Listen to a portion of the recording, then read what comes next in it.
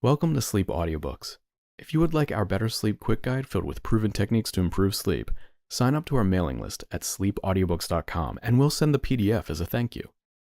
Subscribing and leaving a comment helps this channel more than you know, so please feel free to offer suggestions for future audiobooks or to just say hi. Thank you for listening. We hope you have an excellent night's sleep. This is Sleep Audiobooks. The Picture of Dorian Gray by Oscar Wilde. Read by Bob Neufeld. The Preface. The artist is the creator of beautiful things. To reveal art, to conceal the artist, is art's aim. The critic is he who can translate into another manner or a new material his impression of beautiful things. The highest as the lowest form of criticism is a mode of autobiography. Those who find ugly meanings in beautiful things are corrupt without being charming. This is a fault. Those who find beautiful meanings in beautiful things are the cultivated. For these there is hope. They are the elect to whom beautiful things mean only beauty. There is no such thing as a moral or an immoral book. Books are well written or badly written. That is all. The 19th century dislike of realism is the rage of Caliban seeing his own face in a glass. The 19th century dislike of romanticism is the rage of Caliban not seeing his own face in a glass. The moral life of a man forms part of the subject matter of the artist, but the morality of art consists in the perfect use of an imperfect medium. No artist desires to prove anything. Even things that are true can be proved. No artist has ethical sympathies. An ethical sympathy in an artist is an unpardonable mannerism of style. No artist is ever morbid. The artist can express everything. Thought and language are to the artist instruments of an art. Vice and virtue are to the artist materials for an art. From the point of view of form, the type of all arts is the art of the musician.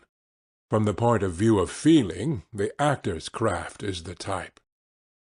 All art is at once surface and symbol. Those who go beneath the surface do so at their peril. Those who read the symbol do so at their peril. It is the spectator and not life that art really mirrors. Diversity of opinion about a work of art shows that the work is new, complex, and vital. When critics disagree, the artist is in accord with himself. We can forgive a man for making a useful thing as long as he does not admire it. The only excuse for making a useless thing is that one admires it intensely.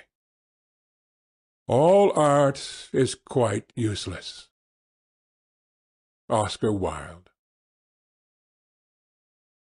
End of the Preface. Chapter 1 of The Picture of Dorian Gray. The studio was filled with the rich odor of roses, and when the light summer wind stirred amidst the trees of the garden, there came through the open door the heavy scent of the lilac, or the more delicate perfume of the pink flowering thorn. From the corner of the divan of Persian saddle-bags on which he was lying, smoking, as was his custom, innumerable cigarettes, Lord Henry Wotton could just catch the gleam of the honey-sweet and honey-coloured blossoms of a laburnum, whose tremulous branches seemed hardly able to bear the burden of a beauty so flame-like as theirs, and now and then the fantastic shadows of birds in flight flitted across the long tussar silk curtains that were stretched in front of the huge window, producing a kind of momentary Japanese effect, and making him think of those pallid, jade-faced painters of Tokyo, who, through the medium of an art that is necessarily immobile, seek to convey the sense of swiftness and motion. The sullen murmur of the bees, shouldering their way through the long unmown grass, or circling with monotonous insistence round the dusty gilt horns of the struggling woodbine, seemed to make the stillness more oppressive. The dim roar of London was like the burdened notes of a distant organ. In the centre of the room, clamped to an upright easel, stood the full-length portrait of a young man of extraordinary personal beauty, and in front of it, some little distance away, was sitting the artist himself, Basil Hallward, whose sudden disappearance some years ago caused at the time such public excitement, and gave rise to so many strange conjectures. As the painter looked at the gracious and comely form he had so skilfully mirrored in his art, a smile of pleasure passed across his face, and seemed about to linger there, but he suddenly started up, and closing his eyes, placed his fingers upon the lids, as though he sought to imprison within his brain some curious dream from which he feared he might awake. "It is your best work, Basil, the best thing you have ever done," said Lord Henry languidly. "You must certainly send it next year to the Grosvenor. The Academy is too large and too vulgar. Whenever I have gone there, there have been either so many people that I have not been able to see the pictures, which was dreadful, or so many pictures that I have not been able to see the people, which was worse. The Grosvenor is really the only place." "I don't think I shall send it anywhere," he answered, tossing his head back in that odd way that used to make his friends laugh at him at Oxford. "No, I won't send it anywhere." Lord Henry elevated his eyebrows, and looked at him in amazement through the thin blue wreaths of smoke that curled up in such fanciful whorls from his heavy opium-tainted cigarette. "Not send it anywhere? My dear fellow, why? Have you any reason? What odd chaps you painters are! You do anything in the world to gain a reputation. As soon as you have one, you seem to want to throw it away. It is silly of you, for there is only one thing in the world worse than being talked about, and that is not being talked about. A portrait like this would set you far above all the young men in England, and make the old men quite jealous, if old men are ever capable of any emotion." "I know you will laugh at me," he replied, "but I really can't exhibit it. I have put too much of myself into it." Lord Henry stretched himself out on the divan and laughed. "Yes, I knew you would, but it is quite true all the same. Too much of yourself in it? Upon my word, Basil, I didn't know you were so vain. And I really can't see any resemblance between you, with your rugged, strong face and your coal-black hair, and this young Adonis, who looks as if he were made out of ivory and rose-leaves. Why, my dear Basil, he is a Narcissus, and you, well, of course you have an intellectual expression and all that, but beauty, real beauty, ends where an intellectual expression begins. Intellect is in itself a mode of exaggeration, and destroys the harmony of any face.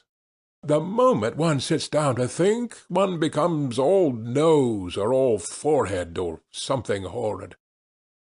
Look at the successful men in any of the learned professions, how perfectly hideous they are. Except, of course, in the church, but then in the church they don't think. A bishop keeps on saying at the age of 80 what he was told to say when he was a boy of 18, and as a natural consequence he always looks absolutely delightful. Your mysterious young friend, whose name you have never told me, but whose picture really fascinates me, never thinks. I feel quite sure of that. He is some brainless, beautiful creature who should always be here in winter when we have no flowers to look at, and always here in summer when we want something to chill our intelligence. Don't flatter yourself, Basil. You are not in the least like him." "You don't understand me, Harry," answered the artist. "Of course I am not like him. I know that perfectly well. Indeed, I should be sorry to look like him. You shrug your shoulders. I am telling you the truth. There is a fatality about all physical and intellectual distinction, the sort of fatality that seems to dog through history the faltering steps of kings. It is better not to be different from one's fellows. The ugly and the stupid have the best of it in this world. They can sit in their ease and gape at the play. If they know nothing of victory, they are at least spared the knowledge of defeat. They live as we all should live, undisturbed, indifferent, and without disquiet. They neither bring ruin upon others, nor ever receive it from alien hands. Your rank and wealth, Harry, my brains, such as they are, my art, whatever it may be worth, Dorian Gray's good looks, we shall all suffer for what the gods have given us, suffer terribly. Dorian Gray? Is that his name? Asked Lord Henry, walking across the studio towards Basil Hallward. Yes, that is his name. I didn't intend to tell it to you. But why not? Oh, I can't explain. When I like people immensely, I never tell their names to anyone. It's like surrendering a part of them. I have grown to love secrecy. It seems to be the one thing that can make modern life mysterious or marvellous to us. The commonest thing is delightful if only one hides it. When I leave town now, I never tell my people where I am going. If I did, I would lose all my pleasure. It is a silly habit, I dare say, but somehow it seems to bring a great deal of romance into one's life. I suppose you think me awfully foolish about it." "Not at all," answered Lord Henry. "Not at all, my dear Basil. You seem to forget that I am married. And the one charm of marriage is that it makes a life of deception absolutely necessary for both parties. I never know where my wife is, and my wife never knows what I am doing. When we meet, we do meet occasionally, when we dine out together or go down to the Duke's, we tell each other the most absurd stories with the most serious faces. My wife is very good at it, much better, in fact, than I am. She never gets confused about her dates, and I always do. But when she does find me out, she makes no row at all. I sometimes wish she would, but she merely laughs at me. "I hate the way you talk about your married life, Harry," said Basil Hallward, strolling towards the door that led into the garden. "I believe that you are really a very good husband, but that you are thoroughly ashamed of your own virtues. You are an extraordinary fellow. You never say a moral thing, and you never do a wrong one. Your cynicism is simply a pose. Being natural is simply a pose, and the most irritating pose I know," cried Lord Henry, laughing. And the two young men went out into the garden together, and ensconced themselves on a long bamboo seat that stood in the shade of a tall laurel bush. The sunlight slipped over the polished leaves. In the grass, white daisies were tremulous. After a pause, Lord Henry pulled out his watch. "I am afraid I must be going, Basil," he murmured. "But before I go, I insist on your answering a question I put to you some time ago." "What is that?" said the painter, keeping his eyes fixed on the ground. "You know quite well. I do not, Harry. Well, I will tell you what it is. I want you to explain to me why you won't exhibit Dorian Gray's picture. I want the real reason." "I told you the real reason." "No, you did not. You said it was because there was too much of yourself in it. Now, that is childish." "Harry," said Basil Hallward, looking him straight in the face, "every portrait that is painted with feeling is a portrait of the artist, not of the sitter. The sitter is merely the accident, the occasion. It is not he who is revealed by the painter. It is rather the painter who, on the coloured canvas, reveals himself. The reason I will not exhibit this picture is that I am afraid that I have shown in it the secret of my own soul." Lord Henry laughed. "And what is that?" he asked. "I will tell you," said Hallward, but an expression of perplexity came over his face. "I am all expectation, Basil," continued his companion, glancing at him. "Oh, there is really very little to tell, Harry," answered the painter, "and I'm afraid you will hardly understand it. Perhaps you will hardly believe it." Lord Henry smiled, and leaning down, plucked a pink-petalled daisy from the grass and examined it. "I am quite sure I shall understand it," he replied, gazing intently at the little golden white-feathered disk. "And as for believing things, I can believe anything, provided that it is quite incredible." The wind shook some blossoms from the trees, and heavy lilac blooms, with their clustering stars, moved to and fro in the languid air. A grasshopper began to chirrup by the wall, and, like a blue thread, a long, thin dragon-fly floated past on its brown gauze wings. Lord Henry felt as if he could hear Basil Hallward's heart beating, and wondered what was coming. "The story is simply this," said the painter after some time. 2 months ago I went to a crush at Lady Brandon's. You know, we poor artists have to show ourselves in society from time to time, just to remind the public that we are not savages. With an evening coat and a white tie, as you told me once, anybody, even a stockbroker, can gain a reputation for being civilized. Well, after I had been in the room about 10 minutes, talking to huge overdressed dowagers and tedious academicians, I suddenly became conscious that someone was looking at me. I turned halfway around and saw Dorian Gray for the first time. When our eyes met, I felt that I was growing pale. A curious sensation of terror came over me.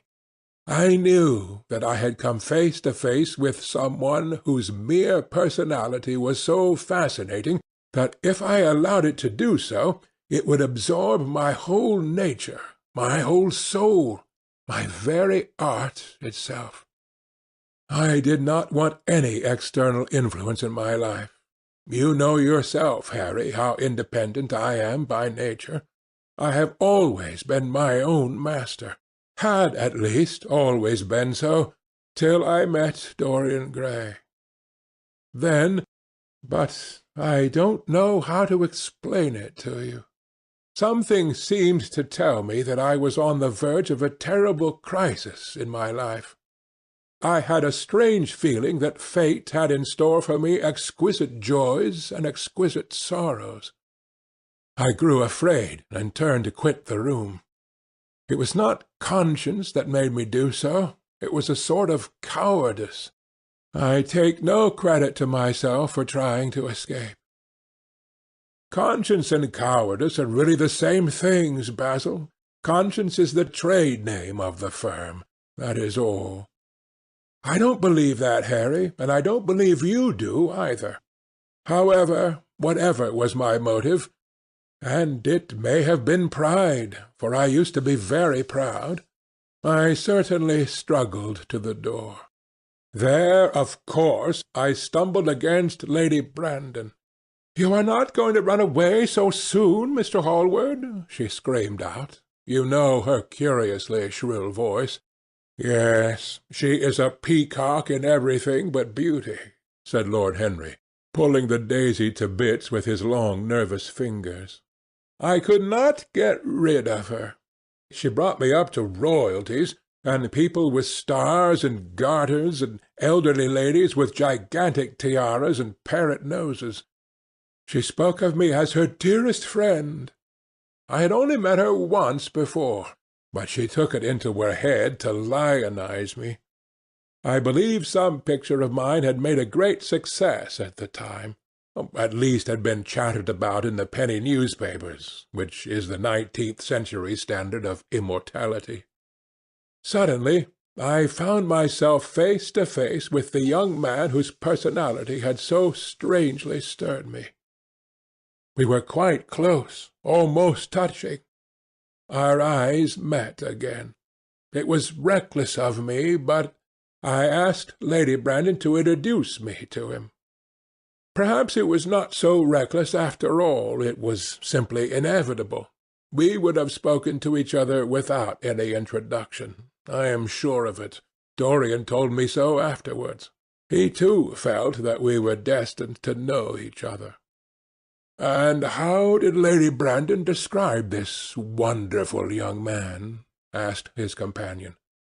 "I know she goes in for giving a rapid précis of all her guests. I remember her bringing me up to a truculent and red-faced old gentleman covered all over with orders and ribbons, and hissing into my ear, in a tragic whisper which must have been perfectly audible to everybody in the room, the most astounding details. I simply fled. I like to find out people for myself. But Lady Brandon treats her guests exactly as an auctioneer treats his goods. She either explains them entirely away, or tells one everything about them except what one wants to know. Poor Lady Brandon, you are hard on her, Harry," said Hallward listlessly. "My dear fellow, she tried to found a salon and only succeeded in opening a restaurant. How could I admire her? But tell me, what did she say about Mr. Dorian Gray?" "Oh, something like, 'Charming boy. Poor dear mother and I absolutely inseparable. Quite forget what he does. Afraid he doesn't do anything. Oh, yes, plays the piano. Or is it the violin, dear Mr. Gray?' Neither of us could help laughing, and we became friends at once." "Laughter is not at all a bad beginning for a friendship, and it is far the best ending for one," said the young lord, plucking another daisy. Hallward shook his head. "You don't understand what friendship is, Harry," he murmured, "or what enmity is, for that matter. You like every one. That is to say, you are indifferent to every one." "How horribly unjust of you!" cried Lord Henry, tilting his hat back and looking up at the little clouds that, like ravelled skeins of glossy white silk, were drifting across the hollowed turquoise of the summer sky. "Yes, horribly unjust of you. I make a great difference between people. I choose my friends for their good looks, my acquaintances for their good characters, and my enemies for their good intellects. A man cannot be too careful in the choice of his enemies. I have not got one who is a fool. They are all men of some intellectual power, and consequently they all appreciate me. Is that very vain of me? I think it is rather vain." "I should think it was, Harry. But according to your category I must be merely an acquaintance. My dear Basil, you are much more than an acquaintance, and much less of a friend, a sort of brother, I suppose." "Oh, brothers! I don't care for brothers. My elder brother won't die, and my younger brothers seem never to do anything else." "Harry!" exclaimed Hallward, frowning. "My dear fellow, I am not quite serious, but I can't help detesting my relations. I suppose it comes from the fact that none of us can stand other people having the same faults as ourselves. I quite sympathize with the rage of the English democracy against what they call the vices of the upper orders. The masses feel that drunkenness, stupidity, and immorality should be their own special property. and if any one of us makes an ass of himself, he is poaching on their preserves. When poor Southwark got into the divorce court, their indignation was quite magnificent, and yet I don't suppose that 10% of the proletariat live correctly. I don't agree with a single word that you have said, and what is more, Harry, I feel sure you don't either." Lord Henry stroked his pointed brown beard and tapped the toe of his patent-leather boot with a tasselled ebony cane. "How English you are, Basil! That is the second time you have made that observation. If one puts forth an idea to a true Englishman, always a rash thing to do, he never dreams of considering whether the idea is right or wrong. The only thing he considers of any importance is whether one believes it oneself. Now, the value of an idea has nothing whatsoever to do with the sincerity of the man who expresses it. Indeed, the probabilities are that the more insincere the man is, the more purely intellectual will the idea be, as in that case it will not be coloured by either his wants, his desires, or his prejudices. However, I don't propose to discuss politics, sociology, or metaphysics with you. I like persons better than principles, and I like persons with no principles better than anything else in the world. Tell me more about Mr. Dorian Gray. How often do you see him?" "Every day. I couldn't be happy if I didn't see him every day. He is absolutely necessary to me." "How extraordinary! I thought you would never care for anything but your art." "He is all my art to me now," said the painter gravely. "I sometimes think, Harry, that there are only two eras of any importance in the world's history. The first is the appearance of a new medium for art, and the second is the appearance of a new personality for art also. What the invention of oil painting was to the Venetians, the face of Antinous was to late Greek sculpture, and the face of Dorian Gray will some day be to me. It is not merely that I paint from him, draw from him, sketch from him. Of course I have done all that. But he is much more to me than a model or a sitter. I won't tell you that I am dissatisfied with what I have done of him, or that his beauty is such that art cannot express it. There is nothing that art cannot express, and I know that the work I have done since I met Dorian Gray is good work, is the best work of my life. But in some curious way, I wonder will you understand me, his personality has suggested to me an entirely new manner in art, an entirely new mode of style. I see things differently. I think of them differently. I can now recreate life in a way that was hidden from me before. A dream of form in days of thought. Who is it that says that? I forget, but it is what Dorian Gray has been to me. The merely visible presence of this lad, for he seems to me little more than a lad, though he is really over 20, his merely visible presence. I wonder, can you realize all that that means? Unconsciously, he defines for me the lines of a fresh school, a school that is to have in it all the passion of the romantic spirit, all the perfection of the spirit that is Greek. The harmony of soul and body. How much that is! We, in our madness, have separated the two, and have invented a realism that is vulgar, an ideality that is void. Harry, if you only knew what Dorian Gray is to me! You remember that landscape of mine, for which Agnew offered me such a huge price, but which I would not part with? It is one of the best things I've ever done. And why is it so? Because, while I was painting it, Dorian Gray sat beside me.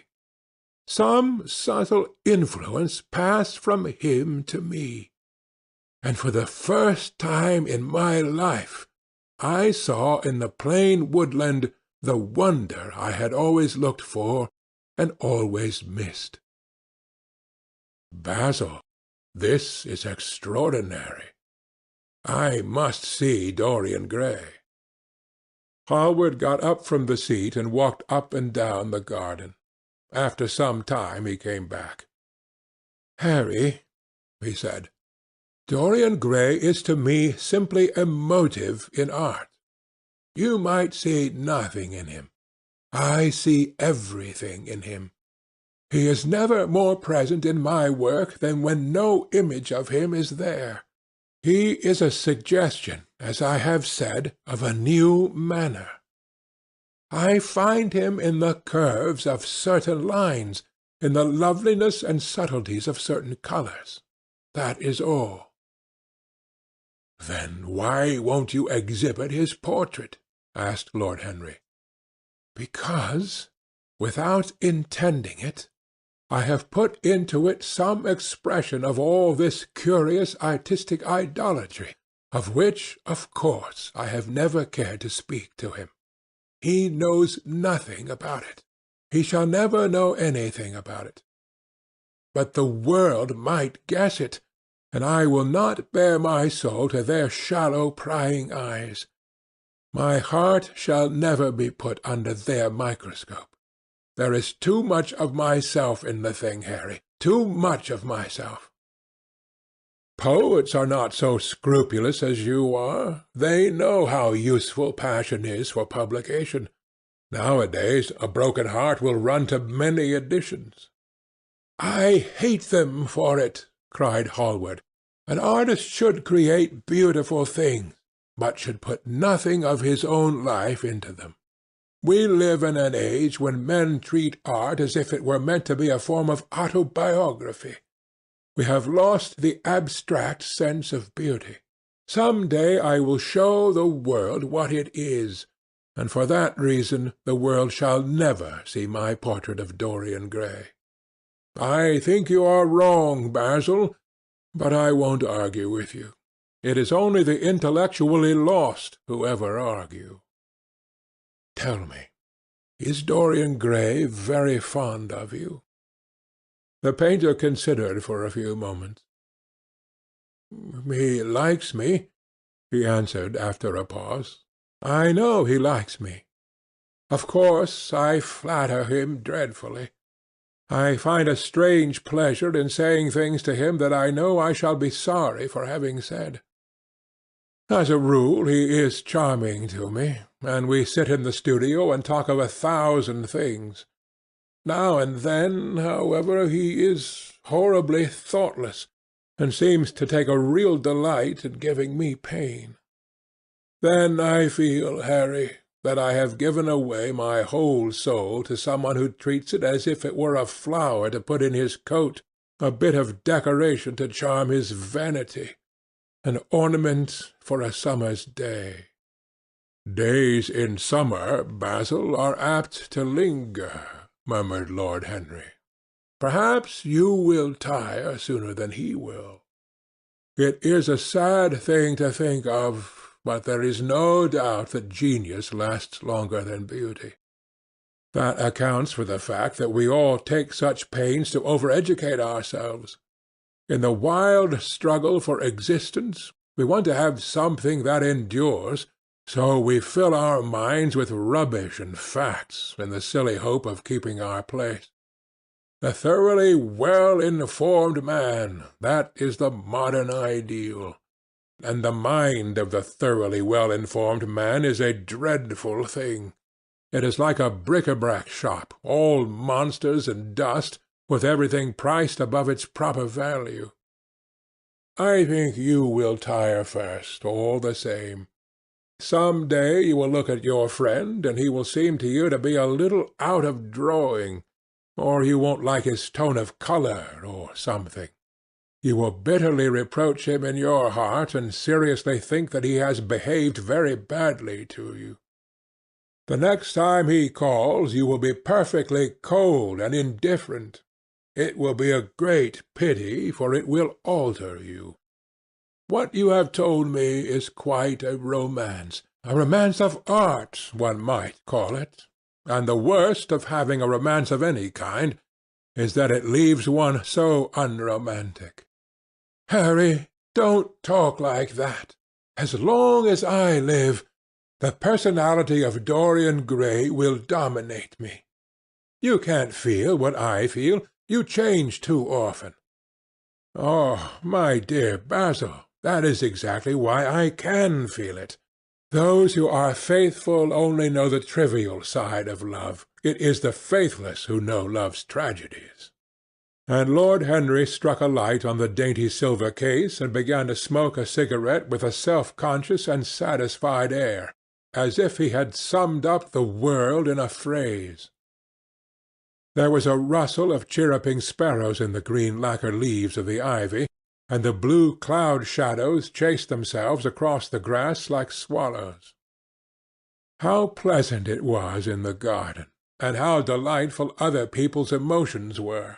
Much more delightful than their ideas, it seemed to him. One's own soul and the passions of one's friends, those were the fascinating things in life. He pictured to himself, with silent amusement, the tedious luncheon that he had missed by staying so long with Basil Hallward.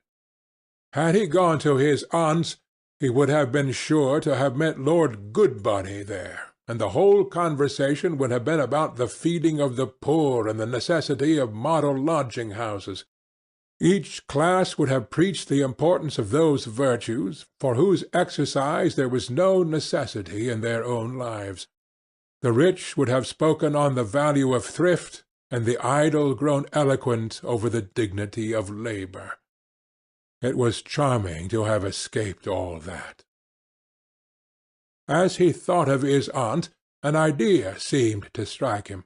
He turned to Hallward and said, "My dear fellow, I have just remembered." "Remembered what, Harry?" "Where I heard the name of Dorian Gray." "Where was it?" asked Hallward with a slight frown. "Don't look so angry, Basil.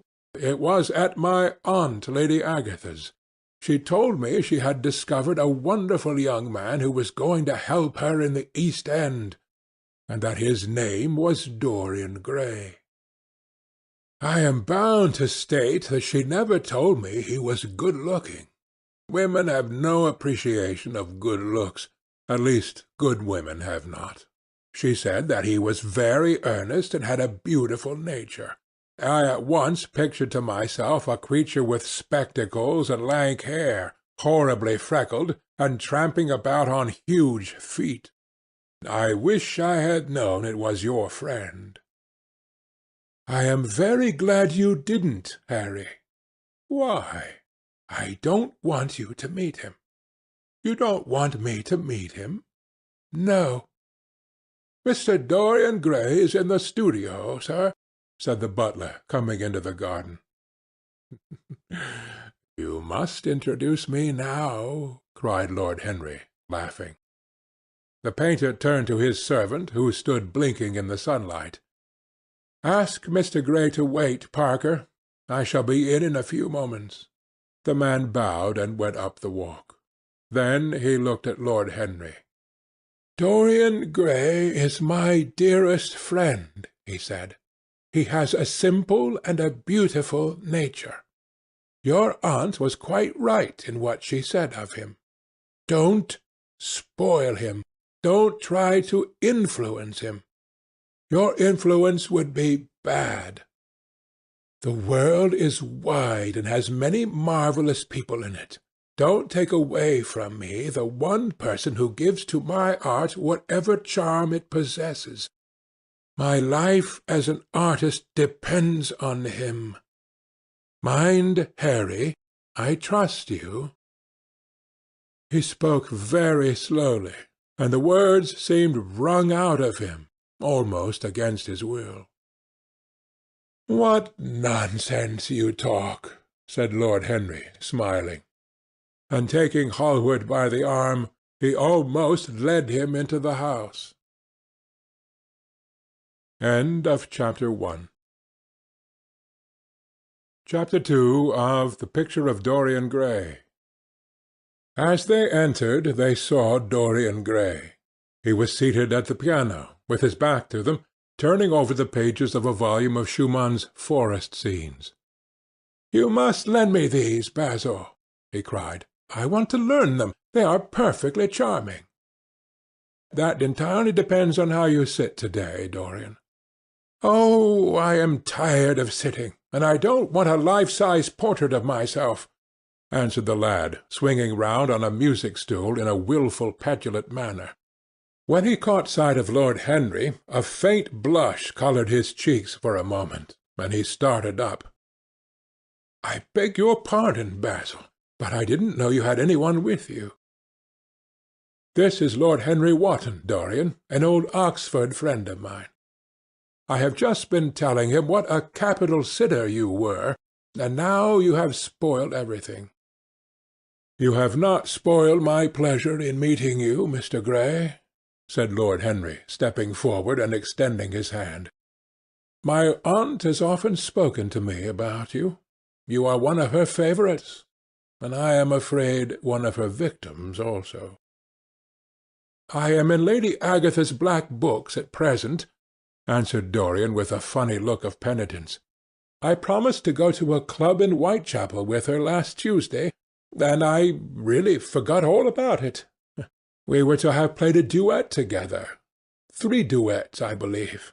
I don't know what she will say to me. I am far too frightened to call." "Oh, I will make your peace with my aunt. She is quite devoted to you, and I don't think it really matters about your not being there. The audience probably thought it was a duet. When Aunt Agatha sits down to the piano, she makes quite enough noise for 2 people." "That is very horrid to her, and not very nice to me," answered Dorian, laughing. Lord Henry looked at him.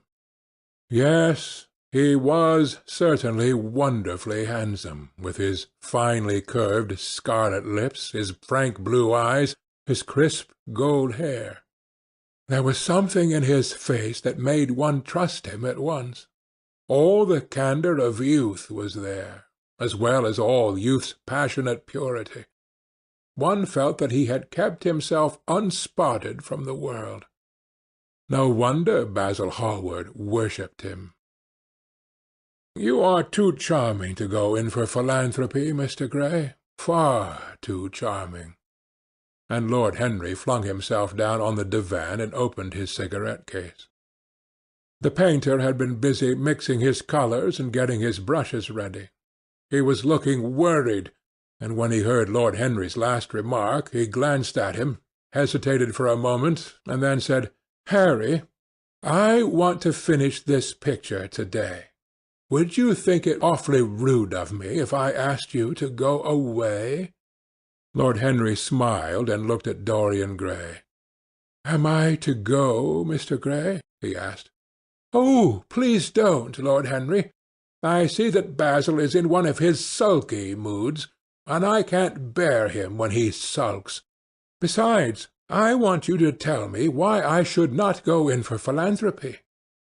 "I don't know that I shall tell you that, Mr. Gray. It is so tedious a subject that one would have to talk seriously about it. But I certainly shall not run away, now that you have asked me to stop. You don't really mind, Basil, do you? You have often told me that you liked your sitters to have some one to chat to." Hallward bit his lip. "If Dorian wishes it, of course you must stay. Dorian's whims are laws to everybody, except himself." Lord Henry took up his hat and gloves. "You are very pressing, Basil, but I'm afraid I must go. I have promised to meet a man at the Orleans. Good-bye, Mr. Gray. Come and see me some afternoon in Curzon Street. I am nearly always at home at 5 o'clock. Write to me when you are coming. I should be sorry to miss you." "Basil," cried Dorian Gray, "if Lord Henry Wotton goes, I shall go too. You never open your lips while you are painting, and it is horribly dull standing on a platform and trying to look pleasant.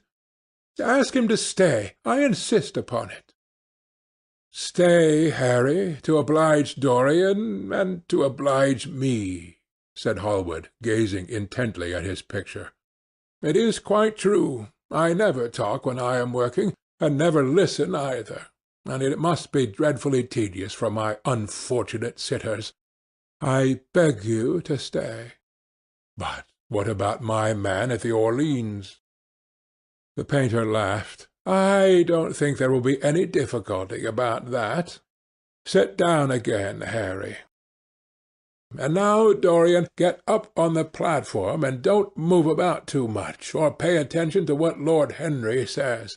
He has a very bad influence over all his friends, with the single exception of myself." Dorian Gray stepped on the dais with the air of a young Greek martyr, and made a little moue of discontent to Lord Henry, to whom he had rather taken a fancy. He was so unlike Basil. They had made a delightful contrast, and he had such a beautiful voice. After a few moments he said to him, "Have you really a very bad influence, Lord Henry? As bad as Basil says?" "There is no such thing as a good influence, Mr. Gray. All influence is immoral from the scientific point of view." "Why?" "Because to influence a person is to give him one's own soul. He does not think his natural thoughts or burn with his natural passions. His virtues are not real to him. His sins, if there are such things as sins, are borrowed. He becomes an echo of someone else's music, an actor of a part that has not been written for him. The aim of life is self-development, to realize one's nature perfectly. That is what each of us is here for. People are afraid of themselves nowadays. They have forgotten the highest of all duties, the duty that one owes to oneself. Of course they are charitable, they feed the hungry and clothe the beggar, but their own souls starve and are naked. Courage has gone out of our race. Perhaps we never really had it. The terror of society, which is the basis of morals, the terror of God, which is the secret of religion, these are the two things that govern us. And yet— "Just turn your head a little more to the right, Dorian, like a good boy," said the painter, deep in his work, and conscious only that a look had come into the lad's face that he had never seen there before. "And yet," continued Lord Henry, in his low musical voice, and with that graceful wave of the hand that was always so characteristic of him, and that he had even in his Eton days, "I believe that if one man were to live out his life fully and completely, were to give form to every feeling, expression to every thought, reality to every dream, I believe that the world would gain such a fresh impulse of joy that we would forget all the maladies of medievalism and return to the Hellenic ideal, to something finer, richer than the Hellenic ideal, it may be. But the bravest man amongst us is afraid of himself. The mutilation of the savage has its tragic survival in the self-denial that mars our lives. We are punished for our refusals. Every impulse that we strive to strangle broods in the mind and poisons us.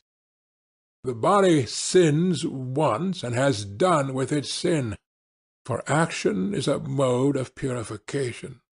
Nothing remains then but the recollection of a pleasure or the luxury of a regret. The only way to get rid of a temptation is to yield to it. Resist it, and your soul grows sick with longing for the things it has forbidden to itself, with desire for what its monstrous laws have made monstrous and unlawful. It has been said that the great events of the world take place in the brain. It is in the brain, and the brain only, that the great sins of the world take place also. You, Mr. Gray, you yourself, with your rose-red youth and your rose-white boyhood, you have had passions that have made you afraid, thoughts that have filled you with terror, day-dreams and sleeping dreams whose mere memory might stain your cheek with shame. "Stop!" faltered Dorian Gray. "Stop! You bewilder me. I don't know what to say. There is some answer to you, but I cannot find it. Don't speak. Let me think. Or rather, let me try not to think." For nearly 10 minutes he stood there, motionless, with parted lips and eyes strangely bright. He was dimly conscious that entirely fresh influences were at work within him. Yet they seemed to him to have come really from himself.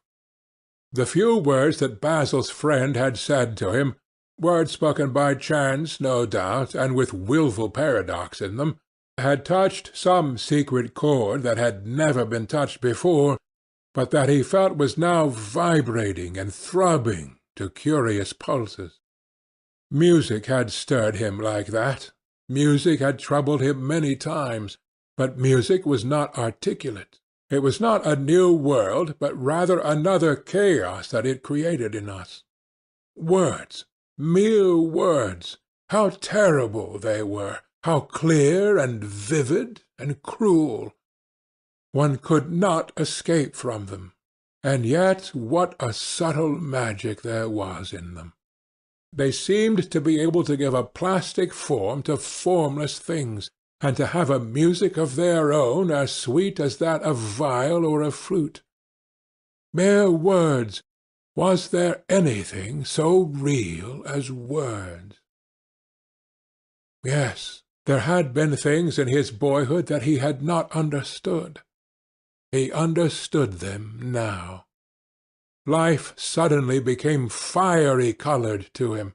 It seemed to him that he had been walking in fire. Why had he not known it? With his subtle smile Lord Henry watched him. He knew the precise psychological moment when to say nothing. He felt intensely interested. He was amazed at the sudden impression that his words had produced, and remembering a book that he had read when he was 16, a book which had revealed to him much that he had not known before, he wondered whether Dorian Gray was passing through a similar experience. He had merely shot an arrow into the air. Had it hit the mark? How fascinating the lad was! Hallward painted away with that marvellous bold touch of his that had the true refinement and perfect delicacy that in art, at any rate, comes only from strength. He was unconscious of the silence. "Basil, I am tired of standing," cried Dorian Gray suddenly. "I must go out and sit in the garden. The air is stifling here." "My dear fellow, I am so sorry. When I am painting, I can't think of anything else. But you never sat better. You were perfectly still, and I have caught the effect I wanted, the half-parted lips and the bright look in the eyes. I don't know what Harry has been saying to you, but he has certainly made you have the most wonderful expression. I suppose he has been paying you compliments. You mustn't believe a word that he says." "He has certainly not been paying me compliments.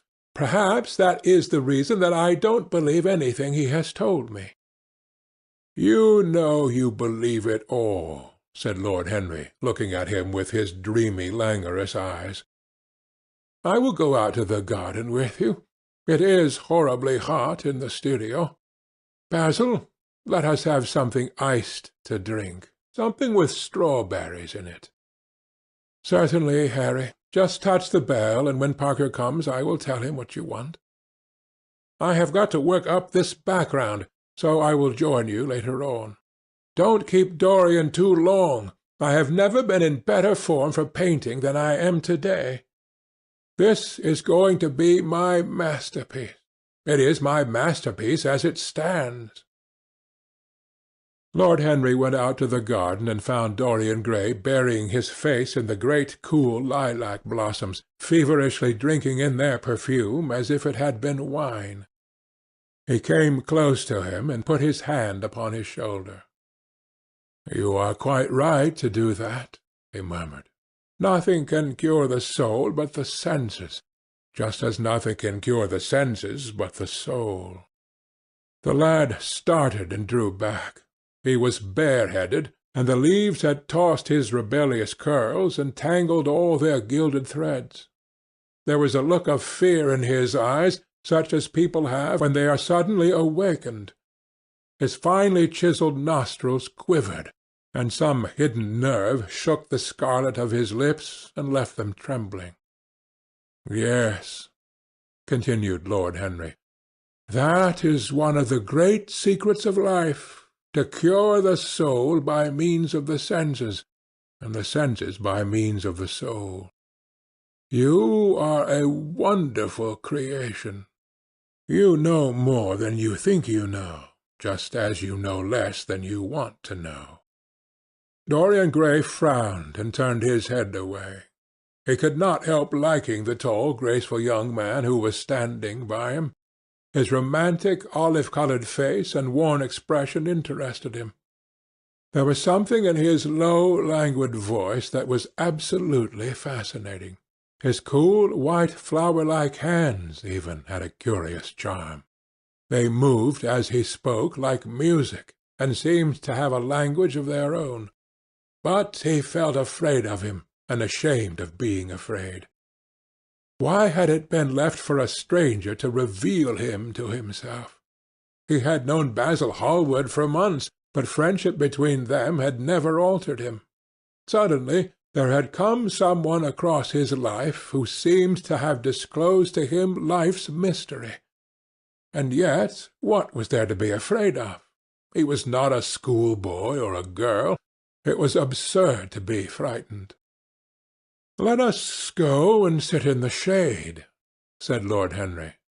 "Parker has brought out the drinks, and if you stay any longer in this glare you will be quite spoiled, and Basil will never paint you again.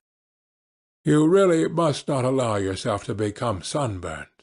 It would be unbecoming." "What can it matter?" cried Dorian Gray, laughing, as he sat down on the seat at the end of the garden. "It should matter everything to you, Mr. Gray."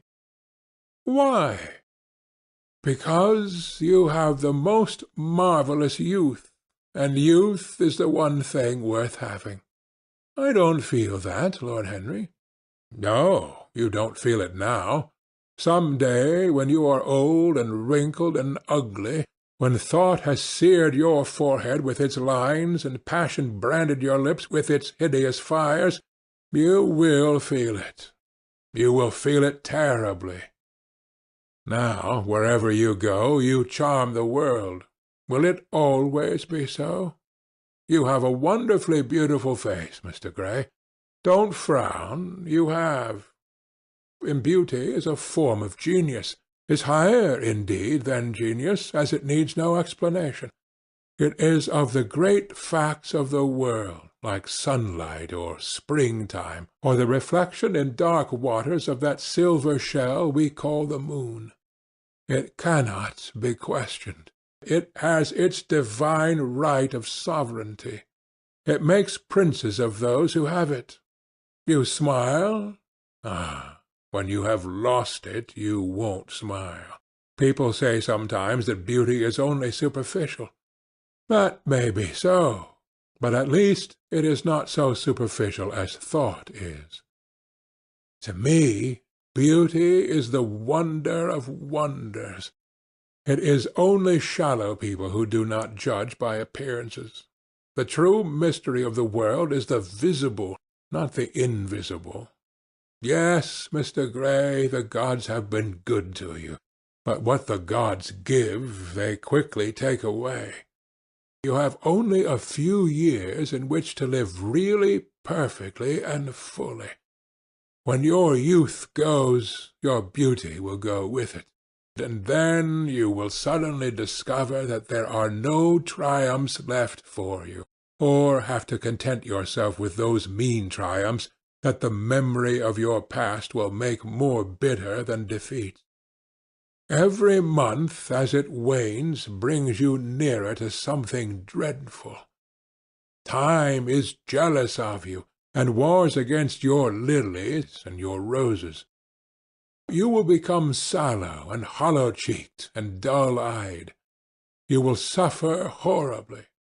Ah, realize your youth while you have it. Don't squander the gold of your days, listening to the tedious, trying to improve the hopeless failure, or giving away your life to the ignorant, the common, and the vulgar. These are the sickly aims, the false ideals of our age. Live! Live the wonderful life that is in you. Let nothing be lost upon you. Be always searching for new sensations. Be afraid of nothing. A new hedonism, that is what our century wants. You might be its visible symbol. With your personality there is nothing you could not do. The world belongs to you for a season. The moment I met you, I saw that you were quite unconscious of what you really are, of what you really might be. There is so much in you that charmed me that I felt I must tell you something about yourself. I thought how tragic it would be if you were wasted. For there is such a little time that your youth will last, such a little time. The common hill flowers wither, but they blossom again. The laburnum will be as yellow next June as it is now. In a month there will be purple stars in the clematis, and year after year the green night of its leaves will hold its purple stars. But we never get back our youth. The pulse of joy that beats in us at 20 becomes sluggish. Our limbs fail, our senses rot. We degenerate into hideous puppets, haunted by the memory of the passions of which we were too much afraid, and the exquisite temptations that we had not the courage to yield to. Youth! Youth! There is absolutely nothing in the world but youth. Dorian Gray listened, open-eyed and wondering. The spray of lilac fell from his hand upon the gravel. A furry bee came and buzzed round it for a moment. Then it began to scramble all over the oval stellated globe of the tiny blossoms. He watched it with that strange interest in trivial things that we try to develop when things of high import make us afraid, or when we are stirred by some new emotion for which we cannot find expression, or when some thought that terrifies us lays sudden siege to the brain and calls on us to yield. After a time the bee flew away. He saw it creeping into the stained trumpet of a Tyrian convolvulus. The flower seemed to quiver, and then swayed gently to and fro.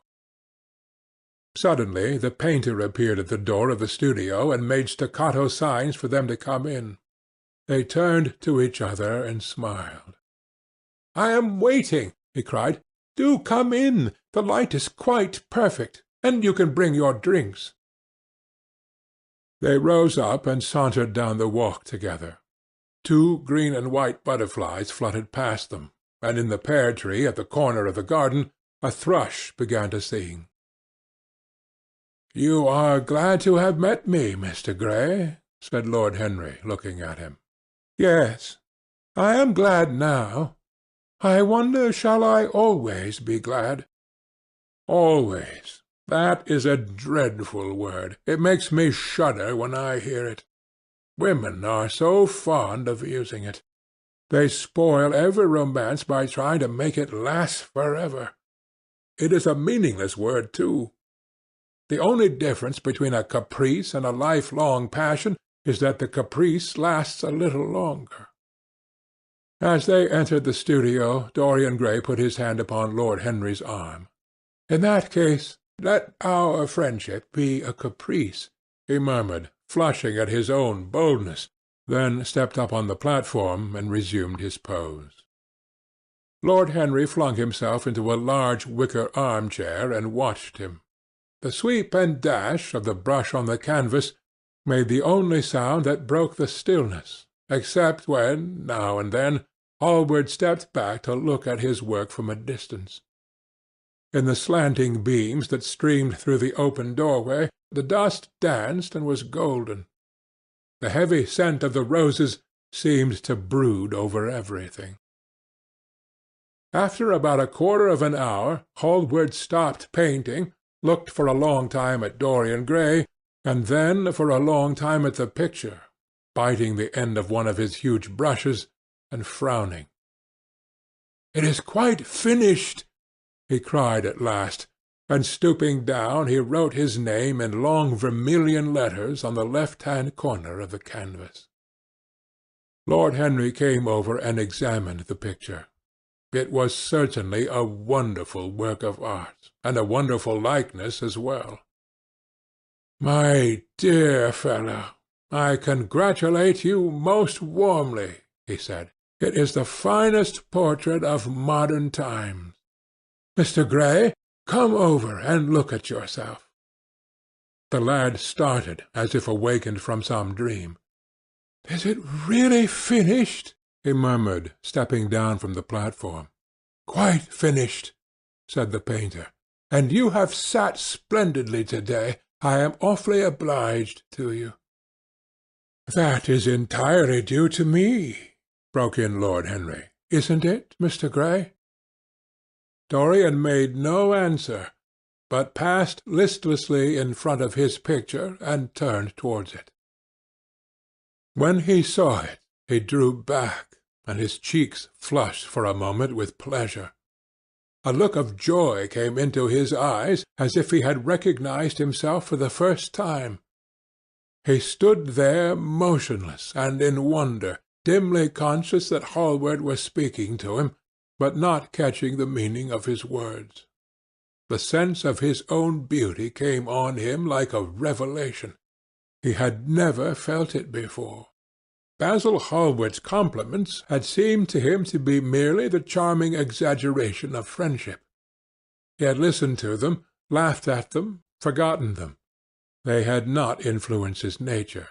Then had come Lord Henry Wotton with his strange panegyric on youth, his terrible warning of its brevity. That had stirred him at the time, and now, as he stood gazing at the shadow of his own loveliness, the full reality of the description flashed across him. Yes, there would be a day when his face would be wrinkled and wizen, his eyes dim and colourless, the grace of his figure broken and deformed. The scarlet would pass away from his lips, and the gold steal from his hair. The life that was to make his soul would mar his body. He would become dreadful, hideous, and uncouth. As he thought of it, a sharp pang of pain struck through him like a knife, and made each delicate fibre of his nature quiver. His eyes deepened into amethyst, and across them came a mist of tears. He felt as if a hand of ice had been laid upon his heart. "Don't you like it?" cried Hallward at last, stung a little by the lad's silence, not understanding what it meant. "Of course he likes it," said Lord Henry. "Who wouldn't like it? It is one of the greatest things in modern art. I will give you anything you ask for it. I must have it." "It is not my property, Harry." "Whose property is it?" "Dorian's, of course," answered the painter. "He is a very lucky fellow." "How sad it is!" murmured Dorian Gray, with his eyes still fixed upon his own portrait. "How sad it is!" I shall grow old and horrible and dreadful, but this picture will remain always young. It will never be older than this particular day of June. If it were only the other way! If it were I who was to be always young, and the picture that was to grow old! For that I would give everything. Yes, there is nothing in the whole world I would not give.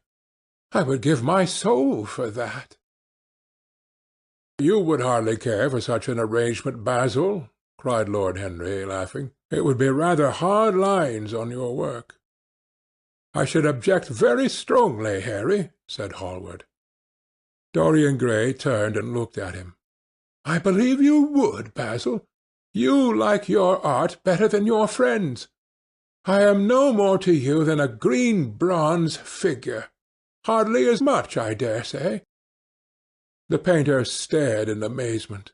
It was so unlike Dorian to speak like that. What had happened? He seemed quite angry. His face was flushed, his cheeks burning.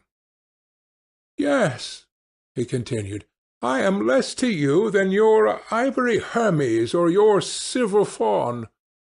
You will like them always. How long will you like me?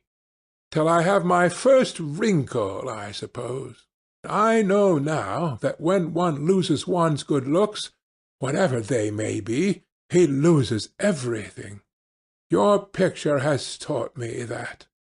Lord Henry Wotton is perfectly right. Youth is the only thing worth having. When I find that I am growing old, I shall kill myself. Hallward turned pale and caught his hand. Dorian, Dorian, he cried, don't talk like that. I have never had such a friend as you, and I shall never have such another.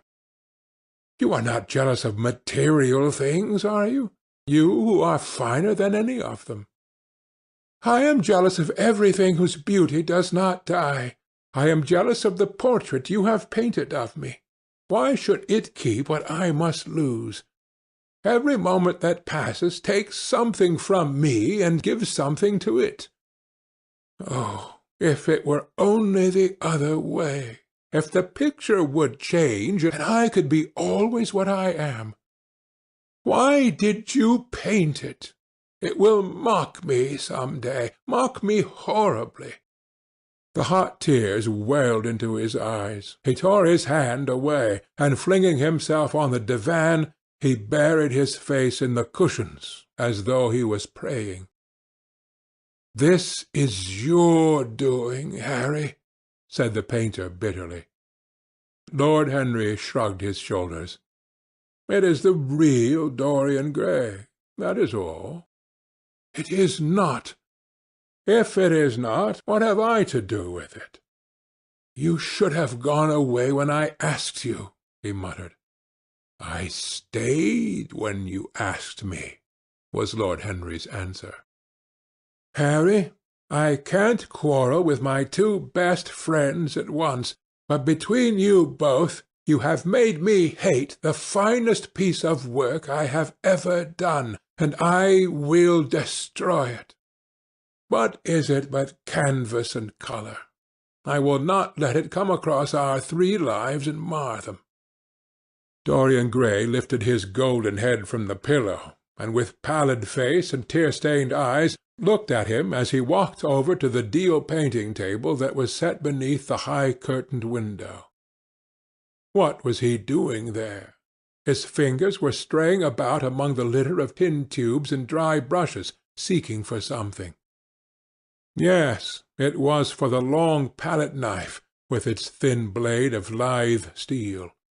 He had found it at last. He was going to rip up the canvas.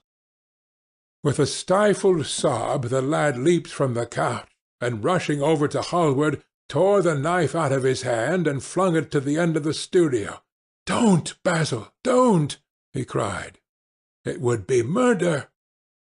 "I am glad you appreciate my work at last, Dorian," said the painter coldly, when he had recovered from his surprise. "I never thought you would." "Appreciate it? I am in love with it, Basil.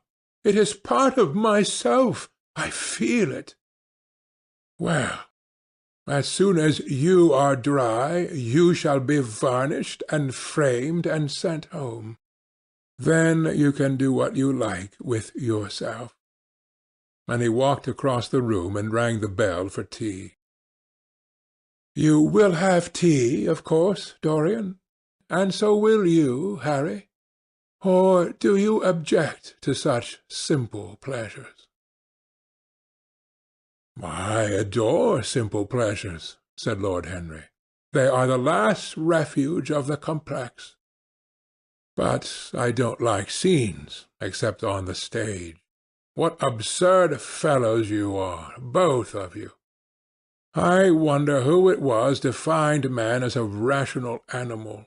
It was the most premature definition ever given. Man is many things, but he is not rational. I am glad he is not, after all, though I wish you chaps would not squabble over the picture. You had much better let me have it, Basil.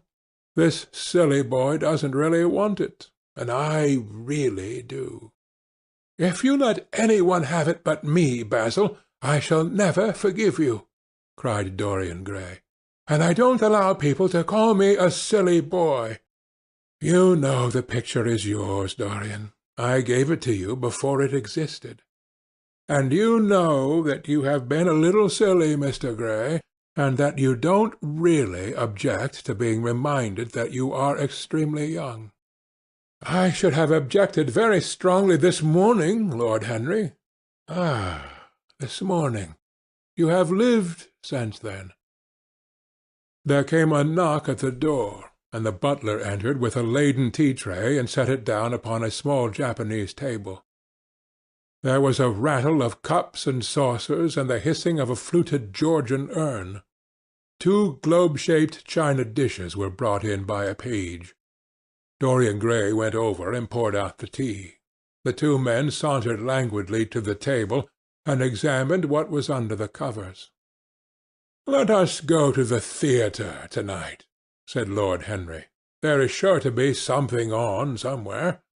I have promised to dine at White's, but it is only with an old friend, so I can send him a wire to say that I am ill, or that I am prevented from coming in consequence of a subsequent engagement. I think that would be a rather nice excuse. It would have all the surprise of candour." "It is such a bore putting on one's dress clothes," muttered Hallward, "and when one has them on they are so horrid." "Yes," answered Lord Henry dreamily. "The costume of the 19th century is detestable. It is sombre, so depressing. Sin is the only real colour element left in modern life. You really must not say things like that before Dorian, Harry." "Before which Dorian? The one who is pouring out tea for us, or the one in the picture?" "Before either." "I should like to come to the theatre with you, Lord Henry," said the lad. "Then you shall come. And you will come too, Basil, won't you?" "I can't, really. I would sooner not. I have a lot of work to do." "Well, then, you and I will go alone, Mr. Gray." "I should like that awfully." The painter bit his lip and walked over, cup in hand, to the picture. "I shall stay with the real Dorian," he said sadly. "Is it the real Dorian?" cried the original of the portrait, strolling across to him. "Am I really like that?" "Yes, you are just like that." "How wonderful, Basil! At least you are like it in appearance. But it will never alter," sighed Hallward. "That is something." "What a fuss people make about fidelity!" exclaimed Lord Henry. "Why, even in love it is purely a question of physiology. It has nothing to do with our own will. Young men want to be faithful and are not. Old men want to be faithless, and cannot. That is all one can say. "Don't go to the theatre to-night, Dorian," said Hallward. "Stop and dine with me." "I can't, Basil." "Why?" "Because I have promised Lord Henry Wotton to go with him."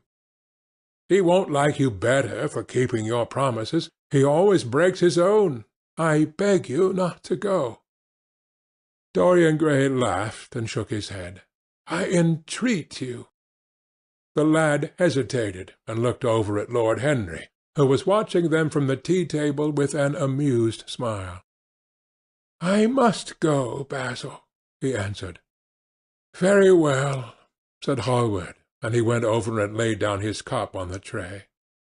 "It is rather late, and as you have to dress, you had better lose no time. Good-bye, Harry. Good-bye, Dorian. Come and see me soon. Come tomorrow." "Certainly. You won't forget?" "No, of course not," cried Dorian. "And Harry." "Yes, Basil?" "Remember what I asked you when we were in the garden this morning." "I have forgotten it." "I trust you." "I wish I could trust myself," said Lord Henry, laughing. "Come, Mr. Gray, my hansom is outside, and I can drop you at your own place. Good-bye, Basil. It has been a most interesting afternoon." As the door closed behind them, the painter flung himself down on a sofa, and a look of pain came into his face.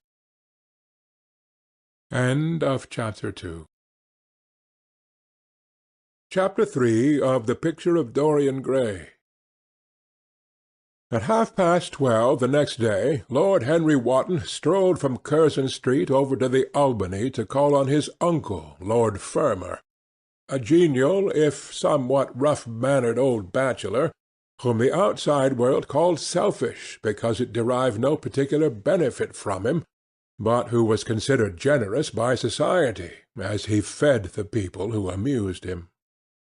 His father had been our ambassador at Madrid when Isabella was young and prim, unthought of, but had retired from the diplomatic service in a capricious moment of annoyance on not being offered the embassy at Paris, a post to which he considered that he was fairly entitled, by reason of his birth, his indolence, the good English of his despatches, and his inordinate passion for pleasure. The son, who had been his father's secretary, had resigned along with his chief, somewhat foolishly as was thought at the time, and on succeeding some months later to the title, had set himself to the serious study of the great aristocratic art of doing absolutely nothing. He had 2 large town-houses, but preferred to live in chambers, as it was less trouble, and took most of his meals at his club. He paid some attention to the management of his collieries in the Midland counties, excusing himself for this taint of industry on the ground that the one advantage of having coal was that it enabled a gentleman to afford the decency of burning wood on his own hearth. In politics he was a Tory, except when the Tories were in office, during which period he roundly abused them for being a pack of radicals. He was a hero to his valet, who bullied him, and a terror to most of his relations, whom he bullied in turn. Only England could have produced him, and he always said that the country was going to the dogs. His principles were out of date, but there was a good deal to be said for his prejudices. When Lord Henry entered the room, he found his uncle sitting in a rough shooting-coat, smoking a cheroot and grumbling over the Times. "Well, Harry," said the old gentleman, "what brings you out so early? I thought you dandies never got up till 2, and were not visible till 5. "Pure family affection, I assure you, Uncle George. I want to get something out of you." "Money, I suppose," said Lord Fermor, making a wry face. Well, sit down and tell me all about it. Young people nowadays imagine that money is everything." "Yes," murmured Lord Henry, settling his buttonhole in his coat. "And when they grow older they know it. But I don't want money. It is only people who pay their bills who want that, Uncle George, and I never pay mine. Credit is the capital of a younger son, and one lives charmingly upon it. Besides, I always deal with Dartmoor's tradesmen, and consequently they never bother me. What I want is information. Not useful information, of course. Useless information." "Well, I can tell you anything that is in the English Blue Book, Harry. Although those fellows nowadays write a lot of nonsense. When I was in the Diplomatic, things were much better. But I hear they let them in now by examination. What can you expect? Examinations, sir, are pure humbug from beginning to end. If a man is a gentleman, he knows quite enough, and if he is not a gentleman, whatever he knows is bad for him." "Mr. Dorian Gray does not belong to Blue Books, Uncle George," said Lord Henry languidly. "Mr. Dorian Gray? Who is he?" asked Lord Fermor, knitting his bushy white eyebrows. "That is what I have come to learn, Uncle George. Or rather, I know who he is. He is the last Lord Kelso's grandson. His mother was a Devereux, Lady Margaret Devereux. I want you to tell me about his mother. What was she like? Whom did she marry? You have known nearly everybody in your time, so you might have known her. I am very much interested in Mr. Gray at present. I have only just met him." "Kelso's grandson," echoed the old gentleman. Kelso's grandson, of course. I knew his mother intimately. I believe I was at her christening. She was an extraordinarily beautiful girl, Margaret Devereux, and made all the men frantic by running away with a penniless young fellow. A mere nobody, sir, a subaltern in a foot regiment or something of that kind. Certainly, I remember the whole thing as if it happened yesterday. The poor chap was killed in a duel at Spa a few months after the marriage. There was an ugly story about it. They said Kelso got some rascally adventurer, some Belgian brute, to insult his son-in-law in public. Paid him, sir, to do it. Paid him. And that the fellow spitted his man as if he had been a pigeon. The thing was hushed up, but, egad, Kelso ate his chop alone at the club for some time afterwards. He brought his daughter back with him, I was told, and she never spoke to him again. Oh, yes, it was a bad business. The girl died, too, died within a year. So she left a son, did she? I had forgotten that. What sort of a boy is he? If he is like his mother, he must be a good-looking chap. He is very good-looking, assented Lord Henry. I hope he will fall into proper hands, continued the old man. He should have a pot of money waiting for him if Kelso did the right thing by him. His mother had money, too. All the Selby property came to her through her grandfather. Her grandfather hated Kelso, thought him a mean dog. He was, too. Came to Madrid once when I was there. Egad, I was ashamed of him. The Queen used to ask me about the English noble who was always quarrelling with the cabmen about their fares. They made quite a story of it. I didn't dare show my face at court for a month. I hope he treated his grandson better than he did the Jarveys. I don't know, answered Lord Henry. I fancy that the boy will be well off. He is not of age yet. He has Selby, I know. He told me so. And his mother was very beautiful. Margaret Devereux was one of the loveliest creatures I ever saw, Harry. What on earth induced her to behave as she did, I never could understand. She could have married anybody she chose. Carlington was mad after her. She was romantic, though. All the women of that family were.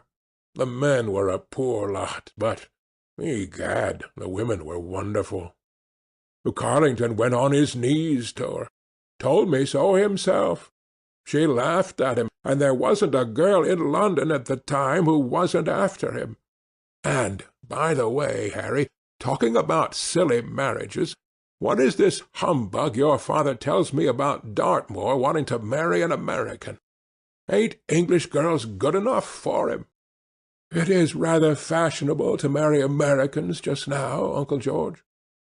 I'll back English women against the world, Harry, said Lord Fermor, striking the table with his fist. The betting is on the Americans.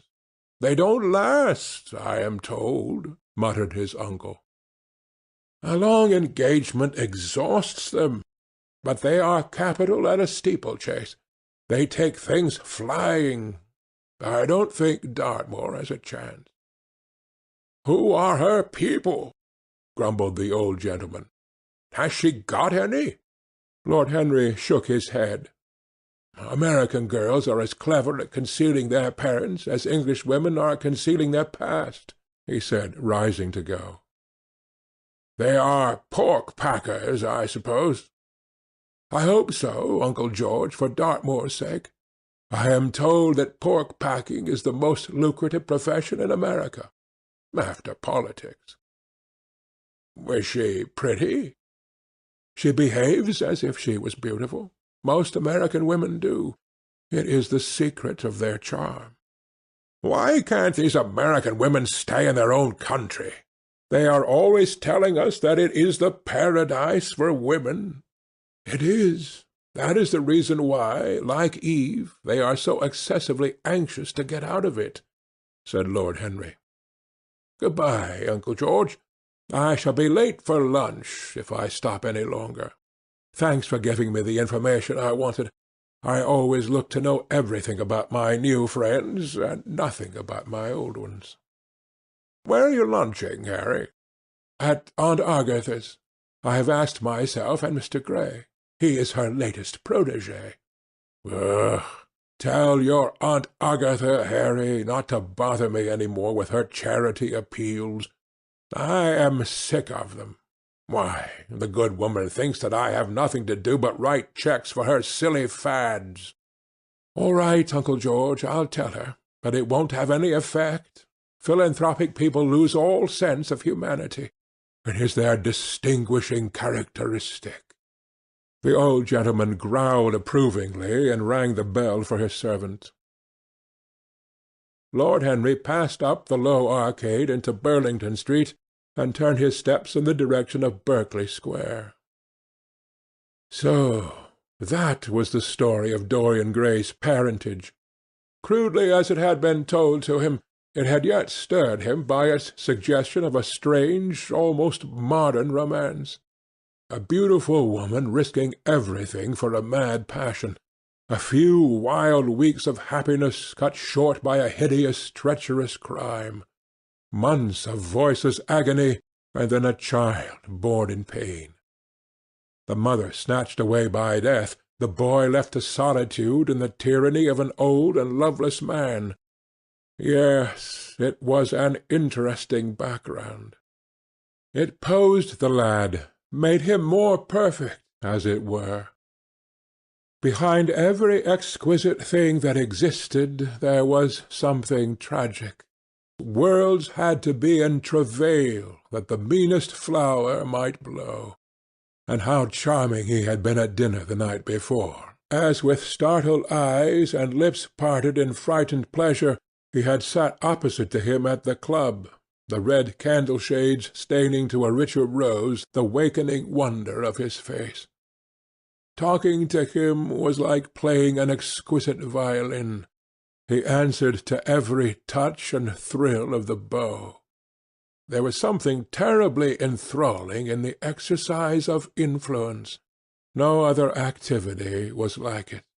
To project one's soul into some gracious form, and let it tarry there for a moment, to hear one's own intellectual views echoed back to one with all the added music of passion and youth, to convey one's temperament into another as though it were a subtle fluid or a strange perfume. There was a real joy in that, perhaps the most satisfying joy left to us in an age so limited and vulgar as our own, an age grossly carnal in its pleasures, and grossly common in its aims. He was a marvellous type, too, this lad, whom by so curious a chance he had met at Basil's studio, or could be fashioned into a marvellous type at any rate. Grace was his, and the white purity of boyhood, and beauty such as old Greek marbles kept for us. There was nothing that one could not do with him. He could be made a Titan or a toy. What a pity it was that such beauty was destined to fade. And Basil? From a psychological point of view, how interesting he was! The new manner in art, the fresh mode of looking at life, suggested so strangely by the merely visible presence of one who was unconscious of it all. The silent spirit that dwelt in dim woodland and walked unseen in open field, suddenly showing herself dryad-like and not afraid, because in his soul who sought for her there had been wakened that wonderful vision to which alone are wonderful things revealed, the mere shapes and patterns of things becoming, as it were, refined, and gaining a kind of symbolical value, as though they were themselves patterns of some other and more perfect form, whose shadow they made real. How strange it all was! He remembered something like it in history. Was it not Plato, that artist in thought, who had first analyzed it? Was it not Buonarroti, who had carved it in the coloured marbles of a sonnet sequence? But in our own century it was strange.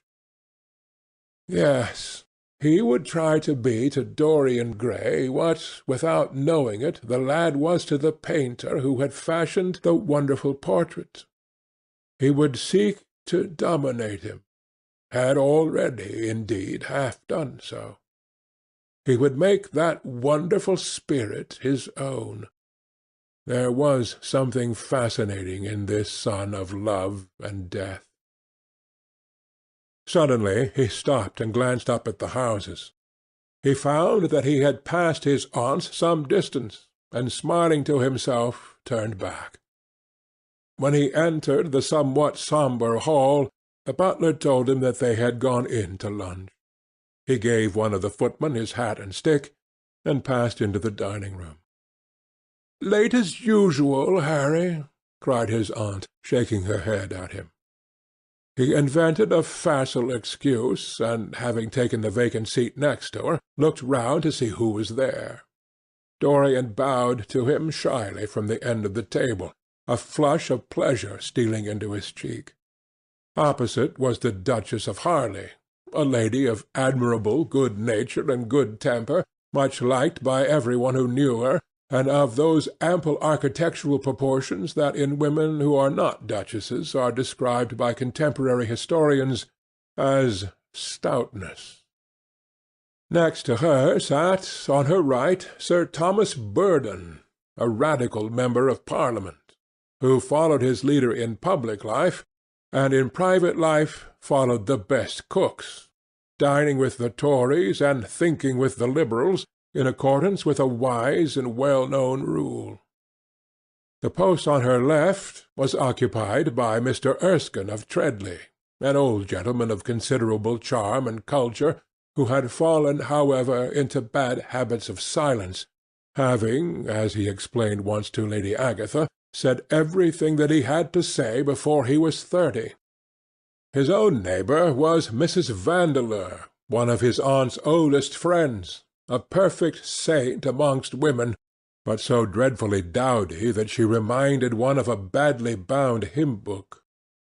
Fortunately for him, she had on the other side Lord Faudel, a most intelligent, middle-aged mediocrity, as bald as a ministerial statement in the House of Commons, with whom she was conversing in that intensely earnest manner which is the one unpardonable error, as he remarked once himself, that all really good people fall into, and from which none of them ever quite escape. "We are talking about poor Dartmoor, Lord Henry," cried the Duchess, nodding pleasantly to him across the table. "Do you think he will really marry this fascinating young person?" "I believe she has made up her mind to propose to him, Duchess." "How dreadful!" exclaimed Lady Agatha. "Really, some one should interfere." "I am told on excellent authority that her father keeps an American dry-goods store," said Sir Thomas Burdon, looking supercilious. "My uncle has already suggested pork-packing, Sir Thomas." "Dry goods! What are American dry goods?" asked the Duchess, raising her large hands in wonder and accentuating the verb. "American novels," answered Lord Henry, helping himself to some quail. The Duchess looked puzzled. "Don't mind him, my dear," whispered Lady Agatha. "He never means anything that he says." "When America was discovered," said the Radical member, and he began to give some wearisome facts. Like all people who try to exhaust a subject, he exhausted his listeners. The Duchess sighed and exercised her privilege of interruption. "I wish to goodness it never had been discovered at all," she exclaimed. "Really, our girls have no chance nowadays. It is most unfair." "Perhaps, after all, America never has been discovered," said Mr. Erskine. "I myself would say that it had merely been detected." "Oh, but I have seen specimens of the inhabitants," answered the Duchess vaguely. "I must confess that most of them are extremely pretty. And they dress well, too. They get all their dresses in Paris. I wish I could afford to do the same." "They say that when good Americans die they go to Paris," chuckled Sir Thomas, who had a large wardrobe of Humour's cast-off clothes. "Really? And where do bad Americans go to when they die?" inquired the Duchess. "They go to America," murmured Lord Henry. Sir Thomas frowned. "I am afraid that your nephew is prejudiced against that great country," he said to Lady Agatha. "I have travelled all over it in cars provided by the directors, who in such matters are extremely civil. I assure you that it is an education to visit it." "But must we really see Chicago in order to be educated?" asked Mr. Erskine plaintively. "I don't feel up to the journey." Sir Thomas waved his hand. "Mr. Erskine of Treadley has the world on his shelves. We practical men like to see things, not to read about them. The Americans are an extremely interesting people. They are absolutely reasonable. I think that is their distinguishing characteristic. Yes, Mr. Erskine, an absolutely reasonable people. I assure you there is no nonsense about the Americans." "How dreadful!" cried Lord Henry. "I can stand brute force, but brute reason is quite unbearable. There is something unfair about its use. It is hitting below the intellect." "I do not understand you," said Sir Thomas, growing rather red. "I do, Lord Henry," murmured Mr. Erskine with a smile. "Paradoxes are all very well in their way," rejoined the baronet. "Was that a paradox?" asked Mr. Erskine. "I did not think so. Perhaps it was. Well, the way of paradoxes is the way of truth. To test reality we must see it on the tight-rope. When the verities become acrobats, we can judge them." "Dear me," said Lady Agatha. "How you men argue! I am sure I never can make out what you are talking about. Oh, Harry, I am quite vexed with you. Why do you try to persuade our nice Mr. Dorian Gray to give up the East End? I assure you he would be quite invaluable. They would love his playing." "I want him to play for me," cried Lord Henry, smiling, and he looked down the table and caught a bright answering glance. "But they are so unhappy in Whitechapel," continued Lord Agatha. "I can sympathize with everything except suffering," said Lord Henry, shrugging his shoulders.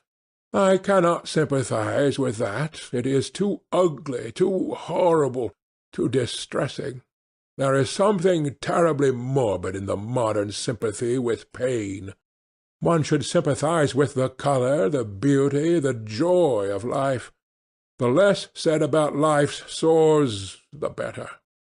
Still, the East End is a very important problem," remarked Sir Thomas, with a grave shake of the head.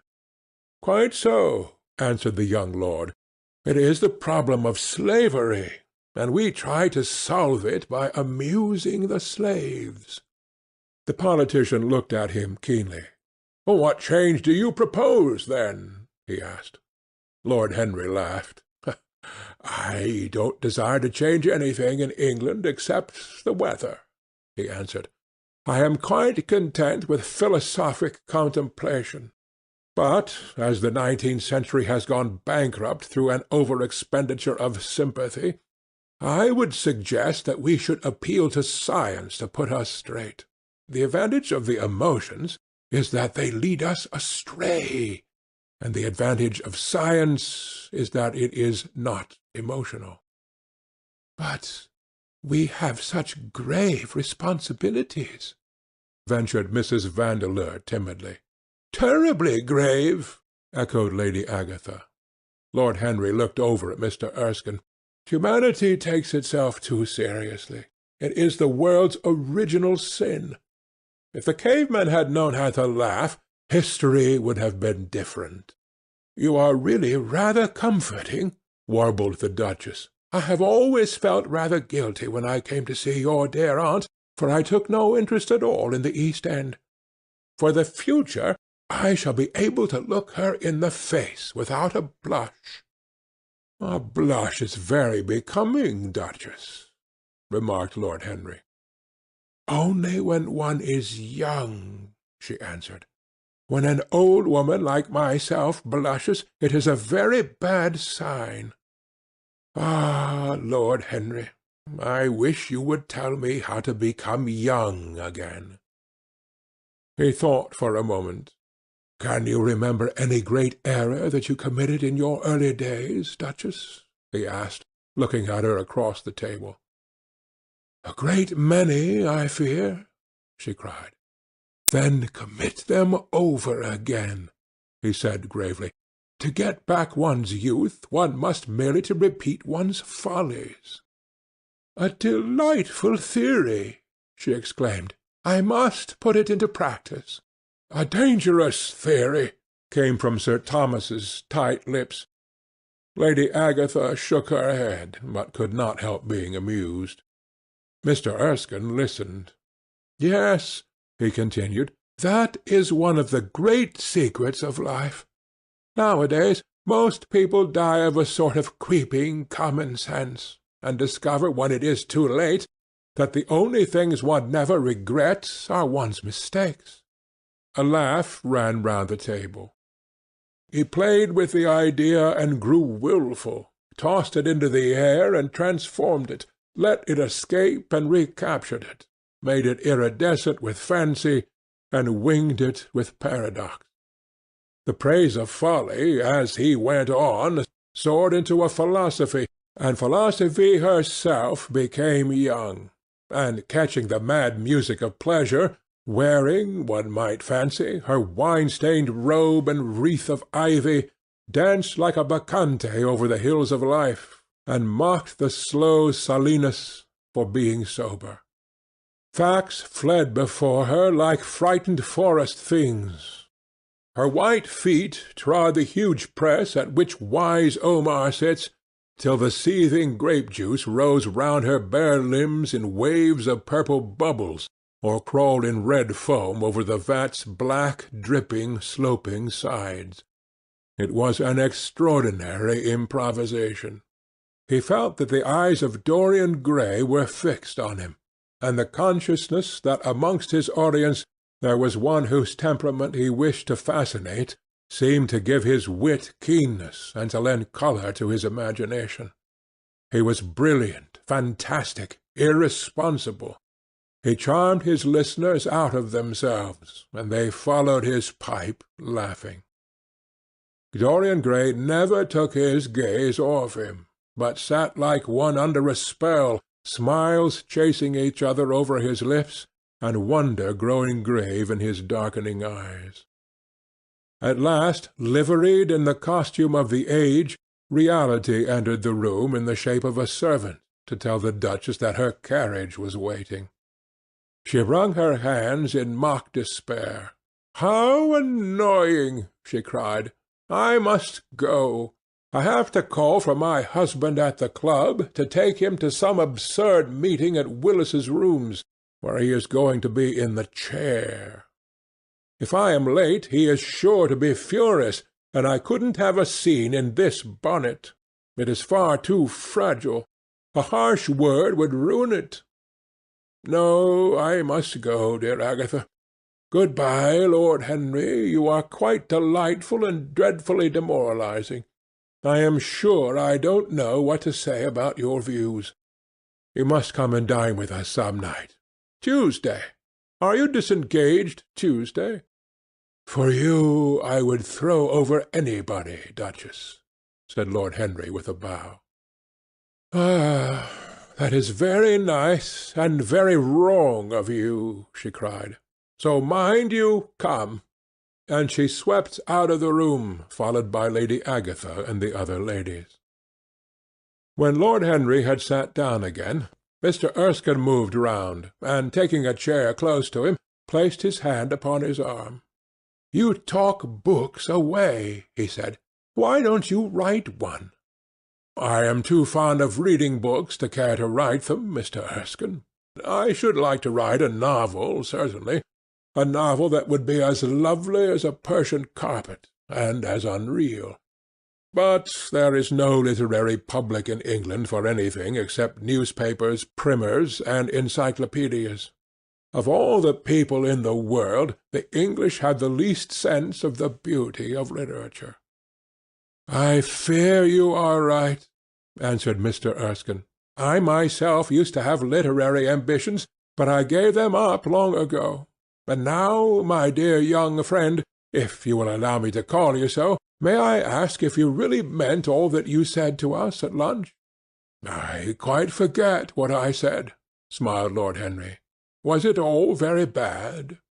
"Very bad indeed. In fact, I consider you extremely dangerous, and if anything happens to our good Duchess, we shall all look on you as being primarily responsible.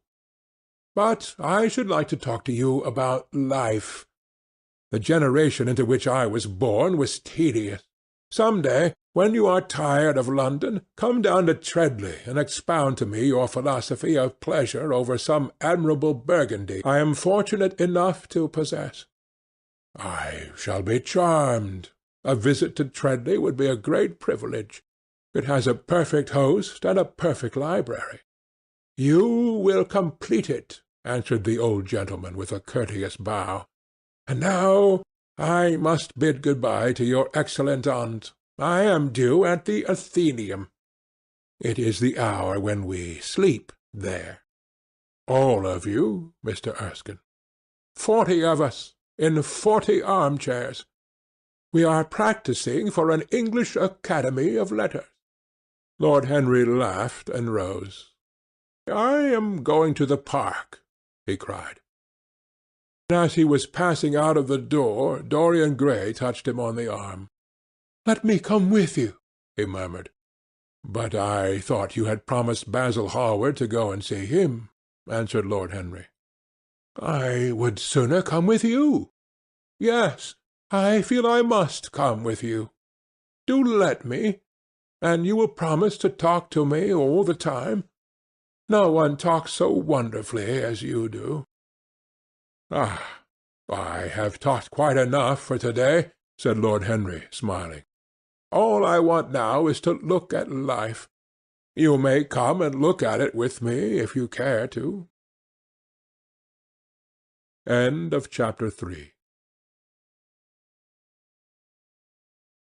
Chapter 4 of The Picture of Dorian Gray.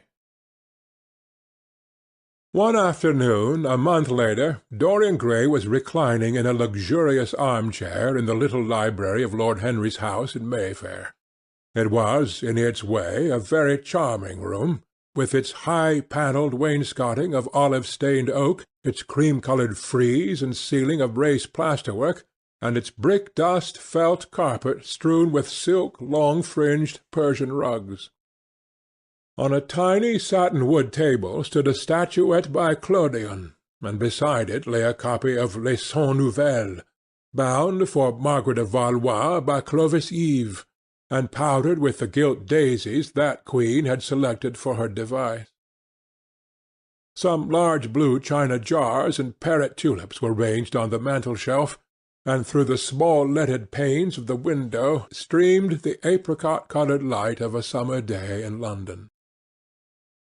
Lord Henry had not yet come in. He was always late on principle, his principle being that punctuality is the thief of time. So the lad was looking rather sulky, as with listless fingers he turned over the pages of an elaborately illustrated edition of Manon Lescaut that he had found in one of the bookcases. The formal, monotonous ticking of the Louis XIV clock annoyed him. Once or twice he thought of going away. At last he heard a step outside, and the door opened. "How late you are, Harry!" he murmured. "I am afraid it is not Harry, Mr. Gray," answered a shrill voice. He glanced quickly round and rose to his feet. "I beg your pardon. You thought it was my husband. It is only his wife. You must let me introduce myself. I know you quite well by your photographs. I think my husband has got 17 of them." "Not 17, Lady Henry." "Well, 18, then. And I saw you with him the other night at the opera." She laughed nervously as she spoke, and she watched him with her vague forget-me-not eyes. She was a curious woman, whose dresses always looked as if they had been designed in a rage and put on in a tempest. She was usually in love with somebody, and, as her passion was never returned, she had kept all her illusions. She tried to look picturesque, but only succeeded in being untidy. Her name was Victoria, and she had a perfect mania for going to church. "That was Lohengrin, Lady Henry, I think?" "Yes, it was dear Lohengrin.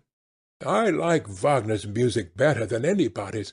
It is so loud that one can talk the whole time without other people hearing what one says. That is a great advantage, don't you think so, Mr. Gray?" The same nervous staccato laugh broke from her thin lips, and her fingers began to play with a long tortoise-shell paper-knife. Dorian smiled and shook his head. "I'm afraid I don't think so, Lady Henry. I never talk during music, at least during good music. If one hears bad music, it is one's duty to drown it in conversation." "Ah, that is one of Harry's views, isn't it, Mr. Gray? I always hear Harry's views from his friends. It is the only way I get to know of them. But you must not think I don't like good music. I adore it, but I am afraid of it. It makes me too romantic. I have simply worshipped pianists, 2 at a time sometimes, Harry tells me. I don't know what it is about them. Perhaps it is that they are foreigners. They all are, aren't they? Even those that are born in England become foreigners after a time, don't they? It is so clever of them, and such a compliment to art. Makes it quite cosmopolitan, doesn't it? You have never been to any of my parties, have you, Mr. Gray? You must come. I can't afford orchids, but I spare no expense in foreigners. They make one's rooms look so picturesque. Ah, but here is Harry. Harry, I came in to look for you to ask you something. I forget what it was, and I found Mr. Gray here. We have had such a pleasant chat about music. We have quite the same ideas. No, I think our ideas are quite different, but he has been most pleasant. I am so glad I've seen him. I am charmed, my love, quite charmed, said Lord Henry, elevating his dark crescent-shaped eyebrows and looking at them both with an amused smile. So sorry I am late, Dorian. I went to look after a piece of old brocade in Wardour Street, and had to bargain for hours for it.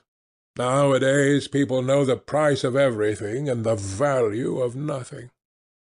I'm afraid I must be going, exclaimed Lady Henry, breaking an awkward silence with her silly sudden laugh. I have promised to drive with the Duchess.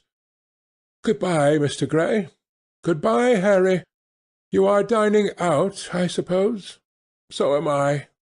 Perhaps I shall see you at Lady Thornbury's. I dare say, my dear, said Lord Henry, shutting the door behind her as, looking like a bird of paradise that had been out all night in the rain, she flitted out of the room, leaving a faint odour of frangipani. Then he lit a cigarette and flung himself down on the sofa. Never marry a woman with straw-coloured hair, Dorian, he said after a few puffs. Why, Harry? Because they are so sentimental. But I like sentimental people. Never marry at all, Dorian. Men marry because they are tired, women because they are curious. Both are disappointed. I don't think I am likely to marry, Harry. I am too much in love. That is one of your aphorisms. I am putting it into practice, as I do everything that you say. Who are you in love with? Asked Lord Henry after a pause. With an actress, said Dorian Gray, blushing. Lord Henry shrugged his shoulders. That is a rather commonplace debut. You would not say so if you saw her, Harry. Who is she? Her name is Sybil Vane. Never heard of her. No one has. People will some day, however. She is a genius. My dear boy, no woman is a genius. Women are a decorative sex. They never have anything to say, but they say it charmingly. Women represent the triumph of matter over mind, just as men represent the triumph of mind over morals. Harry, how can you? My dear Dorian, it is quite true. I am analyzing women at present, so I ought to know. The subject is not so abstruse as I thought it was. I find that ultimately there are only two kinds of women, the plain and the coloured. The plain women are very useful. If you want to gain a reputation for respectability, you have merely to take them down to supper. The other women are very charming. They commit one mistake, however. They paint in order to try and look young. Our grandmothers painted in order to try and talk brilliantly. Rouge and esprit used to go together. That is all over now. As long as a woman can look 10 years younger than her own daughter, she is perfectly satisfied. As for conversation, there are only 5 women in London worth talking to, and 2 of these can't be admitted into decent society. However, tell me about your genius. How long have you known her? Oh, Harry, your views terrify me. Never mind that. How long have you known her? About 3 weeks. And where did you come across her? I will tell you, Harry. But you mustn't be unsympathetic about it. After all, it never would have happened if I had not met you. You filled me with a wild desire to know everything about life. For days after I met you, something seemed to throb in my veins. As I lounged in the park or strolled down Piccadilly, I used to look at every one who passed me and wonder, with a mad curiosity, what sort of lives they led. Some of them fascinated me. Others filled me with terror. There was an exquisite poison in the air. I had a passion for sensations. Well, one evening, about 7 o'clock, I determined to go out in search of some adventure. I felt this grey, monstrous London of ours, with its myriads of people, its sordid sinners, and its splendid sins, as you once phrased it, must have something in store for me. I fancied 1,000 things. The mere danger gave me a sense of delight. I remembered what you had said to me on that wonderful evening when we first dined together, about the search for beauty being the real secret of life. I don't know what I expected, but I went out and wandered eastward, soon losing my way in a labyrinth of grimy streets and black grassless squares.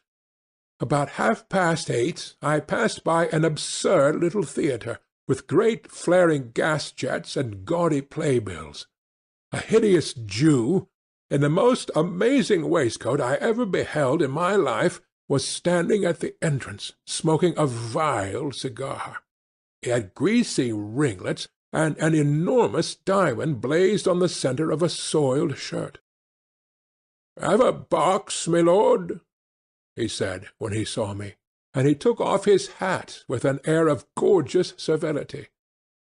There was something about him, Harry, that amused me. He was such a monster.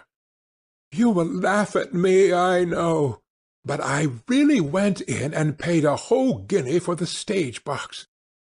To the present day I can't make out why I did so, and yet if I hadn't, my dear Harry, if I hadn't, I should have missed the greatest romance of my life. I see you are laughing. It is horrid of you. I am not laughing, Dorian. At least I am not laughing at you.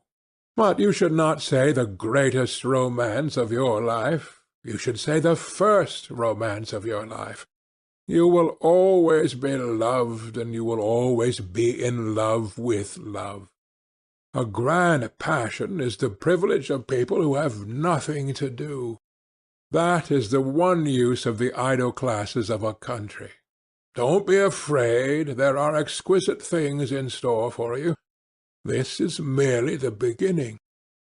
"Do you think my nature so shallow?" cried Dorian Gray angrily. "No, I think your nature so deep." "How do you mean?" "My dear boy, the people who love only once in their lives are really the shallow people. What you call their loyalty and their fidelity, I call either the lethargy of custom or their lack of imagination. Faithfulness is to the emotional life what consistency is to the life of the intellect, simply a confession of failure. Faithfulness. I must analyze it some day. The passion of property is in it. There are many things that we would throw away if we were not afraid that others might pick them up. But I don't want to interrupt you. Go on with your story."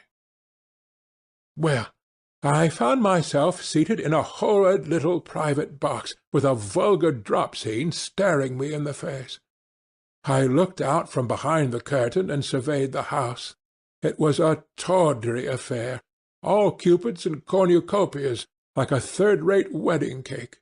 The gallery and pit were fairly full, but the 2 rows of the dingy stalls were quite empty, and there was hardly a person in what I suppose they called the dress-circle. Women went about with oranges and ginger beer, and there was a terrible consumption of nuts going on. It must have been just like the palmy days of the British drama. Just like, I should fancy, and very depressing. I began to wonder what on earth I should do when I caught sight of the playbill. What do you think the play was, Harry? I should think The Idiot Boy, or Dumb but Innocent. Our fathers used to like that sort of piece, I believe. The longer I live, Dorian, the more keenly I feel that whatever was good enough for our fathers is not good enough for us. In art, as in politics, les grands-pères ont toujours tort.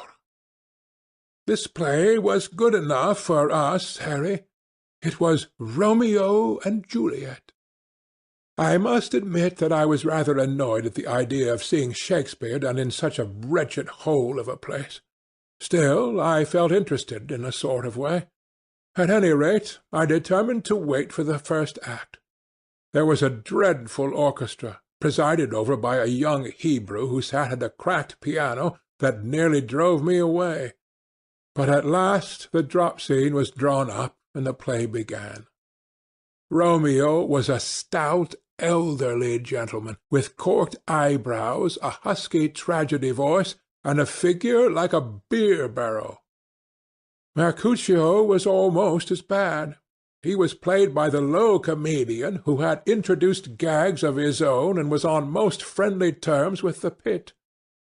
They were both as grotesque as the scenery, and that looked as if it had come out of a country booth. But Juliet! Harry, imagine a girl hardly 17 years of age, with a little flower-like face, a small Greek head with plaited coils of dark brown hair, eyes that were violet wells of passion, lips that were like the petals of a rose. She was the loveliest thing I had ever seen in my life. You said to me once that pathos left you unmoved, but that beauty, mere beauty, could fill your eyes with tears. I tell you, Harry, I could hardly see this girl for the mist of tears that came across me. And her voice! I never heard such a voice. It was very low at first, with deep mellow tones that seemed to fall singly upon one's ear. Then it became a little louder, and sounded like a flute or a distant oboe. In the garden scene it had all the tremulous ecstasy that one hears just before dawn when nightingales are singing. There were moments later on when it had the wild passion of violins. You know how a voice can stir one. Your voice and the voice of Sibyl Vane are two things that I shall never forget. When I close my eyes I hear them, and each of them says something different. I don't know which to follow. Why should I not love her? Harry, I do love her. She is everything to me in life. Night after night I go to see her play. One evening she is Rosalind, and the next evening she is Imogen. I have seen her die in the gloom of an Italian tomb, sucking the poison from her lover's lips. I have watched her wandering through the forest of Arden, disguised as the pretty boy in hose and doublet and dainty cap. She has been mad, and has come into the presence of a guilty king, and given him rue to wear and bitter herbs to taste of. She has been innocent, and the black hands of jealousy have crushed her reed-like throat. I have seen her in every age and in every costume. Ordinary women never appeal to one's imagination. They are limited to their century. No glamour ever transfigures them. One knows their minds as easily as one knows their bonnets. One can always find them. There is no mystery in any of them. They ride in the park in the morning, and chatter at tea-parties in the afternoon. They have their stereotyped smile and their fashionable manner. They are quite obvious. But an actress! How different an actress is! Harry, why didn't you tell me that the only thing worth loving is an actress? Because I have loved so many of them, Dorian. Oh, yes, Horrid people with dyed hair and painted faces. Don't run down dyed hair and painted faces. There is an extraordinary charm in them, sometimes," said Lord Henry. "I wish now I had not told you about Sibyl Vane. You could not have helped telling me, Dorian. All through your life you will tell me everything you do." "Yes, Harry, I believe that is true. I can't help telling you things. You have a curious influence over me. If I ever did a crime, I would come and confess it to you. You would understand me. People like you, the wilful sunbeams of life, don't commit crimes, Dorian. But I am much obliged for the compliment all the same. And now tell me. Reach me the matches like a good boy. Thanks. What are your actual relations with Sibyl Vane?" Dorian Gray leaped to his feet with flushed cheeks and burning eyes. "Harry, Sibyl Vane is sacred." "It is only the sacred things that are worth touching, Dorian," said Lord Henry, with a strange touch of pathos in his voice. "But why should you be annoyed? I suppose she will belong to you some day. When one is in love, one always begins by deceiving oneself, and one always ends by deceiving others. That is what the world calls a romance.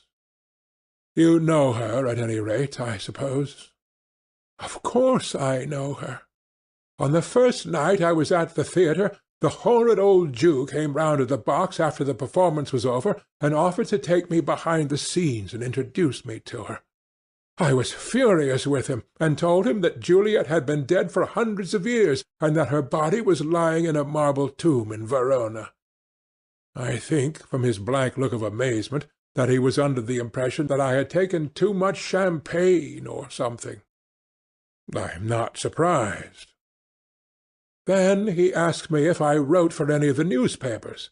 I told him I never even read them.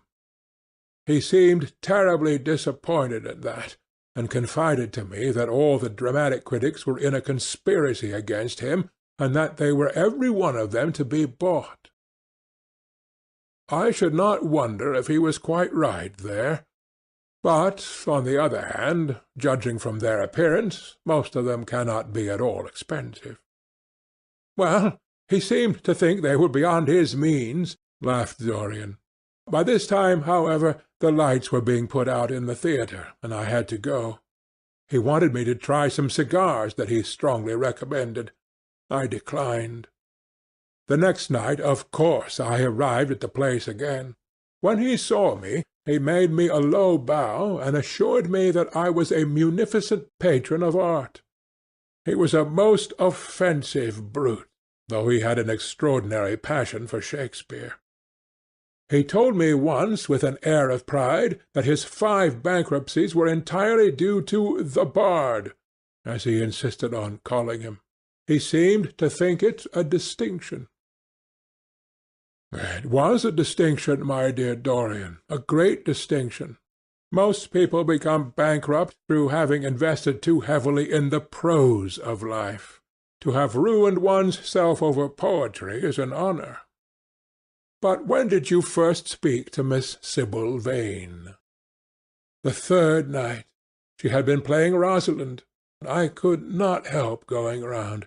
I had thrown her some flowers, and she had looked at me. At least I fancied that she had. The old Jew was persistent. He seemed determined to take me behind, so I consented. It was curious my not wanting to know her, wasn't it?" "No, I don't think so." "My dear Harry, why?" "I will tell you some other time. Now I want to know about the girl." "Sibyl?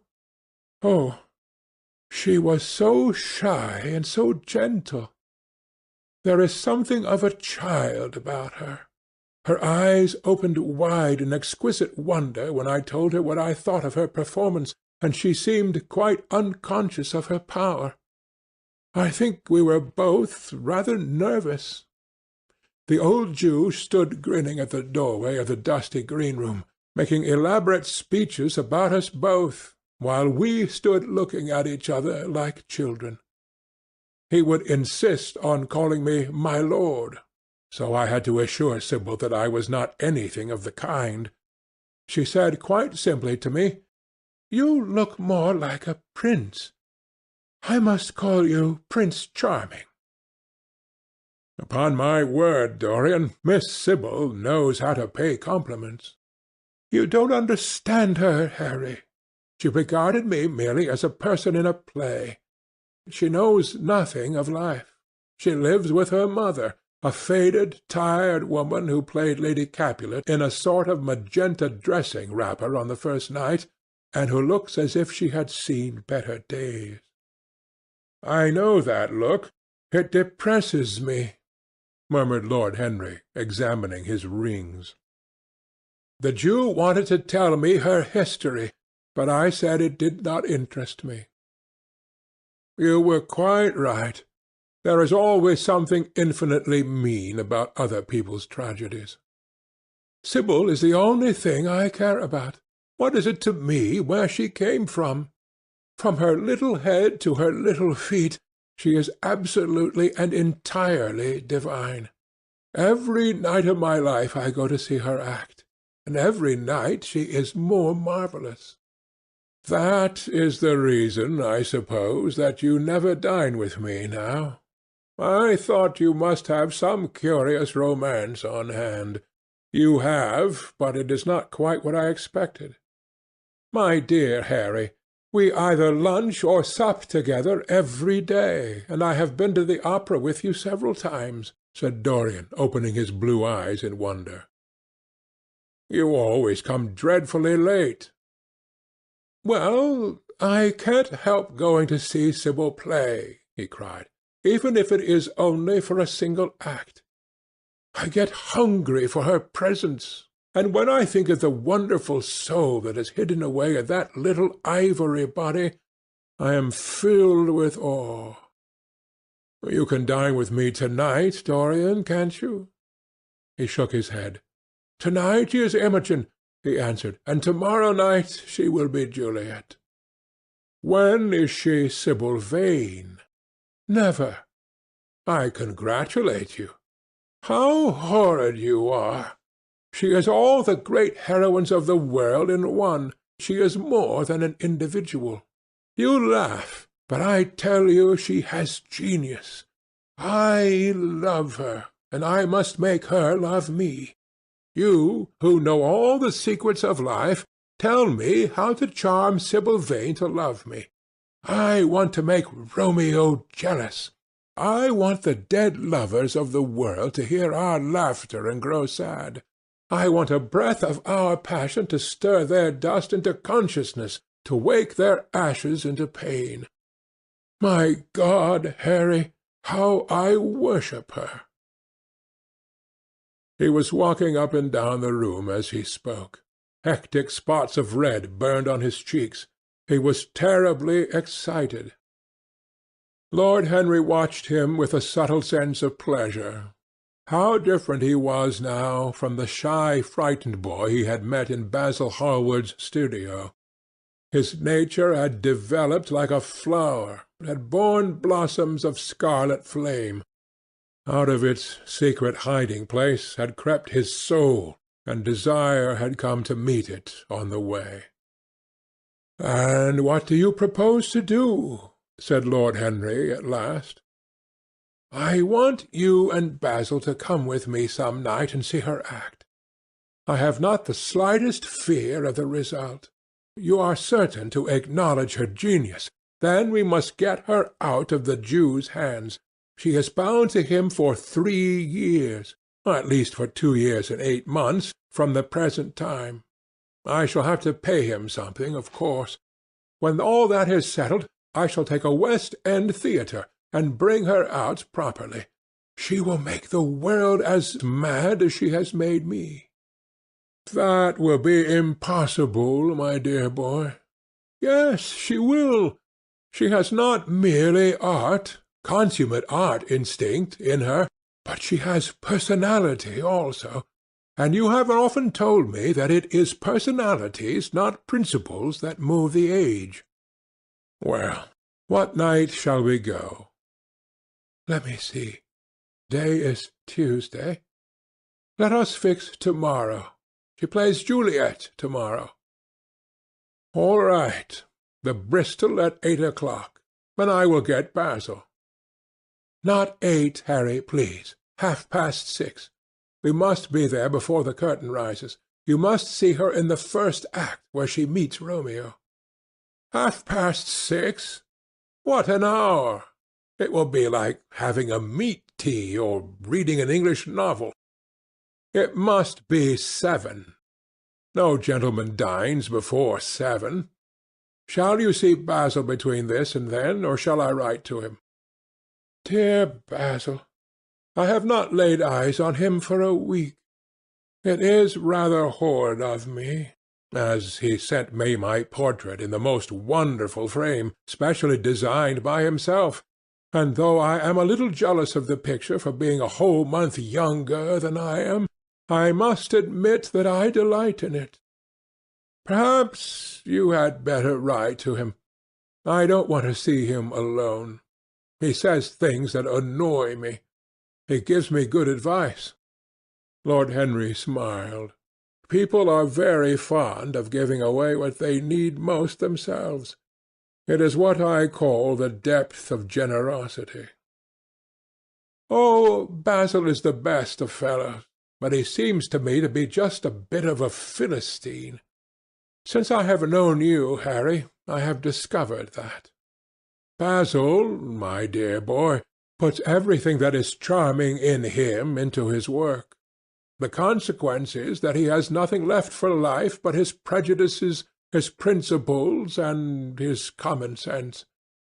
The only artists I have ever known who are personally delightful are bad artists. Good artists exist simply in what they make, and consequently are perfectly uninteresting in what they are. A great poet, a really great poet, is the most unpoetical of all creatures. But inferior poets are absolutely fascinating. The worse their rhymes are, the more picturesque they look. The mere fact of having published a book of second-rate sonnets makes a man quite irresistible. He lives the poetry that he cannot write. The others write the poetry that they dare not realize. "I wonder is that really so, Harry?" said Dorian Gray, putting some perfume on his handkerchief out of a large gold-topped bottle that stood on the table. "It must be, if you say it. And now I am off. Imogen is waiting for me. Don't forget about tomorrow. Good-bye." As he left the room, Lord Henry's heavy lids drooped, and he began to think.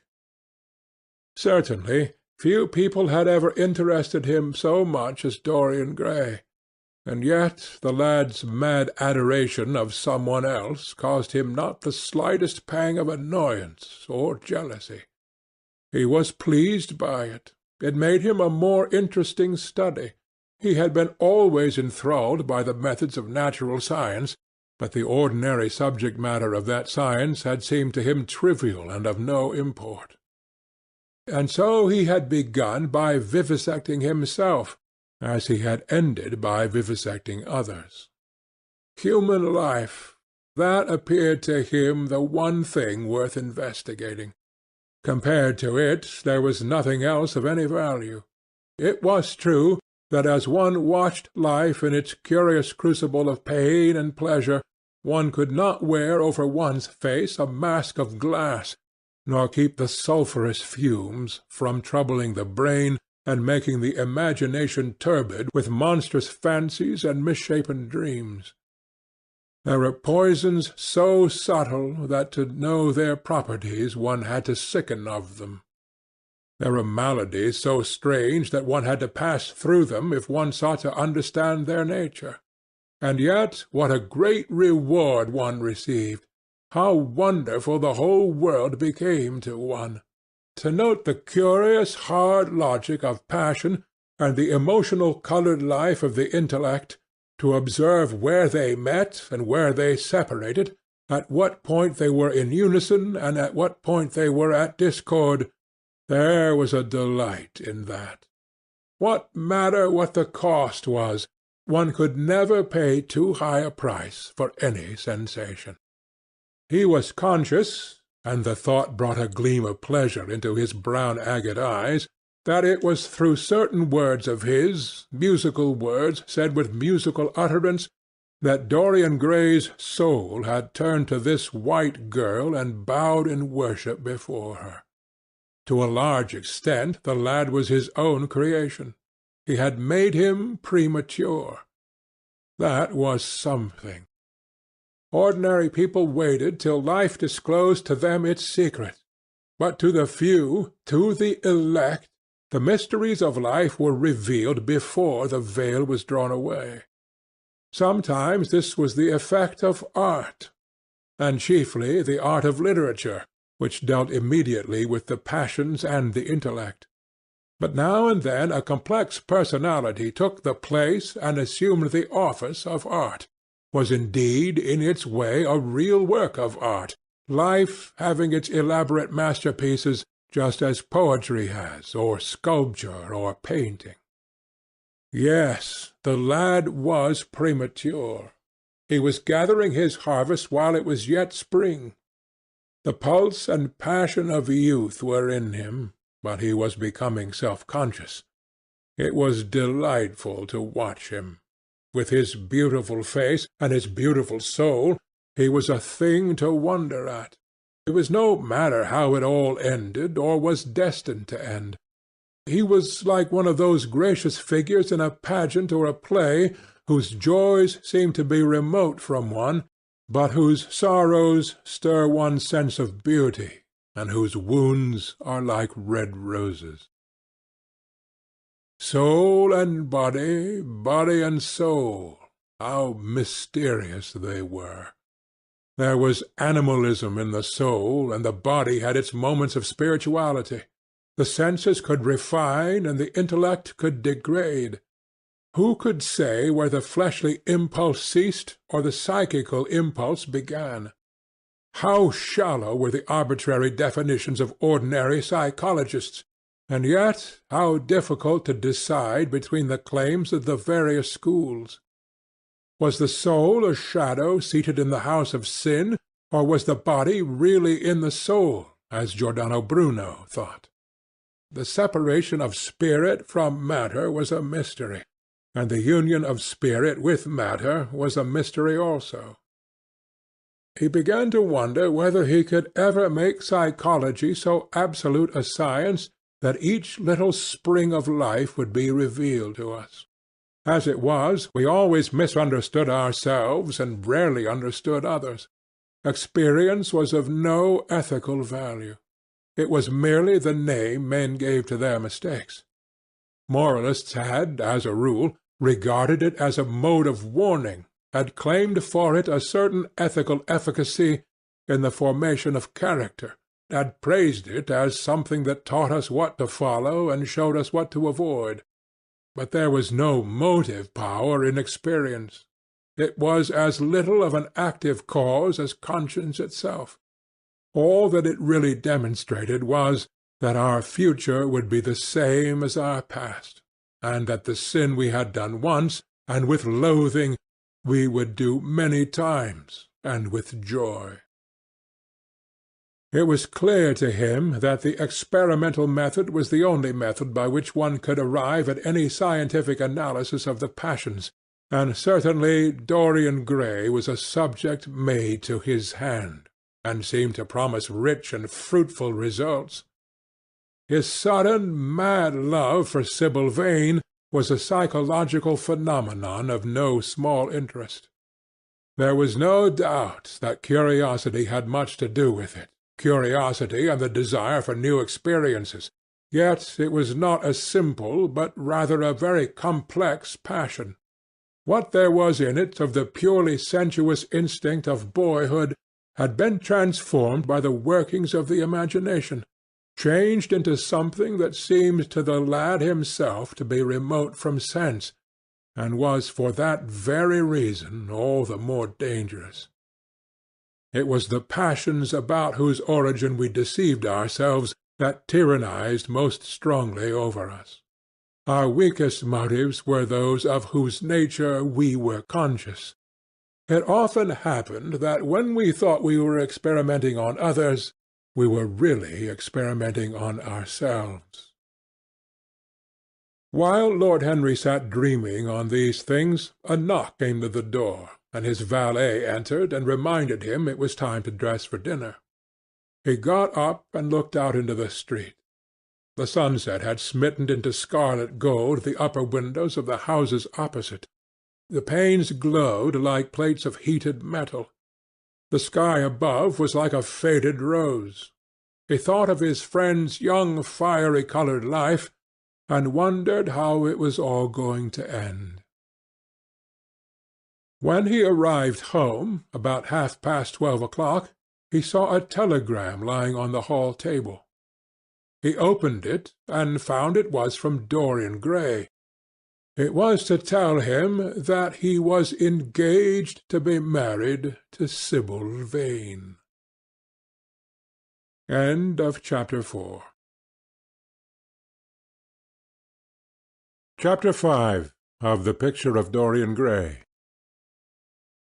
"Mother, mother, I am so happy," whispered the girl, burying her face in the lap of the faded, tired-looking woman who, with back turned to the shrill, intrusive light, was sitting in the one arm-chair that their dingy sitting-room contained.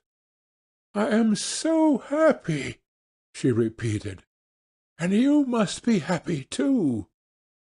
Mrs. Vane winced, and put her thin, bismuth-whitened hands on her daughter's head. "Happy?" she echoed. "I am only happy, Sibyl, when I see you act. You must not think of anything but your acting. Mr. Isaacs has been very good to us, and we owe him money."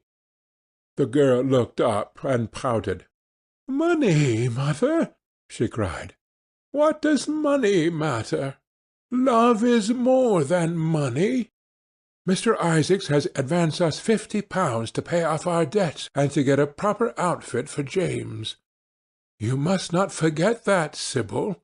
£50 is a very large sum. Mr. Isaacs has been most considerate." "He is not a gentleman, mother, and I hate the way he talks to me," said the girl, rising to her feet and going over to the window. "I don't know how we could manage without him," answered the elder woman querulously. Sibyl Vane tossed her head and laughed. "We don't want him any more, mother. Prince Charming rules life for us now." Then she paused. A rose shook in her blood and shadowed her cheeks. Quick breath parted the petals of her lips. They trembled. Some southern wind of passion swept over her and stirred the dainty folds of her dress. "I love him," she said simply. "Foolish child, was the parrot phrase flung in answer. The waving of crooked, false-jewelled fingers gave grotesqueness to the words. The girl laughed again. The joy of a caged bird was in her voice. Her eyes caught the melody and echoed it in radiance, then closed for a moment, as though to hide their secret.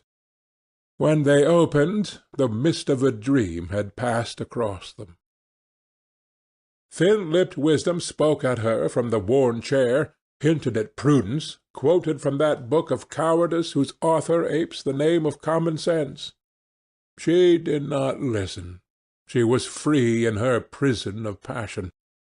Her Prince Charming, was with her. She had called on memory to remake him. She had set her soul to search for him, and it had brought him back. His kiss burned again upon her mouth. Her eyelids were warm with his breath. Then wisdom altered its method, and spoke of espial and discovery. This young man might be rich. If so, marriage should be thought of. Against the shell of her ear broke the waves of worldly cunning. The arrows of craft shot by her. She saw the thin lips moving, and smiled. Suddenly she felt the need to speak. The wordy silence troubled her. "Mother, mother," she cried, "why does he love me so much? I know why I love him. I love him because he is like what love himself should be. But what does he see in me? I am not worthy of him, and yet, why I cannot tell, though I feel so much beneath him, I don't feel humble. I feel proud, terribly proud. Mother, did you love my father as I love Prince Charming?" The elder woman grew pale beneath the coarse powder that daubed her cheeks, and her dry lips twitched with a spasm of pain. Sibyl rushed to her, flung her arms around her neck, and kissed her. "Forgive me, mother. I know it pains you to talk about our father, but it only pains you because you loved him so much. Don't look so sad. I am as happy to-day as you were 20 years ago. Oh, let me be happy forever." "My child, you are far too young to think of falling in love. Besides, what do you know of this young man? You don't even know his name. The whole thing is most inconvenient, and really, when James is going away to Australia, and I have so much to think of, I must say that you should have shown more consideration. However, as I said before, if he is rich— Oh, mother, mother, let me be happy." Mrs. Vane glanced at her, and with one of those false theatrical gestures that so often become a mode of second nature to a stage player, clasped her in her arms. At this moment the door opened, and a young lad with rough brown hair came into the room. He was thick-set of figure, and his hands and feet were large and somewhat clumsy in movement. He was not so finely bred as his sister. One would hardly have guessed the close relationship that existed between them. Mrs. Vane fixed her eyes on him and intensified her smile. She mentally elevated her son to the dignity of an audience. She felt sure that the tableau was interesting. "You might keep some of your kisses from me, Sibyl, I think," said the lad with a good-natured grumble. "Ah, but you don't like being kissed, Jim," she cried. "You are a dreadful old bear." And she ran across the room and hugged him. James Vane looked into his sister's face with tenderness. "I want you to come out with me for a walk, Sibyl. I don't suppose I shall ever see this horrid London again. I am sure I don't want to." "My son, don't say such dreadful things," murmured Mrs. Vane, taking up a tawdry theatrical dress with a sigh and beginning to patch it. She felt a little disappointed that he had not joined the group. It would have increased the theatrical picturesqueness of the situation. "Why not, mother? I mean it." "You pain me, my son. I trust you will return from Australia in a position of affluence. I believe there is no society of any kind in the colonies, nothing that I would call society, so when you have made your fortune you must come back and assert yourself in London." "Society!" muttered the lad. "I don't want to know anything about that. I should like to make some money to take you and Sibyl off the stage. I hate it." "Oh, Jim," said Sibyl, laughing, "how unkind of you! But are you really going for a walk with me? That will be nice. I was afraid you were going to say good-bye to some of your friends, to Tom Hardy, who gave you that hideous pipe, or Ned Langton, who makes fun of you for smoking it. It is very sweet of you to let me have your last afternoon. Where shall we go? Let us go to the park." "I am too shabby," he said, frowning. "Only swell people go to the park." "Nonsense, Jim," she whispered, stroking the sleeve of his coat. He hesitated for a moment. "Very well," he said at last, "but don't be too long dressing." She danced out of the door. One could hear her singing as she ran upstairs. Her little feet pattered overhead. He walked up and down the room 2 or 3 times. Then he turned to the still figure in the chair. "Mother, are my things ready?" he asked. "Quite ready, James," she said, keeping her eyes on her work. For some months past she had felt ill at ease when she was alone with this rough, stern son of hers. Her shallow, secret nature was troubled when their eyes met. She used to wonder if he suspected anything. The silence, for he made no other observation, became intolerable to her. She began to complain. Women defend themselves by attacking, just as they attack by sudden and strange surrenders. "I hope you will be contented, James, with your seafaring life," she said. "You must remember that it is your own choice. You might have entered a solicitor's office. Solicitors are a very respectable class. In the country often dine with the best families." "I hate offices, and I hate clerks," he replied. "But you are quite right. I have chosen my own life. All I say is, watch over Sibyl. Don't let her come to any harm. Mother, you must watch over her. James, you really talk very strangely. Of course I watch over Sibyl. I hear a gentleman comes every night to the theatre and goes behind to talk to her. Is that right? What about that?" "You are speaking of things you don't understand, James. In the profession we are accustomed to receive a great deal of most gratifying attention. I myself used to receive many bouquets at one time. That was when acting was really understood. As for Sibyl, I do not know at present whether her attachment is serious or not. But there is no doubt that the young man in question is a perfect gentleman. He's always most polite to me. Besides, he has the appearance of being rich, and the flowers he sends are lovely." "You don't know his name, though," said the lad harshly. "No," answered his mother with a placid expression in her face. "He has not yet revealed his real name. I think it is quite romantic of him. He is probably a member of the aristocracy." James Vane bit his lip. "Watch over Sibyl, mother," he cried. "Watch over her." "My son, you distress me very much. Sibyl is always under my special care. Of course, if this gentleman is wealthy, there is no reason why she should not contract an alliance with him. I trust he is one of the aristocracy. He has all the appearance of it, I must say. It might be a most brilliant marriage for Sibyl. They would make a charming couple. His good looks are really quite remarkable. Everybody notices them." The lad muttered something to himself and drummed on the window-pane with his coarse fingers. He had just turned round to say something when the door opened and Sibyl ran in. "How serious you both are!" she cried. "What is the matter?" "Nothing," he answered.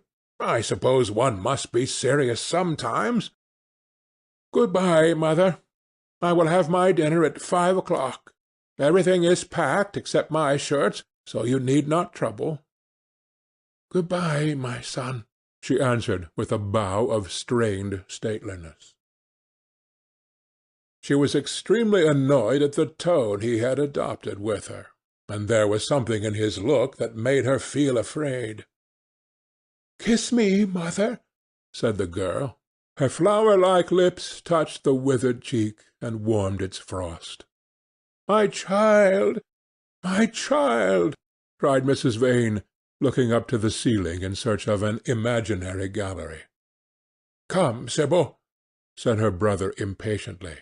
He hated his mother's affectations. They went out into the flickering, wind-blown sunlight and strolled down the dreary Euston Road. The passer-by glanced in wonder at the sullen, heavy youth who, in coarse, ill-fitting clothes, was in the company of such a graceful, refined-looking girl. He was like a common gardener walking with a rose.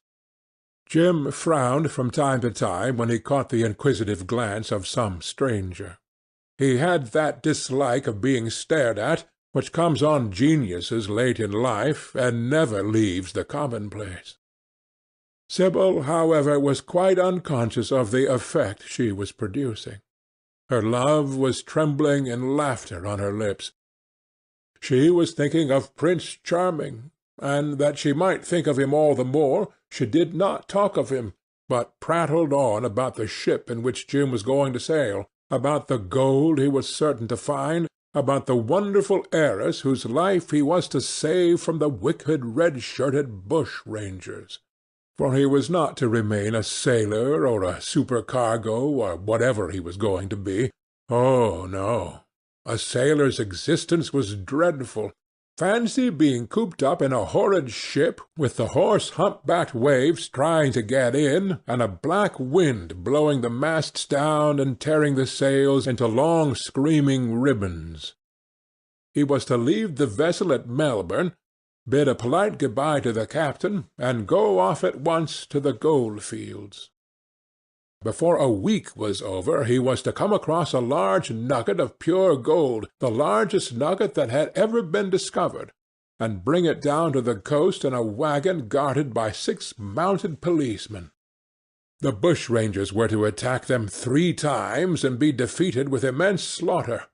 Or no, he was not to go to the gold-fields at all. They were horrid places where men got intoxicated and shot each other in bar-rooms and used bad language.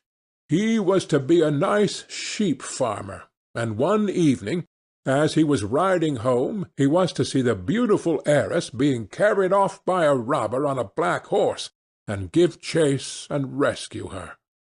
Of course she would fall in love with him, and he with her, and they would get married and come home and live in an immense house in London. Yes, there were delightful things in store for him. But he must be very good, and not lose his temper or spend his money foolishly. She was only a year older than he was, but she knew so much more of life. He must be sure also to write to her by every mail, and to say his prayers each night before he went to sleep. God was very good and would watch over him. She would pray for him too, and in a few years he would come back quite rich and happy. The lad listened sulkily to her and made no answer. He was heartsick at leaving home.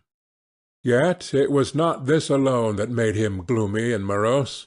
Inexperienced though he was, he had still a strong sense of the danger of Sibyl's position.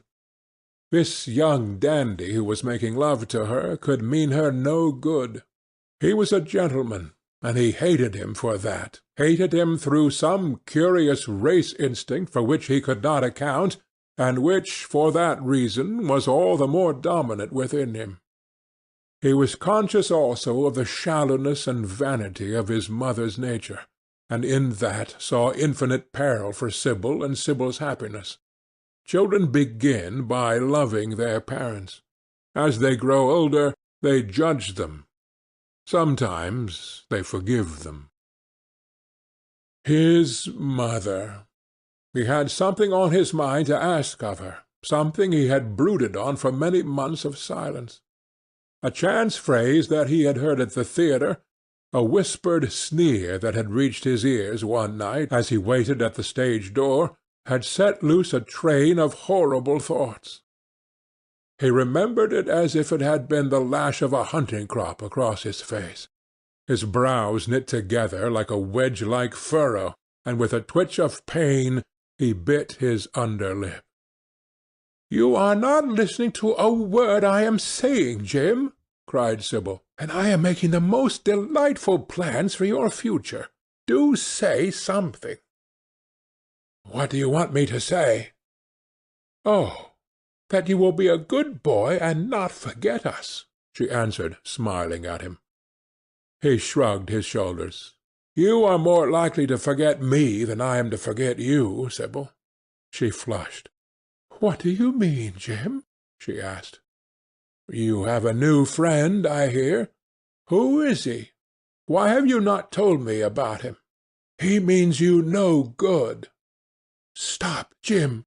she exclaimed. "You must not say anything against him. I love him." "Why, you don't even know his name," answered the lad. "Who is he? I have a right to know." "He is called Prince Charming. Don't you like the name? Oh, you silly boy, you should never forget it. If you only saw him, you would think him the most wonderful person in the world. Some day you will meet him, when you come back from Australia.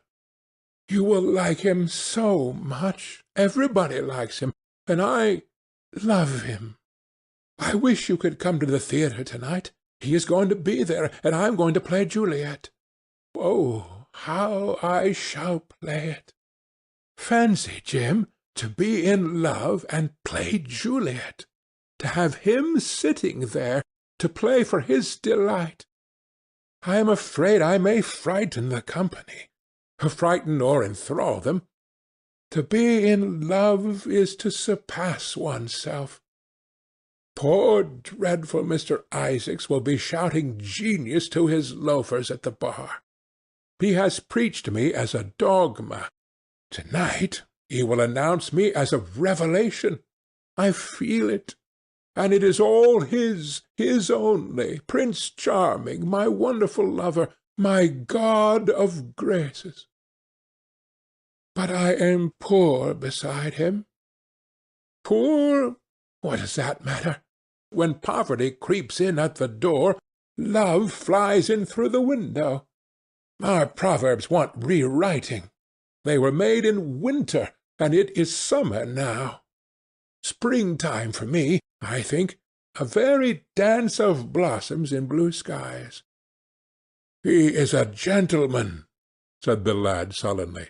"A prince!" she cried musically. "What more do you want?" "He wants to enslave you. I shudder at the thought of being free. I want you to beware of him. To see him is to worship him. To know him is to trust him. Sibyl, you are mad about him." She laughed and took his arm. "You dear old Jim, you talk as if you were 100. Some day you will be in love yourself. Then you will know what it is. Don't look so sulky. Surely you should be glad to think that, though you are going away, you leave me happier than I have ever been before. Life has been hard for us both, terribly hard and difficult. But it will be different now. You are going to a new world, and I have found one. Here are 2 chairs. Let us sit down and see the smart people go by." They took their seats amidst a crowd of watchers. The tulip beds across the road flamed like throbbing rings of fire. A white dust, tremulous cloud of orris root, it seemed, hung in the panting air. The brightly coloured parasols danced and dipped like monstrous butterflies. She made her brother talk of himself, his hopes, his prospects. He spoke slowly and with effort. They passed words to each other as players at a game pass counters. Sibyl felt oppressed. She could not communicate her joy. A faint smile curving that sullen mouth was all the echo she could win. After some time she became silent. Suddenly she caught a glimpse of golden hair and laughing lips, and in an open carriage with 2 ladies Dorian Gray drove past. She started to her feet. "There he is!" she cried. "Who?" said Jim Vane. "Prince Charming," she answered, looking after the Victoria. He jumped up and seized her roughly by the arm. "Show him to me. Which is he? Point him out. I must see him," he exclaimed. But at that moment the Duke of Berwick's four-in hand came between, and when it had left the space clear, the carriage had swept out of the park. "He is gone," murmured Sibyl sadly. "I wish you had seen him." "I wish I had, for as sure as there is a God in heaven, if he ever does you any wrong, I shall kill him." She looked at him in horror. He repeated his words. They cut the air like a dagger. The people round began to gape. A lady standing close to her tittered. "Come away, Jim, come away," she whispered. He followed her doggedly as she passed through the crowd. He felt glad at what he had said.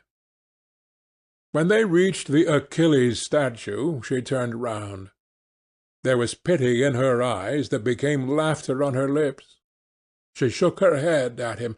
"You are foolish, Jim, utterly foolish, and a bad-tempered boy, that is all. How can you say such horrible things? You don't know what you are talking about. You are simply jealous and unkind. Ah, I wish you would fall in love. Love makes people good, and what you said was wicked." "I am 16, he answered, "and I know what I am about.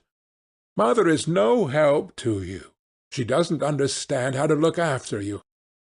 I wish now that I was not going to Australia at all. I have a great mind to chuck the whole thing up. I would if my articles hadn't been signed." "Oh, don't be so serious, Jim. You are like one of the heroes of those silly melodramas Mother used to be so fond of acting in. I am not going to quarrel with you. I have seen him, and oh, to see him is perfect happiness. We won't quarrel. I know you would never harm any one I love, would you?" "Not as long as you love him, I suppose," was the sullen answer.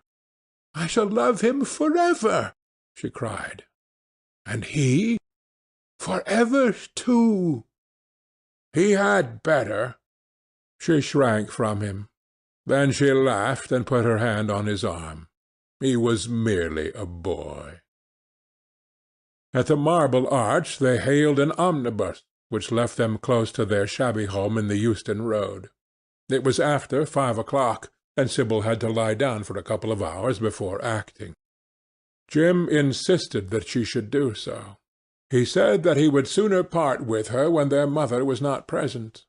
She would be sure to make a scene, and he detested scenes of every kind. In Sibyl's own room they parted. There was jealousy in the lad's heart, and a fierce murderous hatred of the stranger who, as it seemed to him, had come between them. Yet when her arms were flung around his neck and her fingers strayed through his hair, he softened and kissed her with real affection. There were tears in his eyes as he went downstairs. His mother was waiting for him below. She grumbled at his unpunctuality as he entered. He made no answer, but sat down to his meagre meal. The flies buzzed round the table and crawled over the stained cloth. Through the rumble of omnibuses and the clatter of street-cabs he could hear the droning voice devouring each minute that was left to him. After some time he thrust away his plate and put his head in his hands. He felt that he had a right to know. It should have been told to him before, if it was as he suspected. Leaden with fear, his mother watched him. Words dropped mechanically from her lips. A tattered lace handkerchief twitched in her fingers. When the clock struck 6, he got up and went to the door. Then he turned back and looked at her.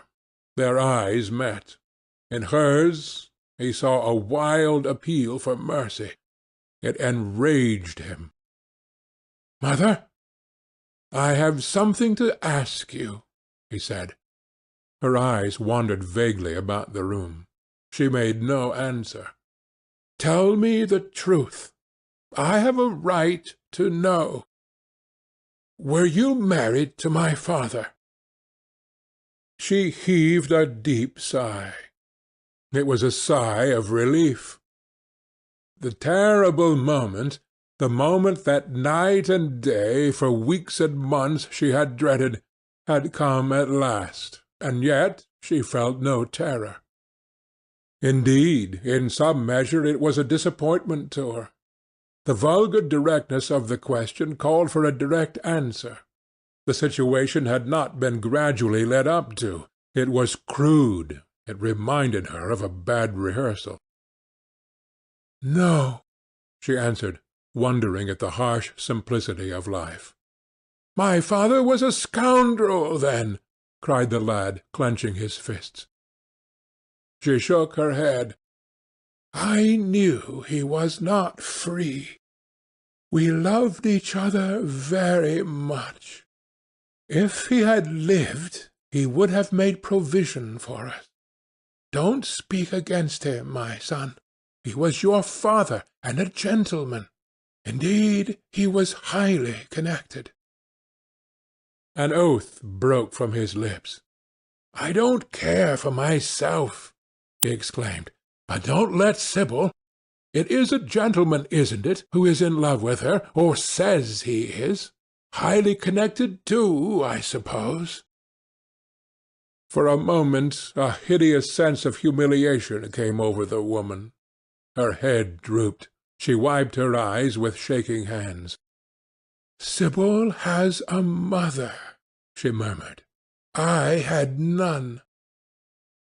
The lad was touched. He went towards her, and stooping down, he kissed her. "I am sorry if I have pained you by asking about my father," he said, "but I could not help it. I must go now. Good-bye. Don't forget that you have only one child now to look after, and believe me that if this man wrongs my sister, I will find out who he is, track him down, and kill him like a dog. I swear it." The exaggerated folly of the threat, the passionate gesture that accompanied it, the mad melodramatic words, made life seem more vivid to her. She was familiar with the atmosphere. She breathed more freely, and for the first time for many months she really admired her son. She would have liked to have continued the scene on the same emotional scale, but he cut her short. Trunks had to be carried down, and mufflers looked for. The lodging-house drudge bustled in and out. There was the bargaining with the cabman. The moment was lost in vulgar details. It was with a renewed feeling of disappointment that she waved the tattered lace handkerchief from the window as her son drove away. She was conscious that a great opportunity had been wasted. She consoled herself by telling Sibyl how desolate she felt her life would be now that she had only one child to look after. She remembered the phrase. It had pleased her. Of the threat she said nothing.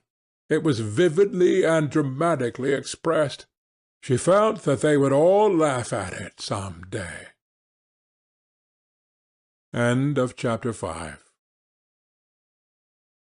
Chapter 6 of The Picture of Dorian Gray. "I suppose you have heard the news, Basil?" said Lord Henry that evening, as Hallward was shown into a little private room at the Bristol, where dinner had been laid for 3. "No, Harry," answered the artist, giving his hat and coat to the bowing waiter. "What is it? Nothing about politics, I hope. They don't interest me. There is hardly a single person in the House of Commons worth painting, though many of them would be the better for a little whitewashing. Dorian Gray is engaged to be married," said Lord Henry, watching him as he spoke. Hallward started, and then frowned. "Dorian engaged to be married?" he cried. "Impossible!" It is perfectly true. To whom? To some little actress or other. I can't believe it. Dorian is far too sensible. Dorian is far too wise not to do foolish things now and then, my dear Basil. Marriage is hardly a thing that one can do now and then, Harry. Except in America, rejoined Lord Henry languidly. But I didn't say he was married. I said he was engaged to be married. There is a great difference. I have a distinct remembrance of being married, but I have no recollection at all of being engaged. I am inclined to think that I never was engaged. But think of Dorian's birth and position and wealth. It would be absurd for him to marry so much beneath him. If you want to make him marry this girl, tell him that, Basil. He is sure to do it then. Whenever a man does a thoroughly stupid thing, it is always from the noblest motives. I hope the girl is good, Harry.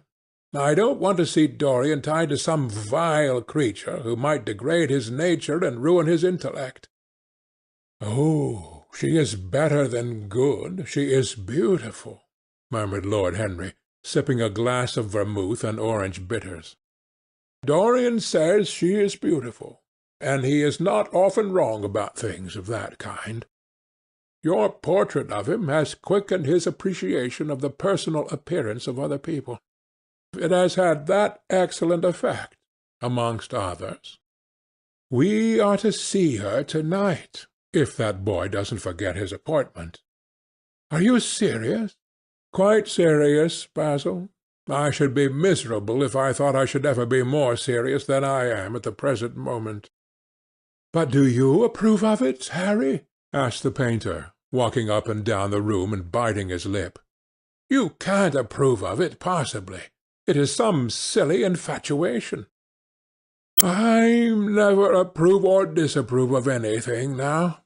It is an absurd attitude to take towards life. We are not sent into the world to air our moral prejudices. I never take any notice of what common people say, and I never interfere with what charming people do. If a personality fascinates me, whatever mode of expression that personality selects is absolutely delightful to me. Dorian Gray falls in love with a beautiful girl who acts Juliet and proposes to marry her. Why not? If he wedded Messalina, he would be none the less interesting. You know I am not a champion of marriage. The real drawback to marriage is that it makes one unselfish, and unselfish people are colourless. They lack individuality. Still, there are certain temperaments that marriage makes more complex. They retain their egotism and add it to many other egos. They are forced to have more than one life. They become more highly organized, and to be highly organized is, I should fancy, the object of man's existence.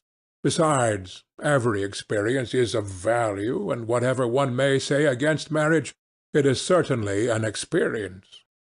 I hope that Dorian Gray will make this girl his wife, passionately adore her for 6 months, and then suddenly become fascinated by someone else. He would be a wonderful study. You don't mean a single word of all that, Harry. You know you don't. If Dorian Gray's life were spoiled, no one would be sorrier than yourself. You are much better than you pretend to be. Lord Henry laughed. The reason we all like to think so well of others is that we are all afraid of ourselves. The basis of optimism is sheer terror. We think that we are generous because we credit our neighbor with the possession of those virtues that are likely to be a benefit to us. We praise the banker that we may overdraw our accounts, and we find good qualities in the highwayman in the hope that he may spare our pockets. I mean everything that I have said. I have the greatest contempt for optimism. As for a spoiled life, no life is spoiled but one whose growth is arrested. If you want to mar a nature, you have merely to reform it. As for marriage, of course that would be silly, but there are other and more interesting bonds between men and women. I will certainly encourage them. They have the charm of being fashionable. But here is Dorian himself. He will tell you more than I can. My dear Harry, my dear Basil, you must both congratulate me, said the lad, throwing off his evening cape with its satin-lined wings, and shaking each of his friends by the hand in turn. I have never been so happy. Of course it is sudden. All really delightful things are. And yet it seems to me to be the one thing I have been looking for all my life. He was flushed with excitement and pleasure, and looked extraordinarily handsome.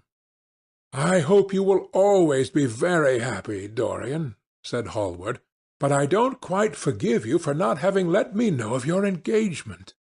You let Harry know, and I don't forgive you for being late to dinner, broke in Lord Henry, putting his hand on the lad's shoulder and smiling as he spoke. Come, let us sit down and try what the new chef here is like, and then you will tell us how it all came about. There is really not much to tell, cried Dorian as they took their seats at the small round table. What happened was simply this. After I left you yesterday evening, Harry, I dressed, had some dinner at that little Italian restaurant in Rupert Street you introduced me to, and went down at 8 o'clock to the theatre. Sybil was playing Rosalind. Of course, the scenery was dreadful and the Orlando absurd, but Sybil, oh, you should have seen her. When she came on in her boy's clothes, she was perfectly wonderful. She wore a moss-coloured velvet jerkin with cinnamon sleeves, slim, brown, cross-gartered hose, a dainty little green cap with a hawk's feather caught in a jewel, and a hooded cloak lined with dull red. She had never seemed to me more exquisite. She had all the delicate grace of the Tanagra figurine that you have in your studio, Basil. Her hair clustered round her face like dark leaves round a pale rose. As for her acting, well, you shall see her to-night. She is simply a born artist. I sat in the dingy box absolutely enthralled. I forgot that I was in London and in the 19th century. I was away with my love in a forest that no man had ever seen. After the performance was over, I went behind and spoke to her. As we were sitting together, suddenly there came into her eyes a look that I had never seen there before. My lips moved towards hers. We kissed each other. I can't describe to you what I felt at that moment. It seemed to me that all my life had been narrowed to one perfect point of rose-coloured joy. She trembled all over and shook like a white narcissus. Then she flung herself on my knees and kissed my hands. I feel that I should not tell you this, but I can't help it. Of course, our engagement is a dead secret. She has not even told her own mother. I don't know what my guardians will say. Lord Radley is sure to be furious. I don't care. I shall be of age in less than a year, and then I can do what I like. I have been right, Basil, haven't I, to take my love out of poetry and to find my life in Shakespeare's plays? Lips that Shakespeare taught to speak have whispered their secret in my ear. I have had the arms of Rosalind around me, and kissed Juliet on the mouth. Yes, Dorian, I suppose you were right, said Hallward slowly. Have you seen her to-day? Asked Lord Henry. Dorian Gray shook his head. "I left her in the forest of Arden. I shall find her in an orchard in Verona." Lord Henry sipped his champagne in a meditative manner. "At what particular point did you mention the word marriage, Dorian? And what did she say in answer? Perhaps you forgot all about it." "My dear Harry, I did not treat it as a business transaction, and I did not make any formal proposal.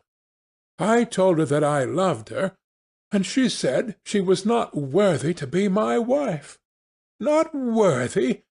Why, the whole world is nothing to me compared with her." "Women are wonderfully practical," murmured Lord Henry. "Much more practical than we are. In situations of that kind we often forget to say anything about marriage, and they always remind us." Hallward laid his hand upon his arm. "Don't, Harry.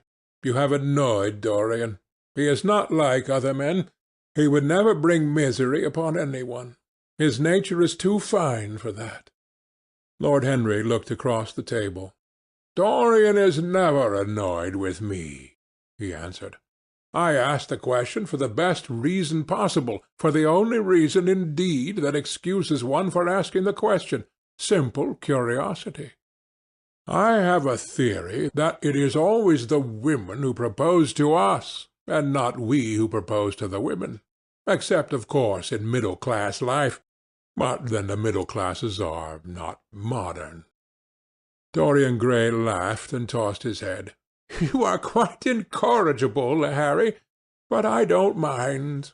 It is impossible to be angry with you.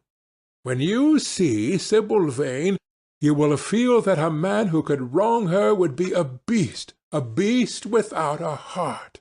I cannot understand how anyone can wish to shame the thing he loves. I love Sibyl Vane. I want to place her on a pedestal of gold and to see the world worship the woman who is mine. What is marriage? An irrevocable vow. You mock at it for that. Ah, don't mock. It is an irrevocable vow that I want to take. Her trust makes me faithful. Her belief makes me good. When I am with her, I regret all you have taught me. I become different from what you have known me to be. I am changed, and the mere touch of Sibyl Vane's hand makes me forget you and all your wrong, fascinating, poisonous, delightful theories." "And those are?" asked Lord Henry, helping himself to some salad. "Oh, your theories about life, your theories about love, your theories about pleasure. All your theories, in fact, Harry. Pleasure is the one thing worth having a theory about," he answered in his slow, melodious voice. "But I am afraid I cannot claim my theory as my own. It belongs to nature, not to me. Pleasure is nature's test, her sign of approval. When we are happy, we are always good, but when we are good, we are not always happy." "Ah, but what do you mean by good?" cried Basil Hallward. "Yes," echoed Dorian, leaning back in his chair and looking at Lord Henry over the heavy clusters of purple-lipped irises that stood in the centre of the table. "What do you mean by good, Harry?" "To be good is to be in harmony with oneself," he replied, touching the thin stem of his glass with his pale, fine-pointed fingers. "Discord is to be forced to be in harmony with others. One's own life, that is the important thing. As for the lives of one's neighbours, if one wishes to be a prig or a Puritan, one can flaunt one's moral views about them, but they are not one's concern. Besides, individualism has really the higher aim. Modern morality consists in accepting the standard of one's age. I consider that for any man of culture to accept the standard of his age is a form of the grossest immorality. "But surely, if one lives merely for oneself, Harry, one pays a terrible price for doing so," suggested the painter. "Yes, we are overcharged for everything nowadays. I should fancy that the real tragedy of the poor is that they can afford nothing but self-denial. Beautiful sins, like beautiful things, are the privilege of the rich. One has to pay in other ways but money. What sort of ways, Basil?" "Oh, I should fancy in remorse, in suffering, in the consciousness of degradation." Lord Henry shrugged his shoulders. "My dear fellow, medieval art is charming, but medieval emotions are out of date. One can use them in fiction, of course, but then the only things that one can use in fiction are the things that one has ceased to use in fact. Believe me, no civilized man ever regrets a pleasure, and no uncivilized man ever knows what a pleasure is." "I know what pleasure is," cried Dorian Gray. "It is to adore someone." "Oh, that is certainly better than being adored," he answered, toying with some fruits. "Being adored is a nuisance. Women treat us just as humanity treats its gods. They worship us, and are always bothering us to do something for them." "I should have said that whatever they ask for they had first given to us," murmured the lad gravely. "They create love in our natures. They have a right to demand it back." "That is quite true, Dorian," cried Hallward. "Nothing is ever quite true," said Lord Henry. "This is," interrupted Dorian. "You must admit, Harry, that women give to men the very gold of their lives." "Possibly," he sighed, "but they invariably want it back in such very small change. That is the worry. Women, as some witty Frenchman once put it, inspire us with the desire to do masterpieces, and always prevent us from carrying them out." "Harry, you are dreadful. I don't know why I like you so much." "You have always liked me, Dorian," he replied. "Will you have some coffee, you fellows? Waiter, bring coffee, and fine champagne, and some cigarettes. No, don't mind the cigarettes. I have some. Basil, I can't allow you to smoke cigars. You must have a cigarette. A cigarette is the perfect type of a perfect pleasure. It is exquisite, and it leaves one unsatisfied. What more can one want? Yes, Dorian, you will always be fond of me. I represent to you all the sins that you have never had the courage to commit." "What nonsense you talk, Harry!" cried the lad, taking a light from a fire-breathing silver dragon that the waiter had placed on the table. "Let us go down to the theatre. When Sibyl comes on the stage, you will have a new ideal of life. She will represent something to you that you have never known." "I have known everything," said Lord Henry, with a tired look in his eyes. "But I am always ready for a new emotion. I am afraid, however, that, for me at any rate, there is no such thing. Still, your wonderful girl may thrill me. I love acting. It is so much more real than life. Let us go. Dorian, you will come with me.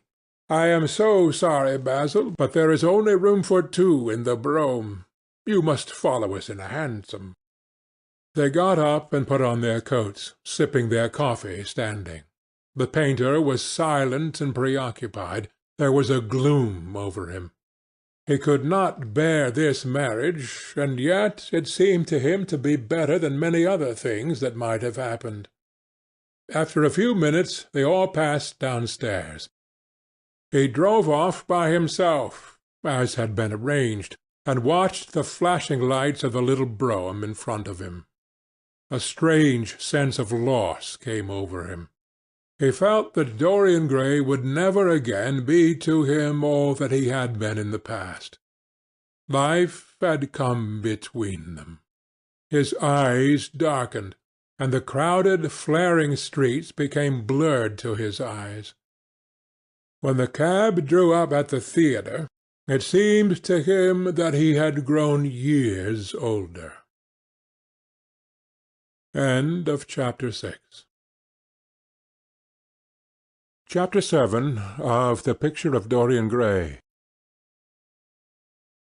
For some reason or other, the house was crowded that night, and the fat Jew manager who met them at the door was beaming from ear to ear with an oily, tremulous smile. He escorted them to their box with a sort of pompous humility, waving his fat jewelled hands and talking at the top of his voice. Dorian Gray loathed him more than ever. He felt as if he had come to look for Miranda and had been met by Caliban. Lord Henry, on the other hand, rather liked him. At least he declared he did, and insisted on shaking him by the hand and assuring him that he was proud to meet a man who had discovered a real genius and gone bankrupt over a poet. Hallward amused himself with watching the faces in the pit. The heat was terribly oppressive, and the huge sunlight flamed like a monstrous dahlia with petals of yellow fire. The youths in the gallery had taken off their coats and waistcoats and hung them over the side. They talked to each other across the theatre, and shared their oranges with the tawdry girls who sat beside them. Some women were laughing in the pit. Their voices were horribly shrill and discordant. The sound of the popping of corks came from the bar. "What a place to find one's divinity in!" said Lord Henry. "Yes," answered Dorian Gray. "It was here I found her, and she is divine beyond all living things. When she acts, you will forget everything. These common rough people, with their coarse faces and brutal gestures, become quite different when she is on the stage. They sit silently and watch her. They weep and laugh as she wills them to do. She makes them as responsive as a violin. She spiritualizes them, and one feels that they are of the same flesh and blood as oneself." "The same flesh and blood as oneself? Oh, I hope not," exclaimed Lord Henry, who was scanning the occupants of the gallery through his opera-glass. "Don't pay any attention to him, Dorian," said the painter. "I understand what you mean, and I believe in this girl. Any one you love must be marvellous, and any girl who has the effect you describe must be fine and noble. To spiritualize one's age, that is something worth doing.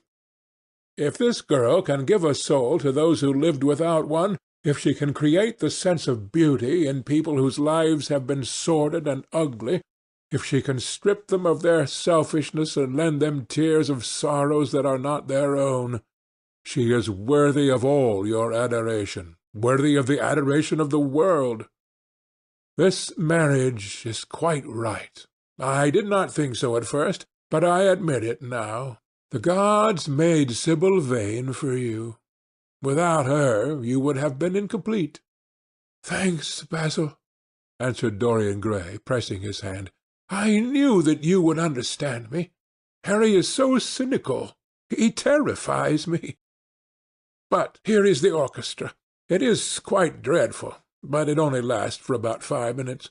Then the curtain rises, and you will see the girl to whom I am going to give all my life, to whom I have given everything that is good in me." A quarter of an hour afterwards, amidst an extraordinary turmoil of applause, Sibyl Vane stepped onto the stage. Yes, she was certainly lovely to look at, one of the loveliest creatures, Lord Henry thought, that he had ever seen. There was something of the fawn in her shy grace and startled eyes. A faint blush, like the shadow of a rose in a mirror of silver, came to her cheeks as she glanced at the crowded, enthusiastic house. She stepped back a few paces, and her lips seemed to tremble. Basil Hallward leaped to his feet and began to applaud. Motionless, and as one in a dream, sat Dorian Gray, gazing at her. Lord Henry peered through his glasses, murmuring, "Charming, charming." The scene was the hall of Capulet's house, and Romeo, in his pilgrim's dress, had entered with Mercutio and his other friends. The band, such as it was, struck up a few bars of music, and the dance began. Through the crowd of ungainly, shabbily dressed actors, Sibyl Vane moved like a creature from a finer world. Her body swayed, while she danced, as a plant sways in the water. The curves of her throat were the curves of a white lily. Her hands seemed to be made of cool ivory. Yet she was curiously listless. She showed no sign of joy when her eyes rested on Romeo. The few words she had to speak, "Good pilgrim, you do wrong your hand too much, which mannerly devotion shows in this. For saints have hands that pilgrims' hands do touch, and palm to palm is holy palmer's kiss," with the brief dialogue that follows, were spoken in a thoroughly artificial manner. The voice was exquisite. From the point of view of tone, it was absolutely false. It was wrong in colour. It took away all the life from the verse. It made the passion unreal. Dorian Gray grew pale as he watched her. He was puzzled and anxious. Neither of his friends dared to say anything to him. She seemed to them to be absolutely incompetent. They were horribly disappointed. Yet they felt that the true test of any Juliet is the balcony scene of the second act. They waited for that. If she failed there was nothing in her. She looked charming as she came out in the moonlight. That could not be denied. But the staginess of her acting was unbearable, and grew worse as she went on. Her gestures became absurdly artificial. She overemphasized everything she had to say. The beautiful passage, "Thou knowest the mask of night is on my face, else would a maiden blush bepaint my cheek for that which thou hast heard me speak to-night," was declaimed with the painful precision of a schoolgirl who has been taught to recite by some second-rate professor of elocution.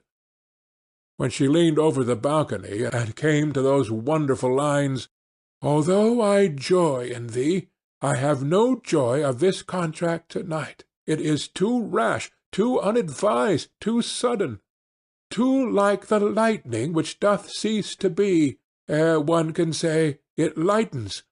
Sweet good night. This bud of love by summer's ripening breath may prove a beauteous flower when next we meet." She spoke the words as though they conveyed no meaning to her. It was not nervousness. Indeed, so far from being nervous, she was absolutely self-contained. It was simply bad art. She was a complete failure. Even the common uneducated audience of the pit and the gallery lost their interest in the play. They got restless and began to talk loudly and to whistle. The Jew manager, who was standing at the back of the dress-circle, stamped and swore with rage. The only person unmoved was the girl herself. When the second act was over, there came a storm of hisses, and Lord Henry got up from his chair and put on his coat. "She is quite beautiful, Dorian," he said, "but she can't act. Let us go." "I am going to see the play through," answered the lad in a hard, bitter voice. "I am awfully sorry that I have made you waste an evening, Harry. I apologize to you both." "My dear Dorian, I should think Miss Vane was ill," interrupted Hallward. "We will come some other night." "I wish she were ill," he rejoined. "But she seems to me to be simply callous and cold. She was entirely altered. Last night she was a great artist. This evening she is merely a commonplace, mediocre actress." Don't talk like that about any one you love, Dorian. Love is a more wonderful thing than art. They are both simply forms of imitation, remarked Lord Henry. But do let us go, Dorian. You must not stay here any longer. It is not good for one's morals to see bad acting. Besides, I don't suppose you'll want your wife to act, so what does it matter if she plays Juliet like a wooden doll? She is very lovely, and if she knows as little about life as she does about acting, she will be a delightful experience. There are only two kinds of people who are really fascinating: people who know absolutely everything, and people who know absolutely nothing. Good heavens, my dear boy, don't look so tragic. The secret of remaining young is never to have an emotion that is unbecoming. Come to the club with Basil and myself. We will smoke cigarettes and drink to the beauty of Sibyl Vane. She is beautiful. What more can you want? Go away, Harry, cried the lad. I want to be alone. Basil, you must go. Can't you see that my heart is breaking? The hot tears came to his eyes. His lips trembled, and, rushing to the back of the box, he leaned up against the wall, hiding his face in his hands. Let us go, Basil, said Lord Henry, with a strange tenderness in his voice, and the two young men passed out together. A few moments afterward the footlights flared up, and the curtain rose on the third act. Dorian Gray went back to his seat. He looked pale and proud and indifferent. The play dragged on and seemed interminable. Half of the audience went out, tramping in heavy boots and laughing. The whole thing was a fiasco. The last act was played to almost empty benches. The curtain went down on a titter and some groans. As soon as it was over, Dorian Gray rushed behind the scenes into the green room. The girl was standing there alone, with a look of triumph on her face. Her eyes were lit with an exquisite fire. There was a radiance about her. Her parted lips were smiling over some secret of their own. When he entered, she looked at him, and an expression of infinite joy came over her. "How badly I acted to-night, Dorian!" she cried. "Horribly," he answered, gazing at her in amazement. "Horribly! It was dreadful! Are you ill? You have no idea what it was. You have no idea what I have suffered." The girl smiled. "Dorian," she answered, lingering over his name with long-drawn music in her voice, as though it were sweeter than honey to the red petals of her mouth. "Dorian, you should have understood. But you understand now, don't you?" "Understand what?" he asked angrily. "Why I was so bad to-night. Why I shall always be bad. Why I shall never act well again." He shrugged his shoulders. "You are ill, I suppose. When you are ill, you shouldn't act. You make yourself ridiculous. My friends were bored. I was bored." She seemed not to listen to him. She was transfigured with joy. An ecstasy of happiness dominated her. "Dorian, Dorian!" she cried. "Before I knew you, acting was the one reality of my life. It was only in the theatre that I lived. I thought that it was all true. I was Rosalind one night and Portia the other. The joy of Beatrice was my joy. The sorrows of Cordelia were mine also. I believed in everything.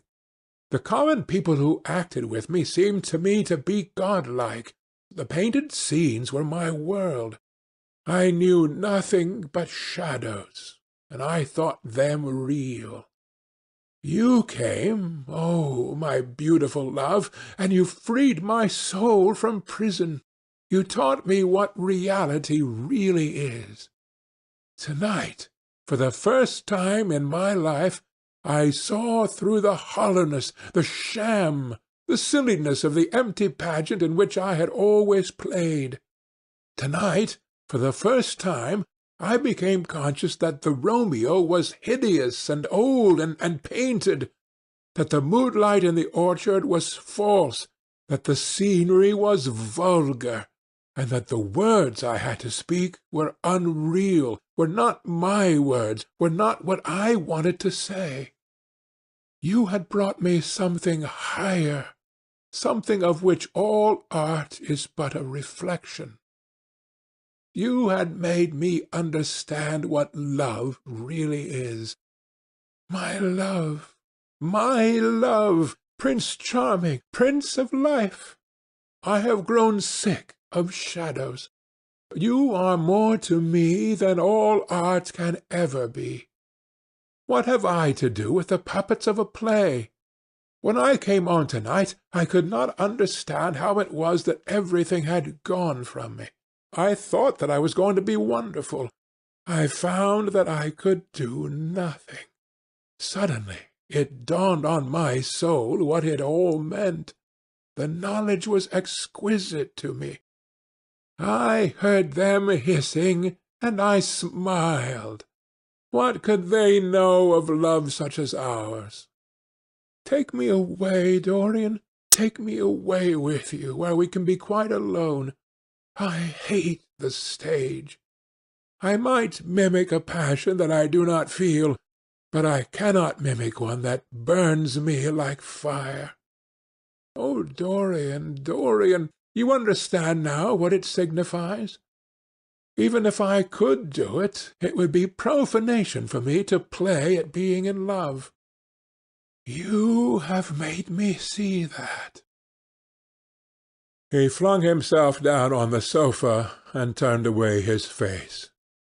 You have killed my love, he muttered. She looked at him in wonder and laughed. He made no answer. She came across to him and, with her little fingers, stroked his hair. She knelt down and pressed his hands to her lips. He drew them away, and a shudder ran through him. Then he leaped up and went to the door. Yes, he cried, you have killed my love. You used to stir my imagination.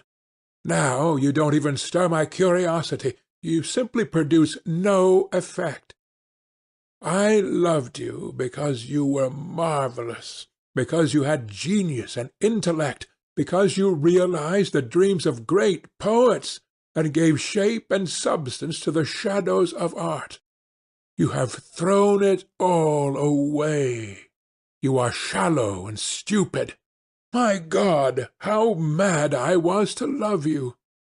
What a fool I have been! You are nothing to me now. I will never see you again. I will never think of you. I will never mention your name. You don't know what you were to me once. Why, once? I can't bear to think of it. I wish I had never laid eyes upon you. You have spoiled the romance of my life. How little you can know of love if you say it mars your art.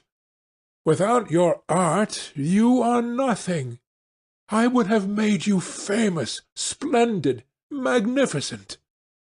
The world would have worshipped you, and you would have borne my name. What are you now? A third-rate actress with a pretty face.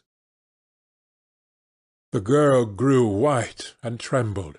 She clenched her hands together, and her voice seemed to catch in her throat. "You are not serious, Dorian," she murmured. You are acting." "Acting! I leave that to you. You do it so well," he answered bitterly. She rose from her knees, and with a piteous expression of pain in her face, came across the room to him. She put her hand upon his arm and looked into his eyes. He thrust her back. "Don't touch me," he cried. A low moan broke from her, and she flung herself at his feet and lay there like a trampled flower. "Dorian, Dorian, don't leave me," she whispered. "I am so sorry I didn't act well. I was thinking of you all the time. But I will try. Indeed, I will try. It came so suddenly across me, my love for you. I think I should never have known it if you had not kissed me, if we had not kissed each other. Kiss me again, my love. Don't go away from me. I couldn't bear it. Oh, don't go away from me. My brother. No, never mind. He didn't mean it. He was just in jest. But you, oh, can't you forgive me for tonight? I will work so hard and try to improve. Don't be cruel to me, because I love you better than anything in the world. After all, it is only once that I have not pleased you. But you are quite right, Dorian. I should have shown myself more of an artist. It was foolish of me, and yet I couldn't help it. Oh, don't leave me! Don't leave me!" A fit of passionate sobbing choked her. She crouched on the floor like a wounded thing, and Dorian Gray, with his beautiful eyes, looked down at her, and his chiselled lips curled in exquisite disdain. There is always something ridiculous about the emotions of people whom one has ceased to love. Sibyl Vane seemed to him to be absurdly melodramatic. Her tears and sobs annoyed him. "I am going," he said at last in his calm, clear voice. "I don't wish to be unkind, but I can't see you again. You have disappointed me." She wept silently, and made no answer, but crept nearer. Her little hands stretched blindly out, and appeared to be seeking for him. He turned on his heel and left the room. In a few moments he was out of the theatre. Where he went he hardly knew. He remembered wandering through dimly lit streets, past gaunt, black-shadowed archways and evil-looking houses. Women with hoarse voices and harsh laughter had called after him. Drunkards had reeled by, cursing and chattering to themselves like monstrous apes. He had seen grotesque children huddled upon doorsteps, and heard shrieks and oaths from gloomy courts. As the dawn was just breaking, he found himself close to Covent Garden. The darkness lifted, and flushed with faint fires, the sky hollowed itself into a perfect pearl. Huge carts filled with nodding lilies rumbled slowly down the polished, empty street. The air was heavy with the perfume of the flowers, and their beauty seemed to bring him an anodyne for his pain. He followed into the market and watched the men unloading their wagons. A white smocked carter offered him some cherries. He thanked him, wondered why he refused to accept any money for them, and began to eat them listlessly. They had been plucked at midnight, and the coldness of the moon had entered into them. A long line of boys carrying crates of striped tulips and of yellow and red roses defiled in front of him, threading their way through the huge jade-green piles of vegetables. Under the portico, with its grey sun-bleached pillars, loitered a troop of draggled, bareheaded girls, waiting for the auction to be over. Others crowded round the swinging doors of the coffee-house in the piazza. The heavy cart-horses slipped and stamped upon the rough stones, shaking their bells and trappings. Some of the drivers were lying asleep on a pile of sacks. Iris-necked and pink-footed, the pigeons ran about picking up seeds. After a little while he hailed a hansom and drove home.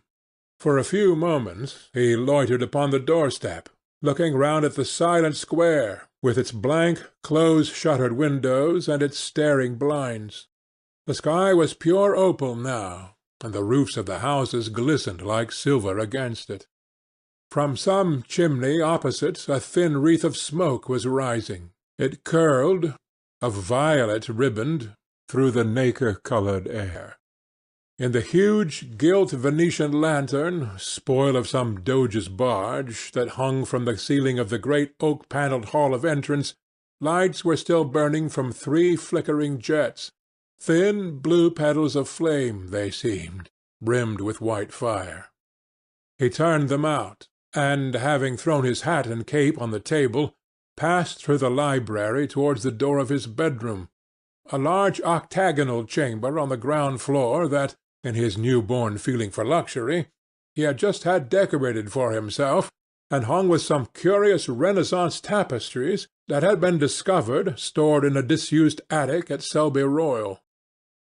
As he was turning the handle of the door, his eye fell upon the portrait Basil Hallward had painted of him. He stared back as if in surprise. Then he went on into his own room, looking somewhat puzzled. After he had taken a buttonhole out of his coat, he seemed to hesitate. Finally he came back, went over to the picture and examined it. In the dim arrested light that struggled through the cream-coloured silk blinds, the face appeared to him to be a little changed. The expression looked different. One would have said that there was a touch of cruelty in the mouth. It was certainly strange. He turned round, and walking to the window, drew up the blind. The bright dawn flooded the room, and swept the fantastic shadows into dusky corners, where they lay shuddering. But the strange expression that he had noticed in the face of the portrait seemed to linger there, to be more intensified even. The quivering, ardent sunlight showed him the lines of cruelty round the mouth as clearly as if he had been looking into a mirror after he had done some dreadful thing. He winced, and taking up from the table an oval glass framed in ivory cupids, one of Lord Henry's many presents to him, glanced hurriedly into its polished depths. No line like that warped his red lips. What did it mean? He rubbed his eyes, and came close to the picture and examined it again. There were no signs of any change when he looked into the actual painting, and yet there was no doubt that the whole expression had altered. It was not a mere fancy of his own. The thing was horribly apparent. He threw himself into a chair and began to think. Suddenly there flashed across his mind what he had said in Basil Hallward's studio the day the picture had been finished. Yes, he remembered it perfectly. He had uttered a mad wish that he himself might remain young and the portrait grow old, that his own beauty might be untarnished, and the face on the canvas bear the burden of his passions and his sins, that the painted image might be seared with the lines of suffering and thought, and that he might keep all the delicate bloom and loveliness of his then just conscious boyhood. Surely his wish had not been fulfilled. Such things were impossible. It seemed monstrous even to think of them. And yet there was the picture before him, with the touch of cruelty in the mouth. Cruelty!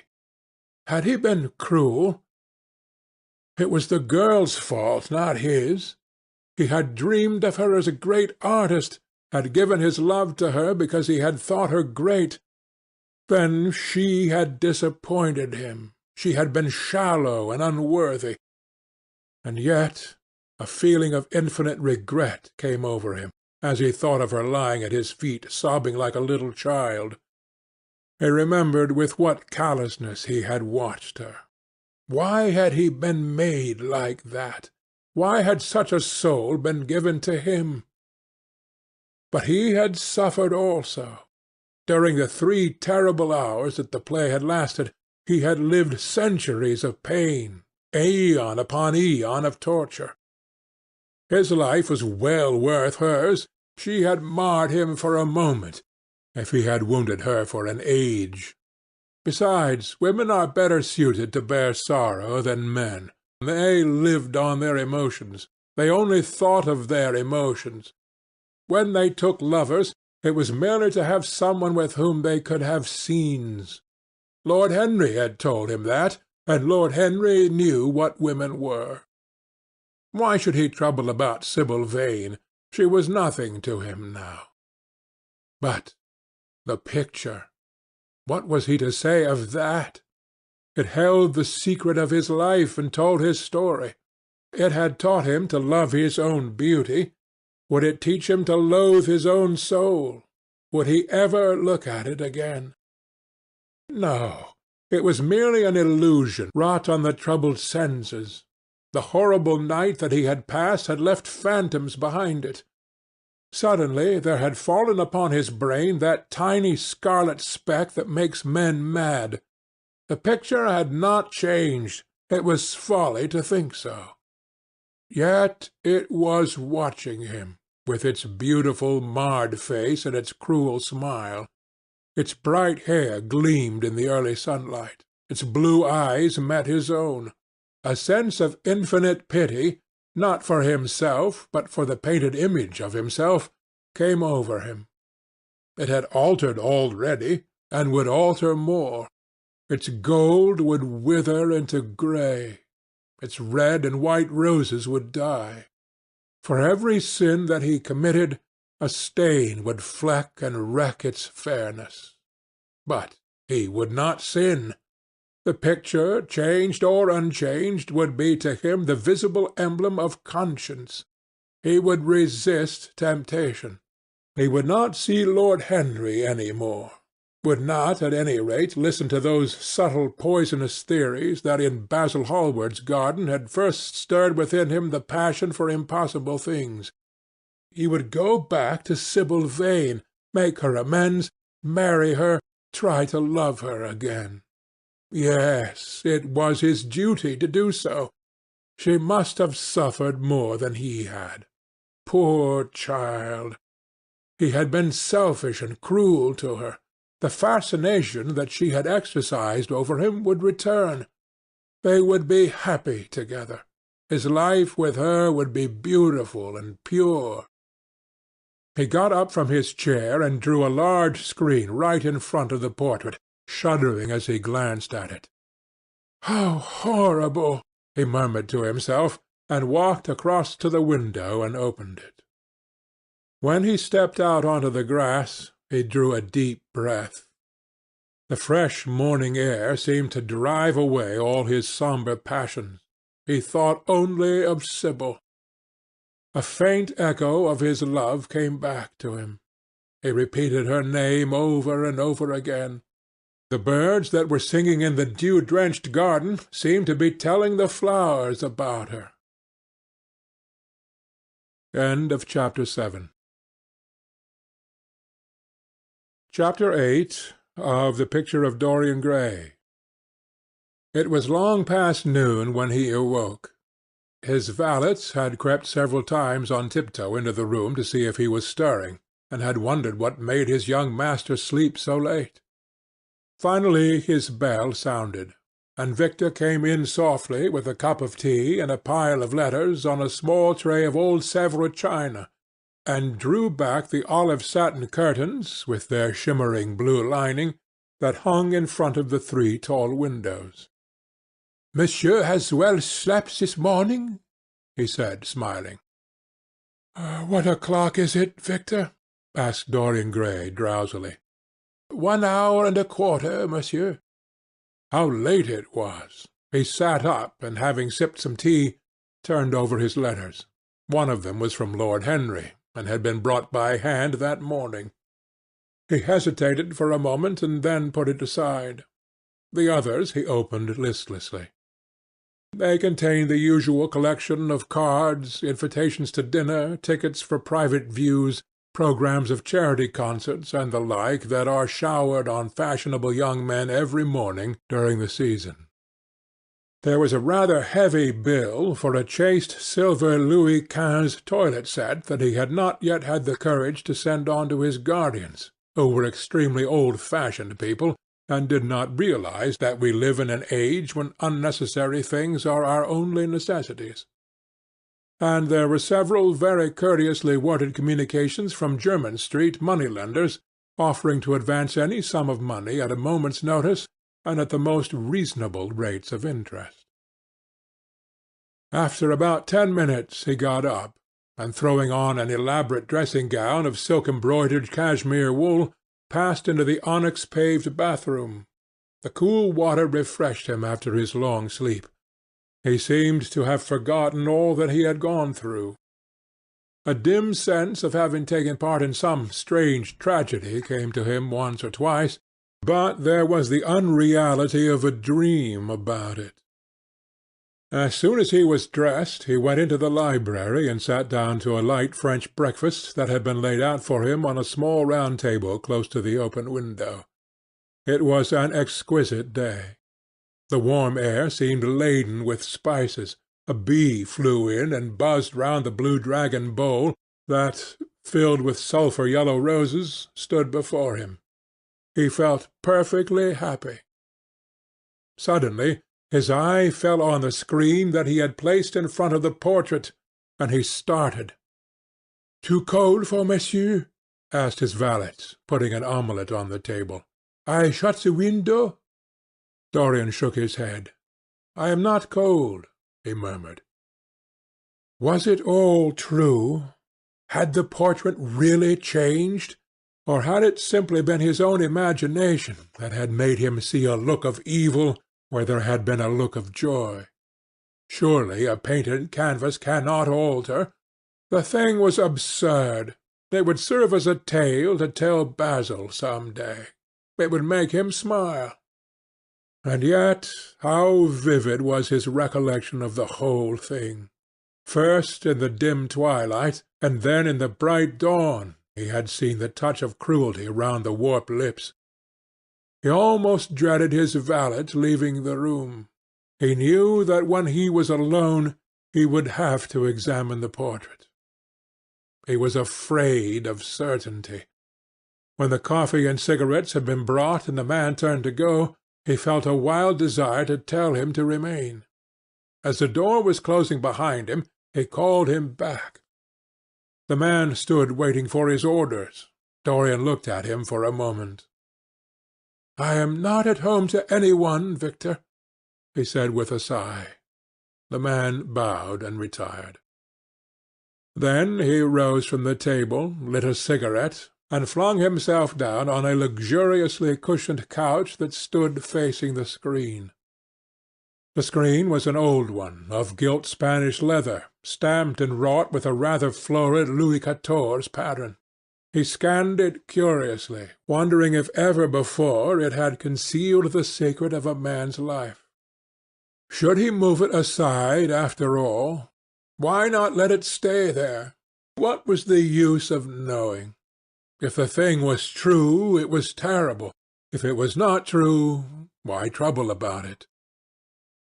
But what if, by some fate or deadlier chance, eyes other than his spied behind and saw the horrible change?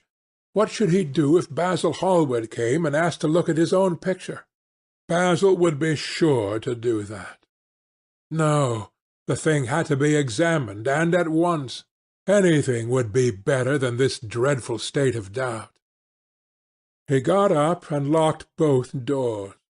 At least he would be alone when he looked upon the mask of his shame. Then he drew the screen aside, and saw himself face to face. It was perfectly true. The portrait had altered.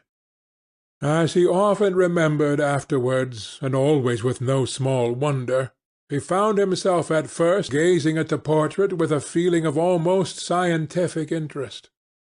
That such a change should have taken place was incredible to him, and yet it was a fact. Was there some subtle affinity between the chemical atoms that shaped themselves into form and colour on the canvas, and the soul that was within him? Could it be that what that soul thought they realized, that what it dreamed they made true? Or was there some other, more terrible reason? He shuddered and felt afraid, and going back to the couch, lay there, gazing at the picture in sickened horror. One thing, however, he felt that it had done for him. It had made him conscious how unjust, how cruel, he had been to Sibyl Vane. It was not too late to make reparation for that. She could still be his wife. His unreal and selfish love would yield to some higher influence, would be transformed into some nobler passion, and the portrait that Basil Hallward had painted of him would be a guide to him through life, would be to him what holiness is to some, and conscience is to others, and the fear of God to us all. There were opiates for remorse, drugs that could lull the moral sense to sleep. But here was a visible symbol of the degradation of sin. Here was an ever-present sign of the ruin men brought upon their souls.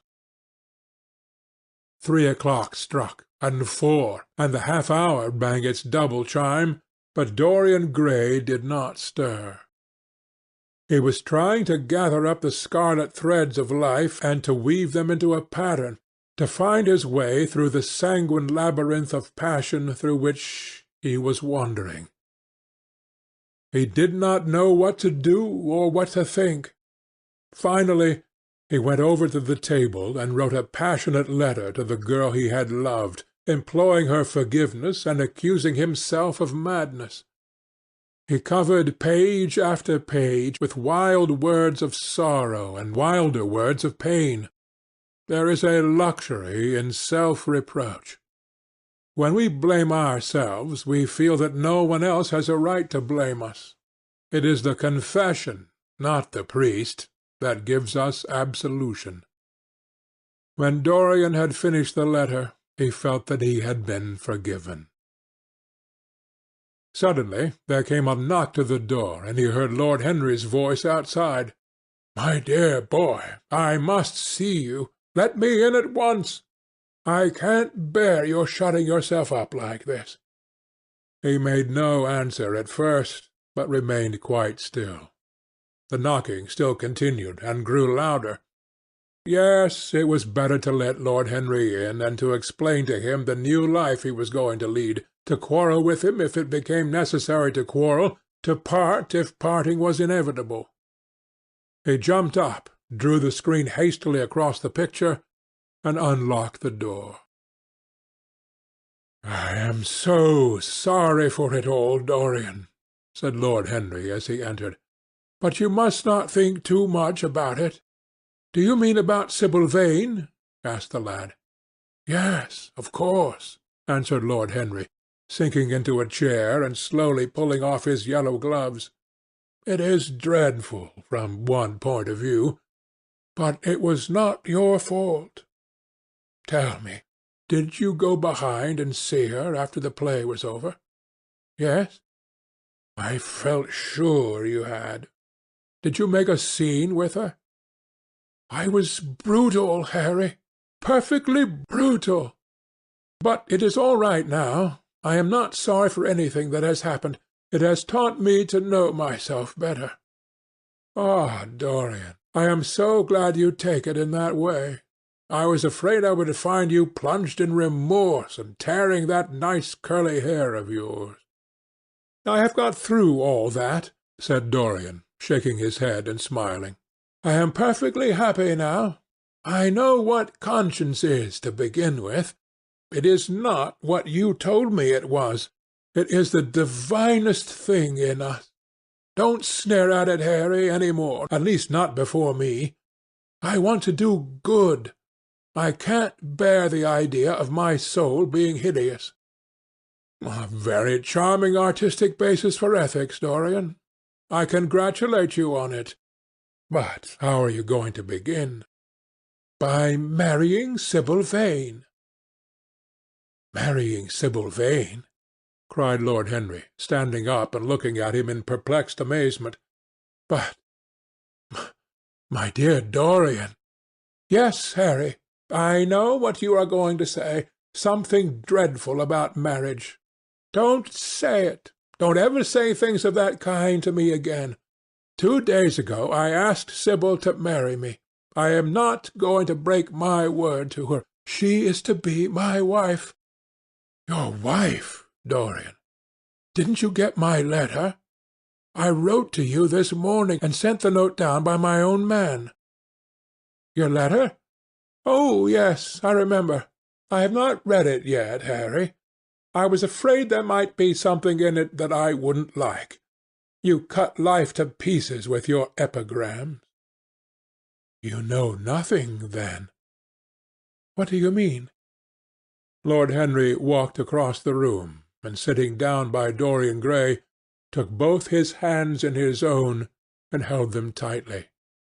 "Dorian," he said, "my letter, don't be frightened, was to tell you that Sibyl Vane is dead." A cry of pain broke from the lad's lips, and he leaped to his feet, tearing his hands away from Lord Henry's grasp. "Dead? Sibyl dead? It is not true. It is a horrible lie. How dare you say it?" "It is quite true, Dorian," said Lord Henry gravely. "It is in all the morning papers. I wrote down to you to ask you not to see anyone till I came. There will have to be an inquest, of course, and you must not be mixed up in it. Things like that make a man fashionable in Paris, but in London people are so prejudiced. Here one should never make one's debut with a scandal. One should reserve that to give an interest to one's old age. I suppose they don't know your name at the theatre? If they don't, it is all right. Did anyone see you going round to her room? That is an important point." Dorian did not answer for a few moments. He was dazed with horror.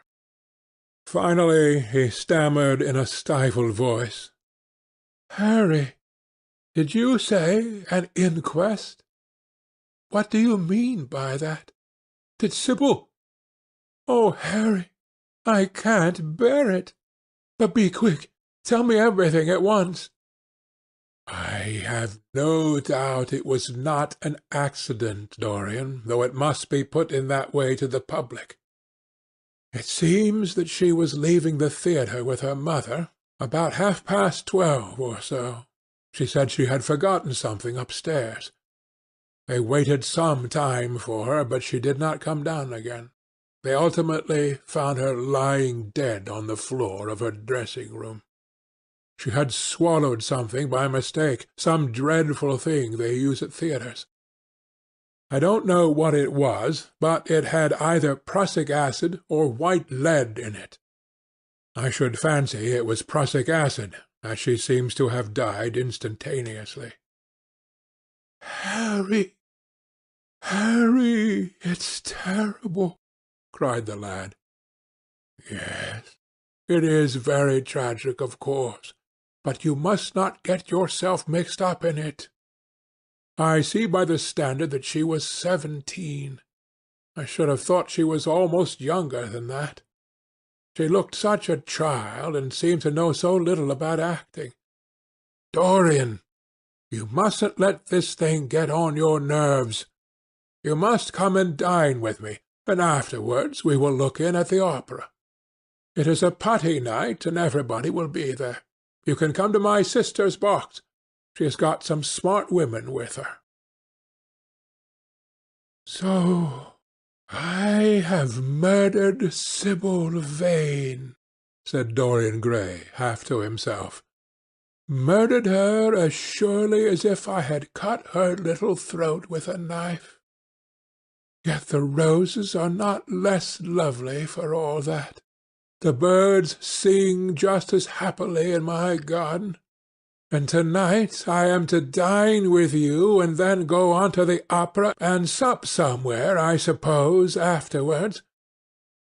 How extraordinarily dramatic life is! If I had read all this in a book, Harry, I think I would have wept over it. Somehow, now that it has actually happened, and to me, it seems far too wonderful for tears. Here is the first passionate love letter I have ever written in my life. Strange that my first passionate love letter should have been addressed to a dead girl. Can they feel, I wonder, those white silent people we call the dead? Sibyl? Can she feel, or know, or listen? Oh, Harry, how I loved her once!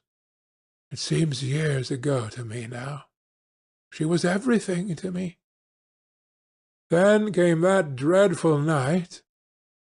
Was it really only last night? When she played so badly, and my heart almost broke. She explained it all to me. It was terribly pathetic. But I was not moved a bit. I thought her shallow. Suddenly something happened that made me afraid. I can't tell you what it was, but it was terrible. I said I would go back to her. I felt I had done wrong. And now she is dead. My God, Harry, what shall I do? You don't know the danger I am in, and there is nothing to keep me straight. She would have done that for me. She had no right to kill herself. It was selfish of her. My dear Dorian, answered Lord Henry, taking a cigarette from his case and producing a gold latten matchbox. The only way a woman can ever reform a man is by boring him so completely that he loses all possible interest in life. If you had married this girl, you would have been wretched. Of course you would have treated her kindly. One can always be kind to people about whom one cares nothing, but she would have soon found out that you were absolutely indifferent to her. And when a woman finds that out about her husband, she either becomes dreadfully dowdy, or wears very smart bonnets that some other woman's husband has to pay for. I say nothing about the social mistake, which would have been abject, which of course I would not have allowed, but I assure you that in any case the whole thing would have been an absolute failure. I suppose it would, muttered the lad, walking up and down the room and looking horribly pale. But I thought it was my duty. It is not my fault that this terrible tragedy has prevented my doing what was right. I remember your saying once that there is a fatality about good resolutions, that they are always made too late. Mine certainly were. Good resolutions are useless attempts to interfere with scientific laws. Their origin is pure vanity. Their result is absolutely nil. They give us, now and then, some of those luxurious sterile emotions that have a certain charm for the weak. That is all that can be said for them. They are simply cheques that men draw on a bank where they have no account. Harry, cried Dorian Gray, coming over and sitting down beside him, why is it that I cannot feel this tragedy as much as I want to? I don't think I am heartless. Do you? You have done too many foolish things during the last fortnight to be entitled to give yourself that name, Dorian, answered Lord Henry, with his sweet melancholy smile. The lad frowned. I don't like that explanation, Harry, he rejoined, but I am glad you don't think I am heartless. I am nothing of the kind. I know I am not. And yet I must admit that this thing that has happened does not affect me as it should. It seems to me to be simply like a wonderful ending to a wonderful play. It has all the terrible beauty of a Greek tragedy, a tragedy in which I took a great part, but by which I have not been wounded. It is an interesting question, said Lord Henry, who found an exquisite pleasure in playing on the lad's unconscious egotism. An extremely interesting question. I fancy that the true explanation is this. It often happens that the real tragedies of life occur in such an inartistic manner that they hurt us by their crude violence, their absolute incoherence, their absurd want of meaning, their entire lack of style. They affect us just as vulgarity affects us. They give us an impression of sheer brute force, and we revolt against that. Sometimes, however, a tragedy that possesses artistic elements of beauty crosses our lives. If these elements of beauty are real, the whole thing simply appeals to our sense of dramatic effect. Suddenly we find that we are no longer the actors, but the spectators of the play. Or rather, we are both. We watch ourselves, and the mere wonder of the spectacle enthralls us. In the present case, what is it that has really happened? Someone has killed herself for love of you. I wish that I had ever had such an experience. It would have made me in love with love for the rest of my life. The people who have adored me, there have not been very many, but there have been some, have always insisted on living on, long after I had ceased to care for them, or they to care for me. They have become stout and tedious, and when I meet them they go in at once for reminiscences. That awful memory of a woman, what a fearful thing it is, and what an utter intellectual stagnation it reveals. One should absorb the colour of life, but one should never remember its details. Details are always vulgar. "I must sow poppies in my garden," sighed Dorian. "There is no necessity," rejoined his companion. "Life has always poppies in her hands. Of course, now and then things linger. I once wore nothing but violets all through one season, as a form of artistic mourning for a romance that would not die. Ultimately, however, it did die. I forget what killed it. I think it was her proposing to sacrifice the whole world for me. That is always a dreadful moment. It fills one with the terror of eternity. Well, would you believe it? A week ago, at Lady Hampshire's, I found myself seated at dinner next to the lady in question, and she insisted on going over the whole thing again, and digging up the past and raking up the future. I had buried my romance in a bed of asphodel. She dragged it out again, and assured me that I had spoiled her life. I am bound to state that she ate an enormous dinner, so I did not feel any anxiety. But what a lack of taste she showed! The one charm of the past is that it is the past. But women never know when the curtain has fallen. They always want a sixth act, and as soon as the interest of the play is entirely over, they propose to continue it. If they were allowed their own way, every comedy would have a tragic ending, and every tragedy would culminate in a farce. They are charmingly artificial, but they have no sense of art.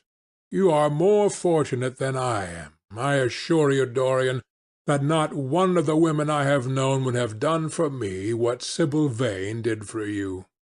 Ordinary women always console themselves. Some of them do it by going in for sentimental colours. Never trust a woman who wears mauve, whatever her age may be, or a woman over 35 who is fond of pink ribbons. It always means that they have a history. Others find it a great consolation in suddenly discovering the good qualities of their husbands. They flaunt their conjugal felicity in one's face, as if it were the most fascinating of sins. Religion consoles some.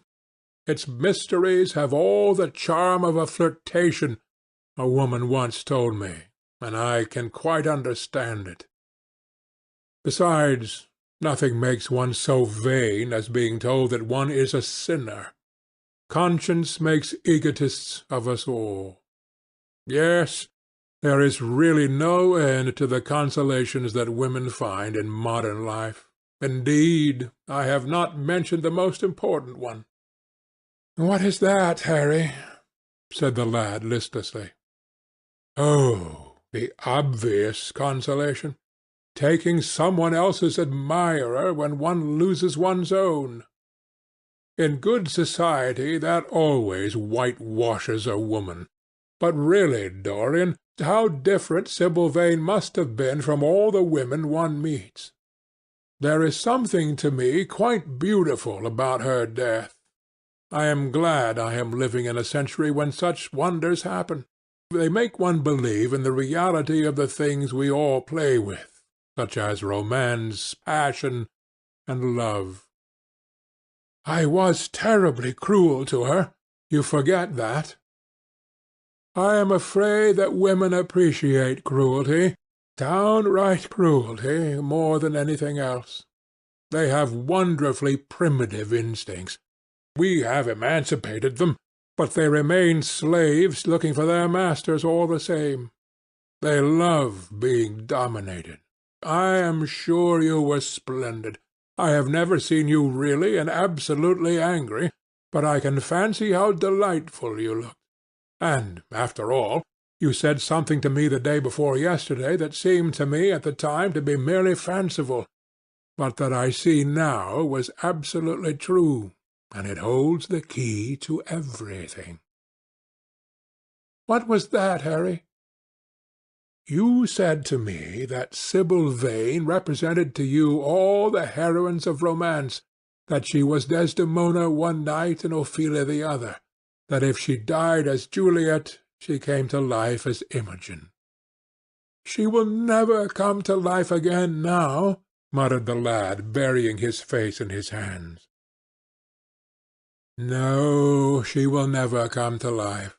She has played her last part. But you must think of that lonely death in the tawdry dressing-room simply as a strange, lurid fragment from some Jacobean tragedy, as a wonderful scene from Webster or Ford or Cyril Tourneur. The girl never really lived, and so she has never really died.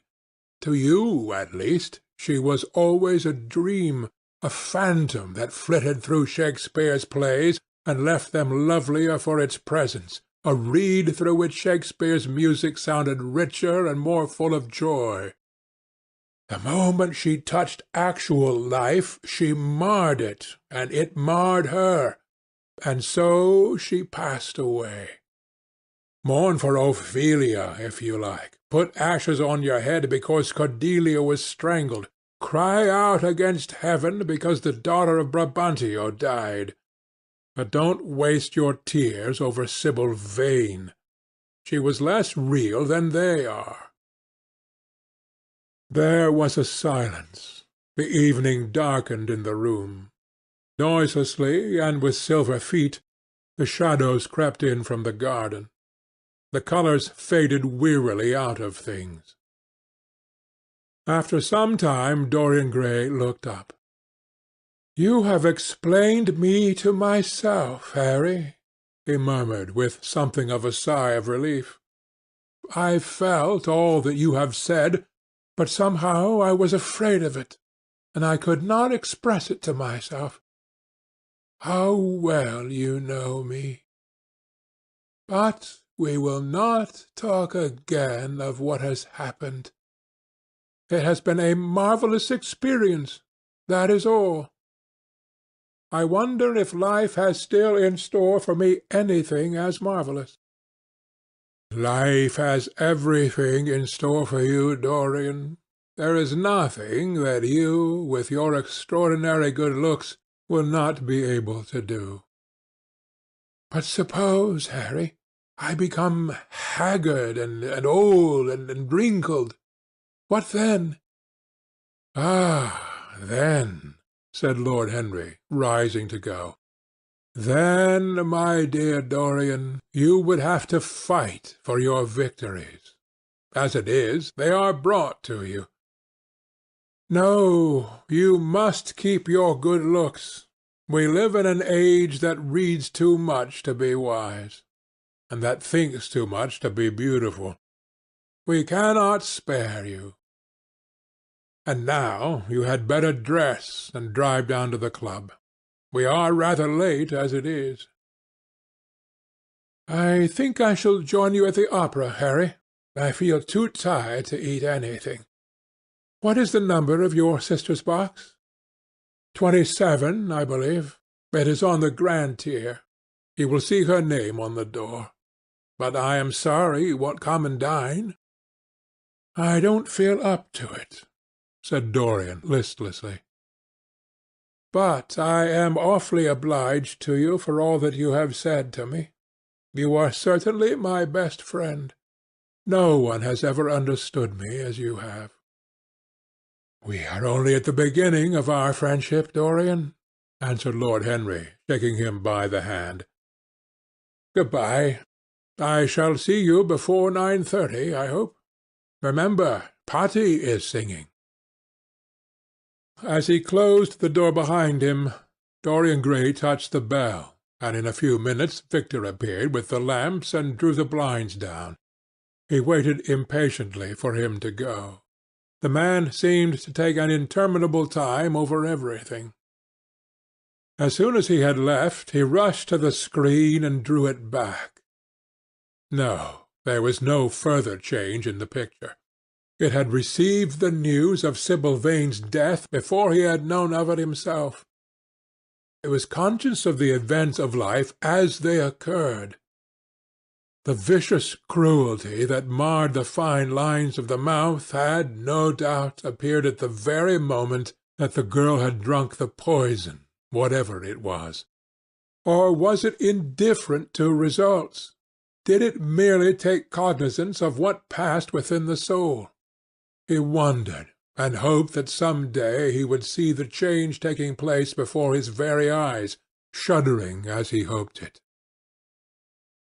Poor Sibyl! What a romance it had all been! She had often mimicked death on the stage. Then death himself had touched her and taken her with him. How had she played that dreadful last scene? Had she cursed him as she died? No, she had died of love of him, and love would always be a sacrament to him now. She had atoned for everything by the sacrifice she had made of her life. He would not think any more of what she had made him go through on that horrible night at the theatre.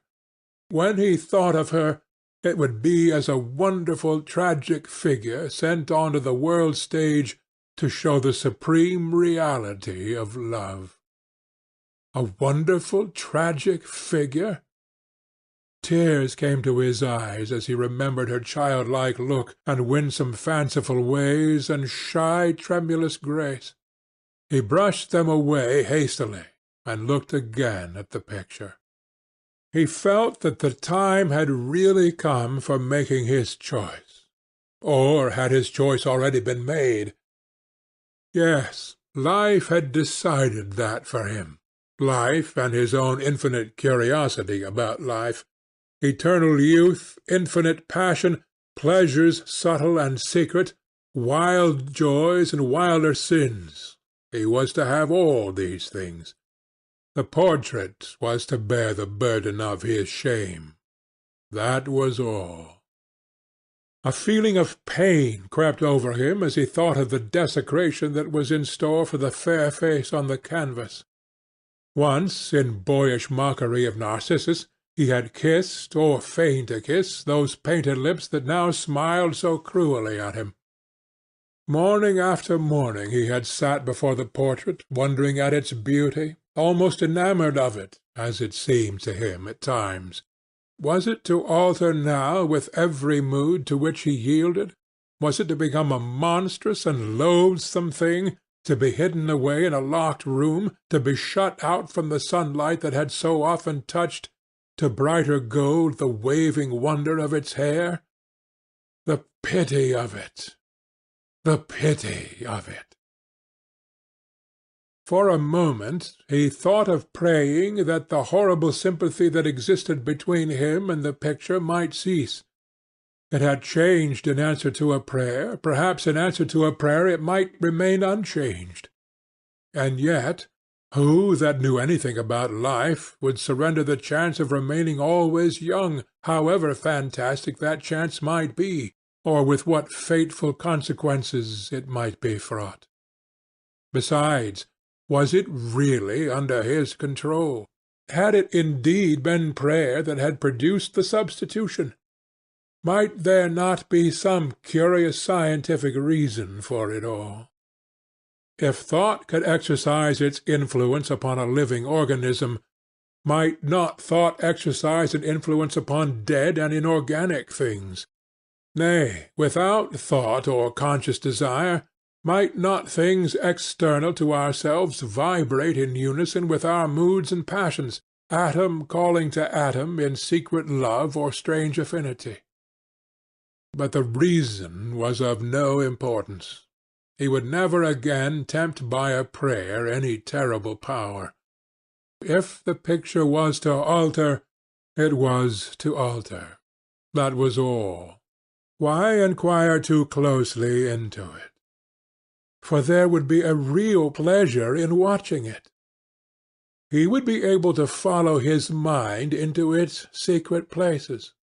This portrait would be to him the most magical of mirrors. As it had revealed to him his own body, so it would reveal to him his own soul.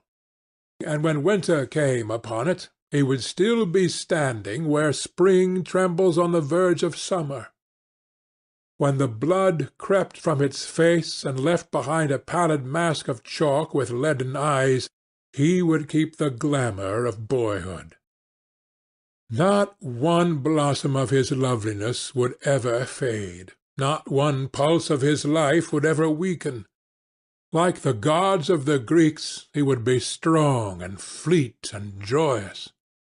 What did it matter what happened to the colored image on the canvas? He would be safe. That was everything. He drew the screen back into its former place in front of the picture, smiling as he did so, and passed into his bedroom, where his valet was already waiting for him. An hour later he was at the opera, and Lord Henry was leaning over his chair. Chapter 8. Chapter 9 of The Picture of Dorian Gray. As he was sitting at breakfast next morning, Basil Hallward was shown into the room. "I am so glad I have found you, Dorian," he said gravely. "I called last night, and they told me you were at the opera. Of course I knew that was impossible, but I wish you had left word where you had really gone to. I passed a dreadful evening, half afraid that one tragedy might be followed by another. I think you might have telegraphed for me when you heard of it first. I read of it quite by chance in a late edition of the Globe that I picked up at the club. I came here at once and was miserable at not finding you. I can't tell you how heartbroken I am about the whole thing. I know what you must suffer. But where were you? Did you go down and see the girl's mother? For a moment I thought of following you there. They gave the address in the paper. Somewhere in the Euston Road, isn't it? But I was afraid of intruding upon a sorrow that I could not lighten. Poor woman! What a state she must be in! And her only child, too! What did she say about it all?" "My dear Basil, how do I know?" murmured Dorian Gray, sipping some pale yellow wine from a delicate gold-beaded bubble of Venetian glass, and looking dreadfully bored. "I was at the opera. You should have come on there. I met Lady Gwendolen, Harry's sister, for the first time. We were in her box. She is perfectly charming, and Patty sang divinely. Don't talk about horrid subjects. If one doesn't talk about a thing, it has never happened. It is simply expression, as Harry says, that gives reality to things. I may mention that she was not the woman's only child. There is a son, a charming fellow, I believe. but he is not on the stage. He is a sailor or something. And now tell me about yourself and what you are painting." "You went to the opera?" said Hallward, speaking very slowly, and with a strained touch of pain in his voice. "You went to the opera while Sibyl Vane was lying dead in some sordid lodging? You can talk to me of other women being charming, and of Patti singing divinely, before the girl you loved has even the quiet of a grave to sleep in. Why, man, there are horrors in store for that little white body of hers." "Stop, Basil! I won't hear it!" cried Dorian, leaping to his feet. "You must not tell me about things. What is done is done. What is past. You call yesterday the past? What has the actual lapse of time got to do with it? It is only shallow people who require years to get rid of an emotion. A man who is master of himself can end a sorrow as easily as he can invent a pleasure. I don't want to be at the mercy of my emotions. I want to use them, to enjoy them, and to dominate them." "Dorian, this is horrible. Something has changed you completely.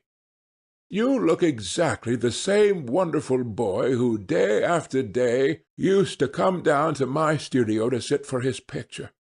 But you were simple, natural, and affectionate then. You were the most unspoiled creature in the whole world. Now I don't know what has come over you. You talk as if you had no heart, no pity in you. It is all Harry's influence, I see that." The lad flushed up, and going to the window, looked out for a few moments on the green, flickering, sun-lashed garden. "I owe a great deal to Harry, Basil," he said at last, "more than I owe to you. You only taught me to be vain. Well, I am punished for that, Dorian, or shall be some day." "I don't know what you mean, Basil," he exclaimed, turning round. "I don't know what you want. What do you want?" "I want the Dorian Gray I used to paint," said the artist sadly. "Basil," said the lad, going over to him and putting his hand on his shoulder, "you have come too late. Yesterday, when I heard that Sibyl Vane had killed herself—" "Killed herself? Good heavens! Is there no doubt about that?" cried Hallward, looking up at him with an expression of horror. "My dear Basil, surely you don't think it was a vulgar accident? Of course she killed herself." The elder man buried his face in his hands. "How fearful!" he muttered, and a shudder ran through him. "No," said Dorian Gray, "there is nothing fearful about it. It is one of the great romantic tragedies of the age. As a rule, people who act lead the most commonplace lives. They are good husbands, or faithful wives, or something tedious. You know what I mean, middle-class virtue and all that kind of thing. How different Sibyl was! She lived her finest tragedy. She was always a heroine. The last night she played, the night you saw her, she acted badly because she had known the reality of love.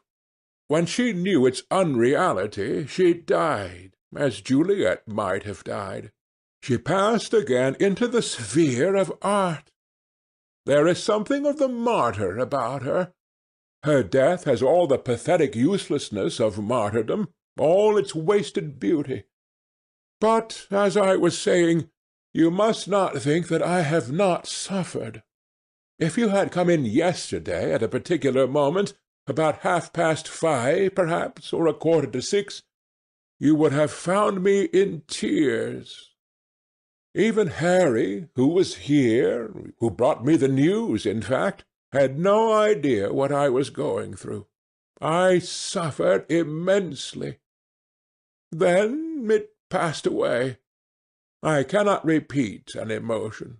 No one can, except sentimentalists. And you are awfully unjust, Basil. You come down here to console me. That is charming of you. You find me consoled, and you are furious. How like a sympathetic person! You remind me of a story Harry told me about a certain philanthropist who spent 20 years of his life in trying to get some grievance redressed or some unjust law altered. I forget exactly what it was. Finally he succeeded, and nothing could exceed his disappointment. He had absolutely nothing to do, almost died of ennui, and became a confirmed misanthrope. And besides, my dear old Basil, if you really want to console me, teach me rather to forget what has happened, or to see it from a proper artistic point of view. Was it not Gautier who used to write about la consolation des arts? I remember picking up a little vellum-covered book in your studio one day and chancing on that delightful phrase. Well, I am not like that young man you told me of when we were down at Marlow together, the young man who used to say that yellow satin could console one for all the miseries of life. I love beautiful things that one can touch and handle. Old brocades, green bronzes, lacquer work, carved ivories, exquisite surroundings, luxury, pomp. There is much to be got from all these. But the artistic temperament that you create, or at any rate reveal, is still more to me. To become the spectator of one's own life, as Harry says, is to escape the suffering of life. I know you are surprised at my talking to you like this. You have not realized how I have developed. I was a schoolboy when you knew me. I am a man now. I have new passions, new thoughts, new ideas. I am different, but you must not like me less. I am changed, but you must always be my friend. Of course I am very fond of Harry, but I know that you are better than he is. You are not stronger. You are too much afraid of life, but you are better. And how happy we used to be together! Don't leave me, Basil, and don't quarrel with me. I am what I am. There is nothing more to be said. The painter felt strangely moved. The lad was infinitely dear to him, and his personality had been the great turning point in his art. He could not bear the idea of reproaching him any more. After all, his indifference was probably merely a mood that would pass away. There was so much in him that was good, so much in him that was noble. "Well, Dorian," he said at length, with a sad smile, "I won't speak to you again about this horrible thing after to-day. I only trust your name won't be mentioned in connection with it. The inquest is to take place this afternoon. Have they summoned you?" Dorian shook his head, and a look of annoyance passed over his face at the mention of the word inquest. There was something so crude and vulgar about everything of the kind. "They don't know my name," he answered. "But surely she did?" "Only my Christian name, and I am quite sure she never mentioned it to any one. She told me once that they were all rather curious to learn who I was, and that she invariably told my name as Prince Charming. It was pretty of her. You must do me a drawing of Sibyl, Basil. I should like to have something more of her than the memory of a few kisses and some broken pathetic words." "I will try and do something, Dorian, if it would please you. But you must come and sit to me yourself again. I can't get on without you." "I can never sit to you again, Basil. It is impossible," he exclaimed, starting back. The painter stared at him.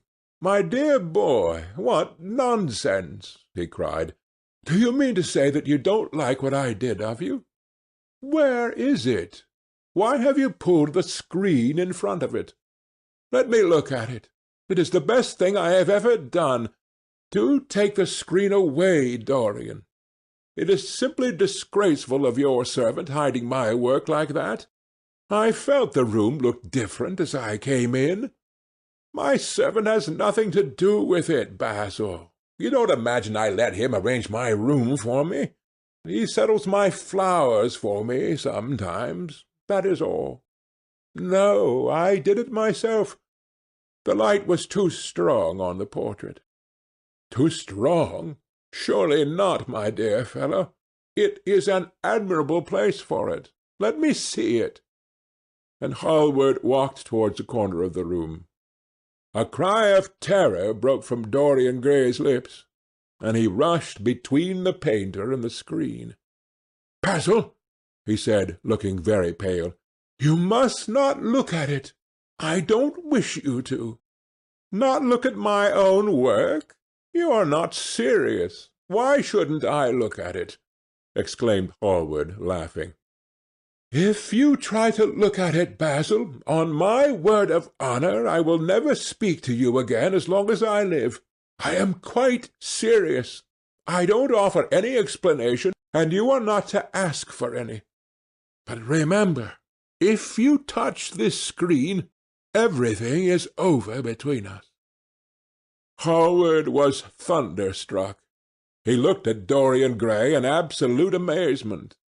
He had never seen him like this before. The lad was actually pallid with rage. His hands were clenched, and the pupils of his eyes were like disks of blue fire. He was trembling all over. "Dorian! Don't speak! But what is the matter?" "Of course I won't look at it if you don't want me to," he said, rather coldly, turning on his heel and going over towards the window. "But really, it seems rather absurd that I shouldn't see my own work, especially as I'm going to exhibit it in Paris in the autumn. I shall probably have to give it another coat of varnish before that, so I must see it some day, and why not to-day?" "To exhibit it? You want to exhibit it?" exclaimed Dorian Gray, a strange sense of terror creeping over him. Was the world going to be shown his secret? Were people to gape at the mystery of his life?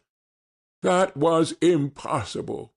Something, he did not know what, had to be done at once. "Yes, I don't suppose you will object to that. Georges Petit is going to collect all my best pictures for a special exhibition in the Rue de Sèze, which will open the first week in October. The portrait will only be away a month. I should think you could easily spare it for that time. In fact, you are sure to be out of town, and if you keep it always behind a screen, you don't care much about it." Dorian Gray passed his hand over his forehead. There were beads of perspiration there. He felt that he was on the brink of a horrible danger. "You told me a month ago that you would never exhibit it," he cried. "Why have you changed your mind? You people who go in for being consistent have just as many moods as others have. The only difference is that your moods are rather meaningless. You can't have forgotten that you assured me most solemnly that nothing in the world would induce you to send it to any exhibition. You told Harry exactly the same thing." He stopped suddenly, and a gleam of light came into his eyes. He remembered that Lord Henry had said to him once, half seriously and half in jest, "If you want to have a strange quarter of an hour, get Basil to tell you why he won't exhibit your picture. He told me why he wouldn't, and it was a revelation to me." Yes, perhaps Basil too had his secret. He would ask him and try. "Basil," he said, coming over quite close and looking him straight in the face, "we have each of us a secret. Let me know yours, and I shall tell you mine. What was your reason for refusing to exhibit my picture?" The painter shuddered in spite of himself. Dorian, if I told you, you might like me less than you do, and you would certainly laugh at me. I cannot bear your doing either of those two things. If you wish me never to look at your picture again, I am content. I have always you to look at. If you wish the best work I have ever done to be hidden from the world, I am satisfied. Your friendship is dearer to me than any fame or reputation. No, Basil, you must tell me, insisted Dorian Gray. I think I have a right to know. His feeling of terror had passed away, and curiosity had taken its place. He was determined to find out Basil Hallward's mystery. "Let us sit down, Dorian," said the painter, looking troubled. "Let us sit down, and just answer me one question. Have you noticed in the picture something curious? Something that probably at first did not strike you, but that revealed itself to you suddenly?" "Basil!"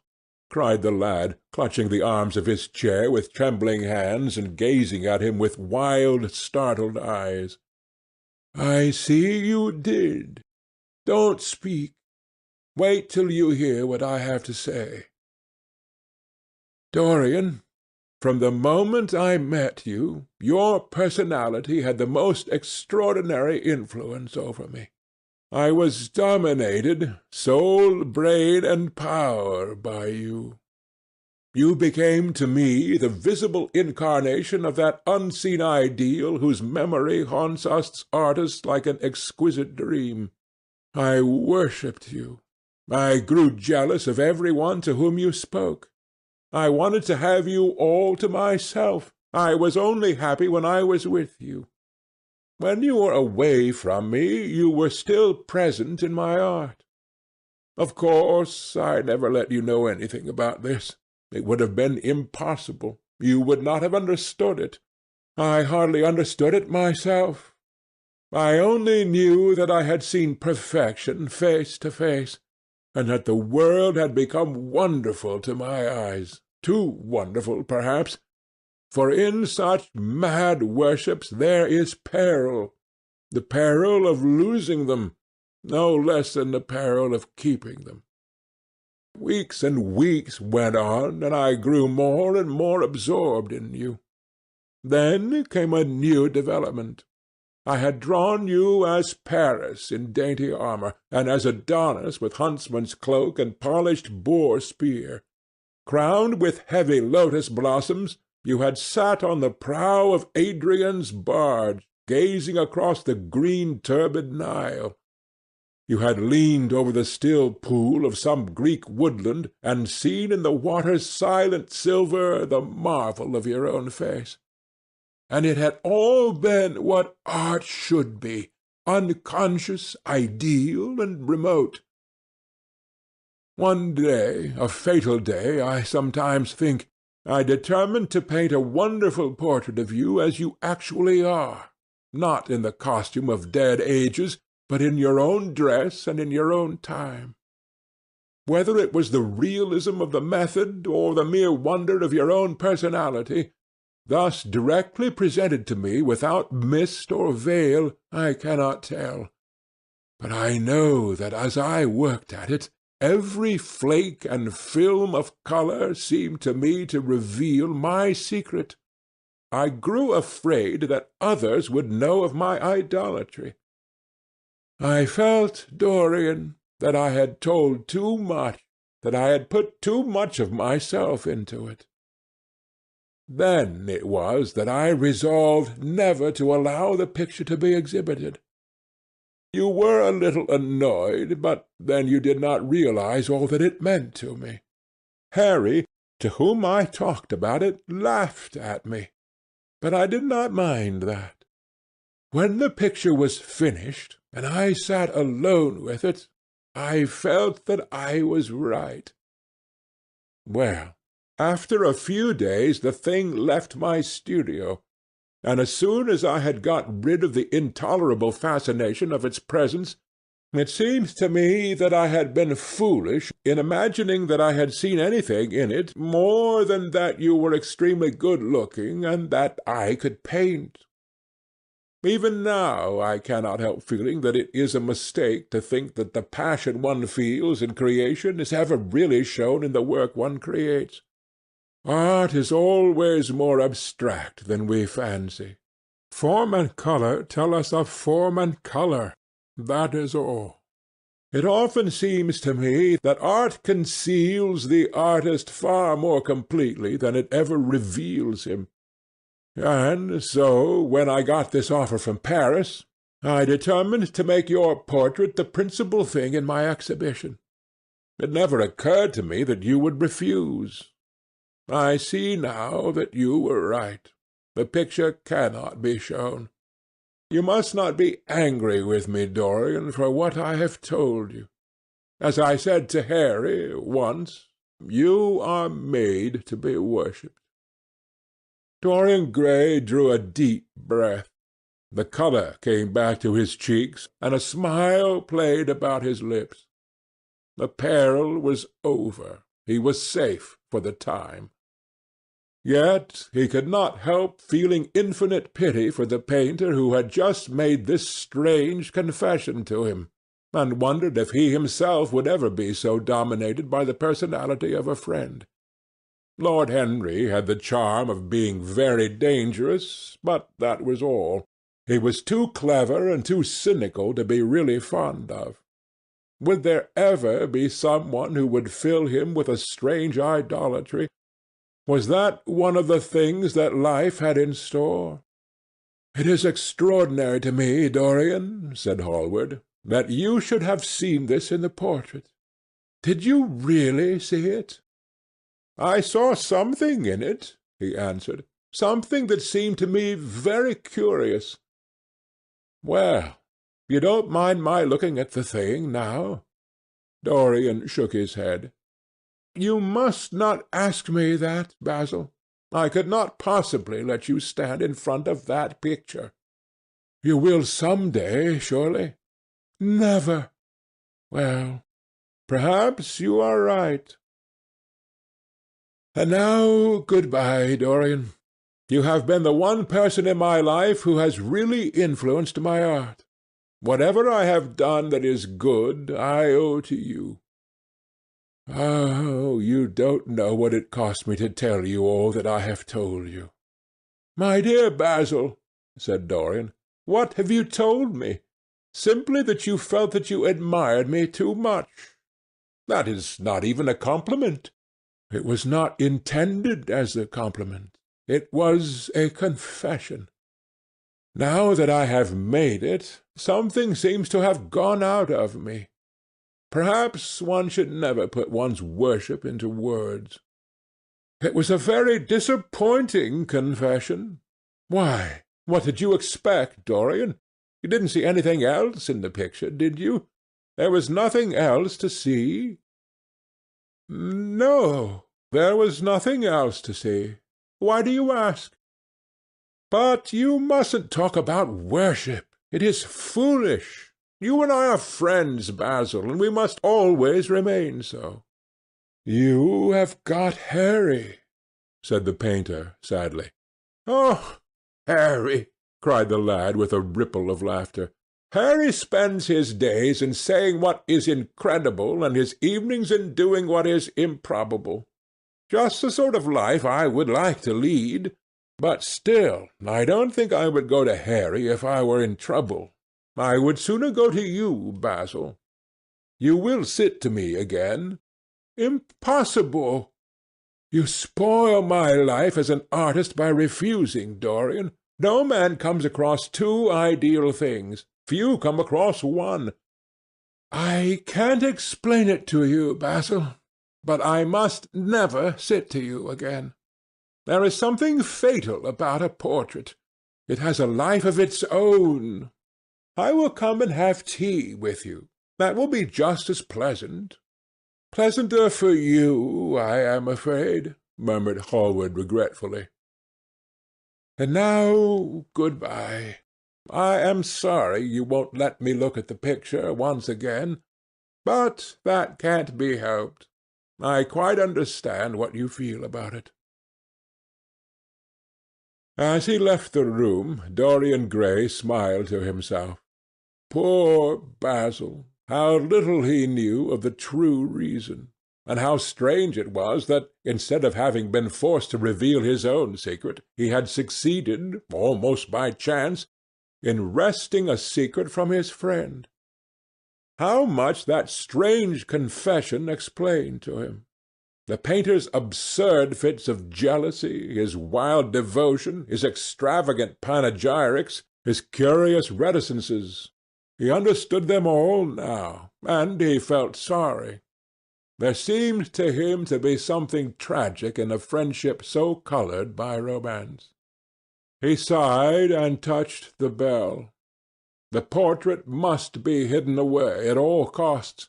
He could not run such a risk of discovery again.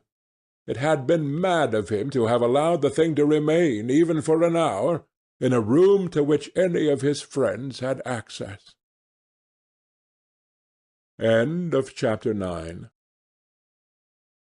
Chapter 10 of The Picture of Dorian Gray. When his servant entered, he looked at him steadfastly, and wondered if he had thought of peering behind the screen. The man was quite impassive, and waited for his orders. Dorian lit a cigarette, and walked over to the glass and glanced into it. He could see the reflection of Victor's face perfectly. It was like a placid mask of servility. There was nothing to be afraid of there, yet he thought it best to be on his guard. Speaking very slowly, he told him to tell the housekeeper that he wanted to see her, and then to go to the frame-maker and ask him to send 2 of his men round at once. It seemed to him that as the man left the room his eyes wandered in the direction of the screen. Or was that merely his own fancy? After a few moments, in her black silk dress, with old-fashioned thread mittens on her wrinkled hands, Mrs. Leaf bustled into the library. He asked her for the key of the schoolroom. "The old schoolroom, Mr. Dorian?" she exclaimed. "Why, it is full of dust. I must get it arranged and put straight before you go into it. It is not fit for you to see, sir. It is not indeed." "I don't want it put straight, Leaf. I only want the key." "Well, sir, you'll be covered with cobwebs if you go into it. Why, it hasn't been opened for nearly 5 years, not since his lordship died." He winced at the mention of his grandfather. He had hateful memories of him. "That does not matter," he answered. "I simply want to see the place. That is all. Give me the key." "And here is the key, sir," said the old lady, going over the contents of her bunch with tremulously uncertain hands. "Here is the key. I'll have it off the bunch in a moment. But you don't think of living up there, sir, and you so comfortable here?" "No, no," he cried petulantly. "Thank you, Leaf. That will do." She lingered for a few moments, and was garrulous over some detail of the household. He sighed, and told her to manage things as she thought best. She left the room, wreathed in smiles. As the door closed, Dorian put the key in his pocket and looked round the room. His eye fell on a large purple satin coverlet heavily embroidered with gold, a splendid piece of the late 17th-century Venetian work that his grandfather had found in a convent near Bologna. Yes, that would serve to wrap the dreadful thing in. It had perhaps served often as a pall for the dead. Now it was to hide something that had a corruption of its own, worse than corruption of death itself, something that would breed horrors and yet would never die. What the worm was to the corpse, his sins would be to the painted image on the canvas. They would mar its beauty and eat away its grace. They would defile it and make it shameful. And yet the thing would still live on. It would be always alive. He shuddered, and for a moment he regretted that he had not told Basil the true reason why he had wished to hide the picture away. Basil would have helped him to resist Lord Henry's influence, and the still more poisonous influences that came from his own temperament. The love that he bore him, for it was really love, had nothing in it that was not noble and intellectual. It was not that mere physical admiration of beauty that is born of the senses and that dies when the senses tire. It was such love as Michelangelo had known, and Montaigne, and Winckelmann, and Shakespeare himself. Yes, Basil could have saved him, but it was too late now. The past could always be annihilated. Regret, denial, or forgetfulness could do that, but the future was inevitable. There were passions in him that would find their terrible outlet, dreams that would make the shadow of their evil real. He took up from the couch the great purple and gold texture that covered it, and holding it in his hands, passed behind the screen. Was the face on the canvas viler than before?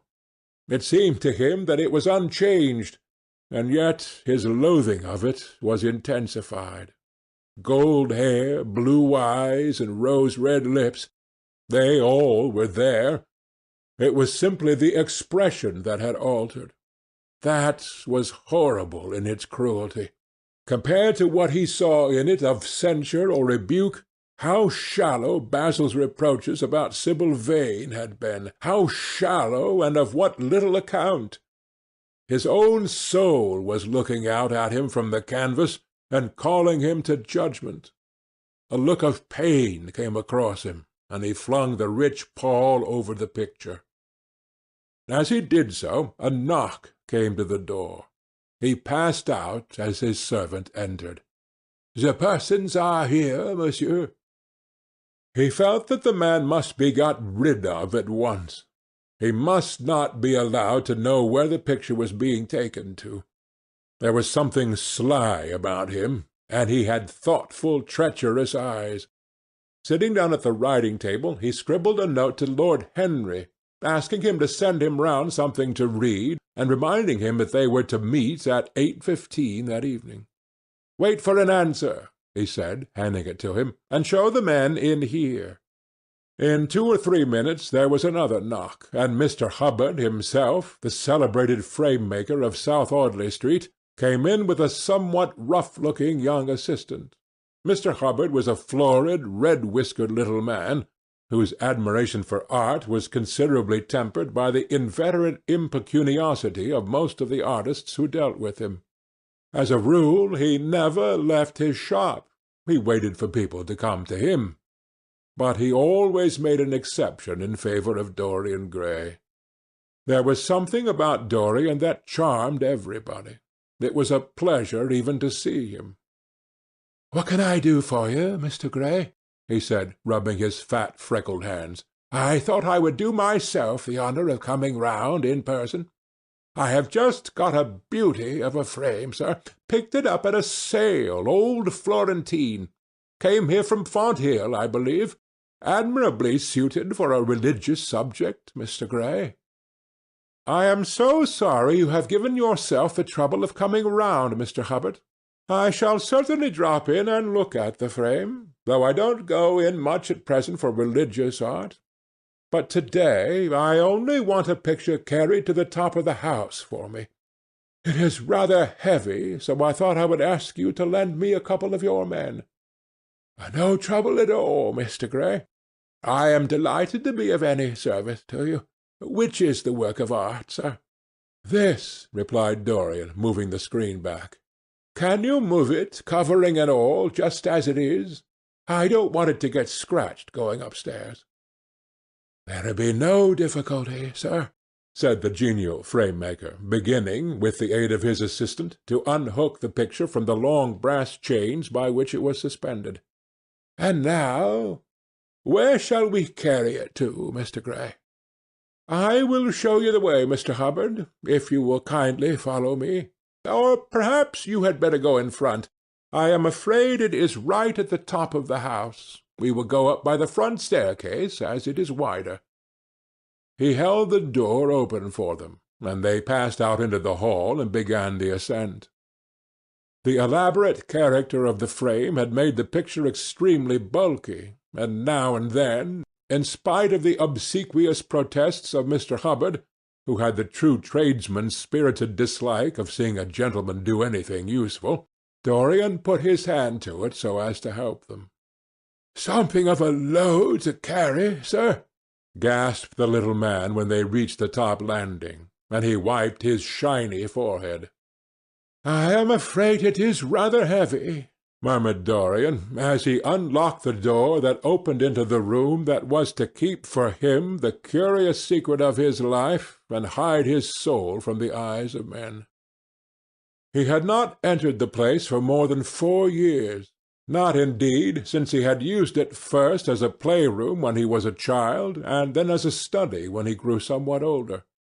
It was a large, well-proportioned room, which had been specially built by the last Lord Kelso for the use of the little grandson, whom, for his strange likeness to his mother, and also for other reasons, he had always hated and desired to keep at a distance.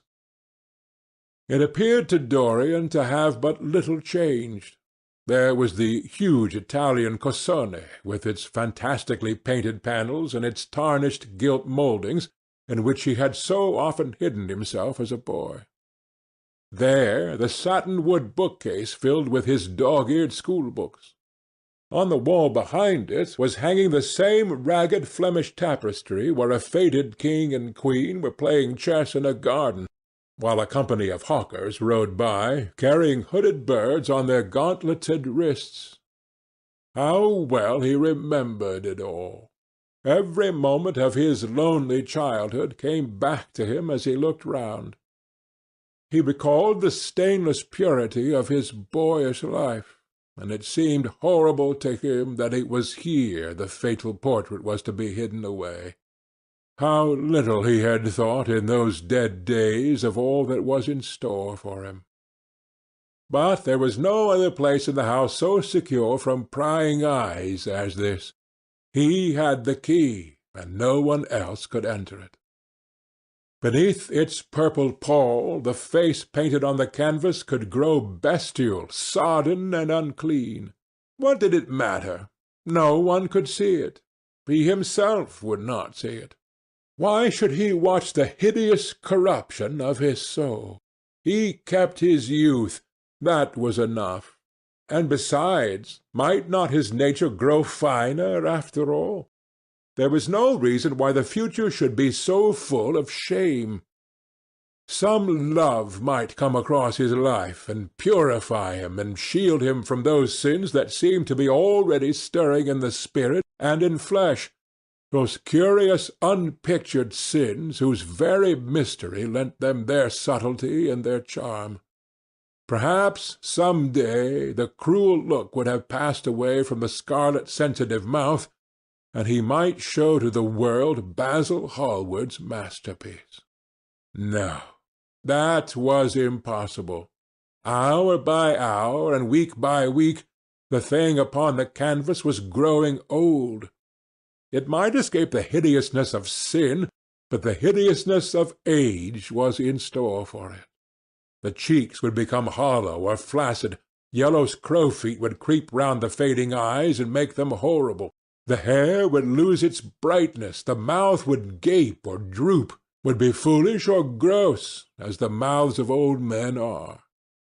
There would be the wrinkled throat, the cold blue-veined hands, the twisted body that he remembered in the grandfather who had been so stern to him in his boyhood. The picture had to be concealed. There was no help for it.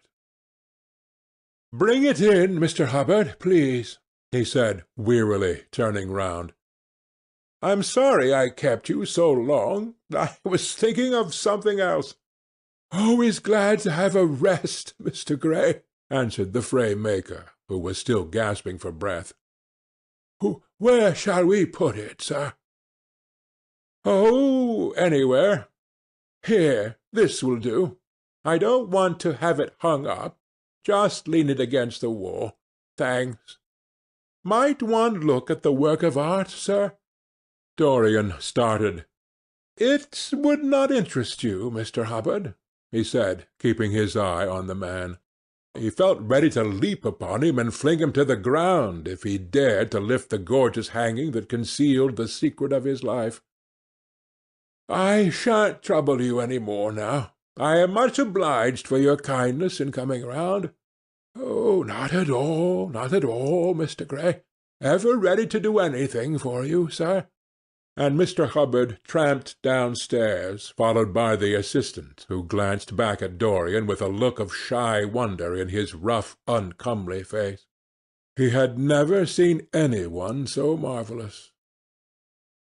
When the sound of their footsteps had died away, Dorian locked the door and put the key in his pocket.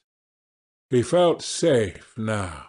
No one would ever look upon the horrible thing. No eye but his would ever see his shame. On reaching the library, he found that it was just after 5 o'clock, and that the tea had already been brought up. On a little table of dark perfumed wood, thickly encrusted with nacre, a present from Lady Radley, his guardian's wife, a pretty professional invalid who had spent the preceding winter in Cairo, was lying a note from Lord Henry, and beside it was a book bound in yellow paper, the cover slightly torn and the edges soiled. A copy of the 3rd edition of the St. James's Gazette had been placed on the tea-tray. It was evident that Victor had returned. He wondered if he had met the men in the hall as they were leaving the house, and had wormed out of them what they had been doing. He would be sure to miss the picture, had no doubt missed it already, while he had been laying the tea-things. The screen had not been set back, and a blank space was visible on the wall. Perhaps some night he might find him creeping upstairs and trying to force the door of the room. It was a horrible thing to have a spy in one's house. He had heard of rich men who had been blackmailed all their lives by some servant who had read a letter, or overheard a conversation, or picked up a card with an address, or found beneath a pillow a withered flower or a shred of crumpled lace. He sighed, and having poured himself out some tea, opened Lord Henry's note. It was simply to say that he had sent him round the evening paper and a book that might interest him, and that he would be at the club at 8:15. He opened the St. James languidly and looked through it. A red pencil mark on the 5th page caught his eye. It drew attention to the following paragraph: "Inquest on an actress. An inquest was held this morning at the Bell Tavern, Hoxton Road, by Mr. Danby, the district coroner, on the body of Sybil Vane, a young actress recently engaged at the Royal Theatre, Holborn. A verdict of death by misadventure was returned. Considerable sympathy was expressed for the mother of the deceased, who was greatly affected during the giving of her own evidence, and that of Dr. Birrell, who had made the post-mortem examination of the deceased." He frowned, and tearing the paper in two, went across the room and flung the pieces away. How ugly it all was, and how horribly real ugliness made things! He felt a little annoyed with Lord Henry for having sent him the report, and it was certainly stupid of him to have marked it with red pencil. Victor might have read it. The man knew more than enough English for that. Perhaps he had read it and had begun to suspect something. And yet, what did it matter? What had Dorian Gray to do with Sybil Vane's death? There was nothing to fear. Dorian Gray had not killed her. His eye fell on the yellow book that Lord Henry had sent him. What was it, he wondered? He went towards the little pearl-coloured octagonal stand that had always looked to him like the work of some strange Egyptian bees that wrought in silver, and taking up the volume, flung himself into an armchair and began to turn over the leaves. After a few minutes he became absorbed. It was the strangest book that he had ever read. It seemed to him that in exquisite raiment and to the delicate sound of flutes, the sins of the world were passing in dumb show before him. Things that he had dimly dreamed of were suddenly made real to him. Things of which he had never dreamed were gradually revealed. It was a novel without a plot, and with only one character, being, indeed, simply a psychological study of a certain young Parisian who spent his life trying to realize in the 19th century all the passions and modes of thought that belonged to every century except his own, and to sum up, as it were, in himself the various moods through which the world-spirit had ever passed, loving for their mere artificiality those renunciations that men have unwisely called virtue, as much as those natural rebellions that wise men still call sin. The style in which it was written was that curious jewelled style, vivid and obscure at once, full of argot and of archaisms, of technical expressions and of elaborate paraphrases that characterizes the work of some of the finest artists of the French school of symbolists. There were in it metaphors as monstrous as orchids and as subtle in colour. The life of the senses was described in the terms of mystical philosophy. One hardly knew at times whether one was reading the spiritual ecstasies of some medieval saint or the morbid confessions of a modern sinner. It was a poisonous book. The heavy odour of incense seemed to cling about its pages and to trouble the brain. The mere cadence of the sentences, the subtle monotony of their music, so full as it was of complex refrains and movements elaborately repeated, produced in the mind of the lad, as he passed from chapter to chapter, a form of reverie, a malady of dreaming, that made him unconscious of the falling day and creeping shadows. Cloudless and pierced by one solitary star, a copper-green sky gleamed through the windows. He read on by its wan light till he could read no more. Then, after his valet had reminded him several times of the lateness of the hour, he got up, and going into the next room, placed the book on the little Florentine table that always stood at his bedside, and began to dress for dinner. It was almost 9 o'clock before he reached the club, where he found Lord Henry sitting alone in the morning-room, looking very much bored. "I am so sorry, Harry," he cried, "but really it is entirely your fault. That book you sent me so fascinated me that I forgot how the time was going." "Yes, I thought you would like it," replied his host, rising from his chair. "I didn't say I liked it, Harry. I said it fascinated me. There is a great difference." "Ah, you have discovered that?" murmured Lord Henry, and they passed into the dining-room.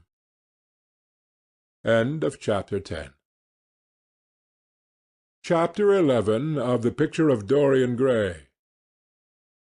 For years Dorian Gray could not free himself from the influence of this book. Or perhaps it would be more accurate to say that he never sought to free himself from it.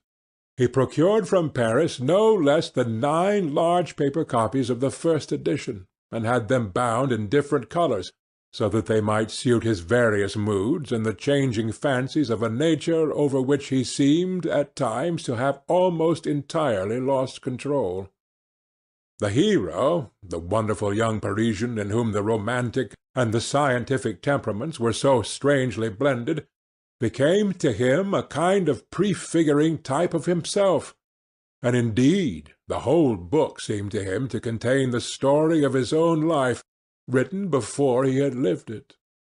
In one point he was more fortunate than the novel's fantastic hero. He never knew, never indeed had any cause to know, that somewhat grotesque dread of mirrors and polished metal surfaces and still water which came upon the young Parisian so early in his life, and was occasioned by the sudden decay of a beau that had once apparently been so remarkable.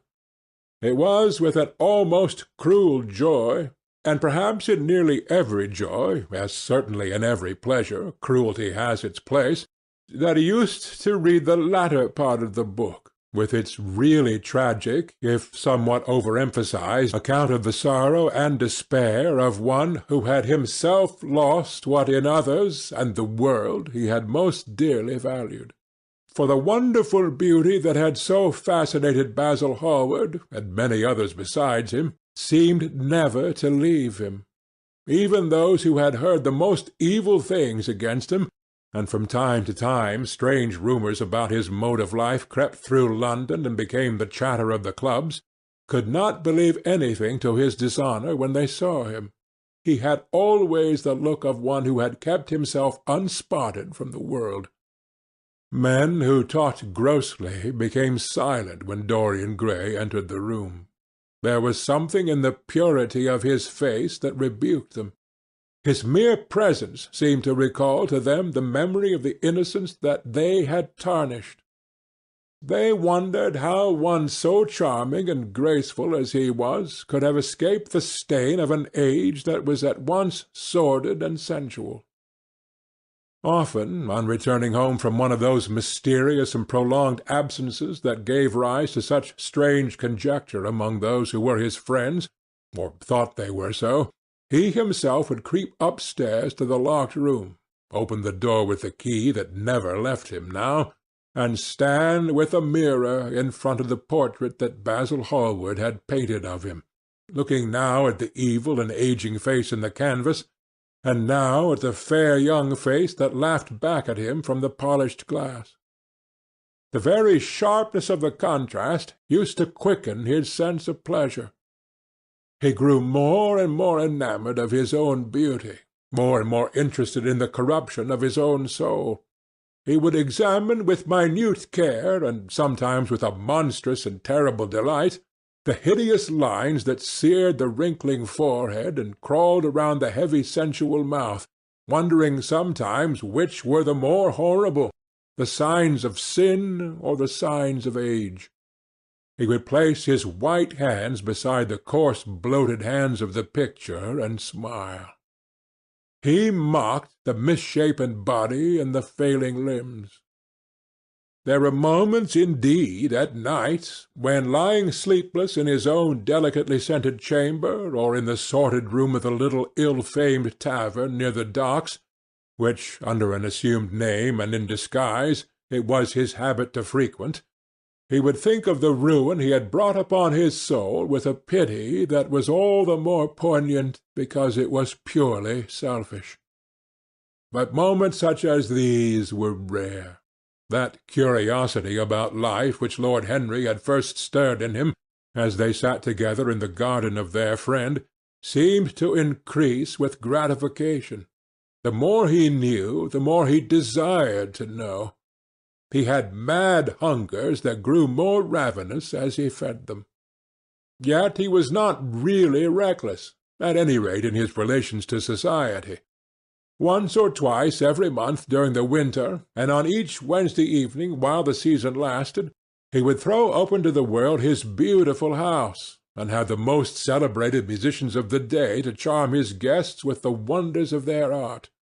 His little dinners, in the settling of which Lord Henry always assisted him, were noted as much for the careful selection and placing of those invited as for the exquisite taste shown in the decoration of the table, with its subtle symphonic arrangements of exotic flowers and embroidered cloths and antique plate of gold and silver.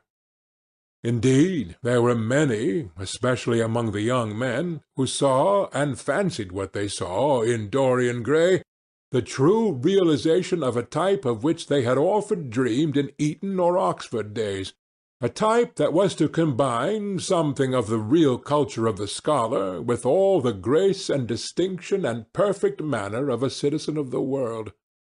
To them he seemed to be of the company of those whom Dante describes as having sought to make themselves perfect by the worship of beauty.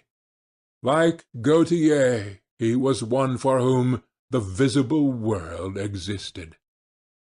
And certainly to him life itself was the first, the greatest of the arts, and for it all the other arts seemed to be but a preparation. Fashion, by which what is really fantastic becomes for a moment universal, and dandyism, which in its own way is an attempt to assert the absolute modernity of beauty, had of course their fascination for him. His mode of dressing, and the particular styles that from time to time he affected, had their marked influence on the young exquisites of the Mayfair balls and the Pall Mall Club windows, who copied him in everything that he did, and tried to reproduce the accidental charm of his graceful, though to him only half serious, fopperies.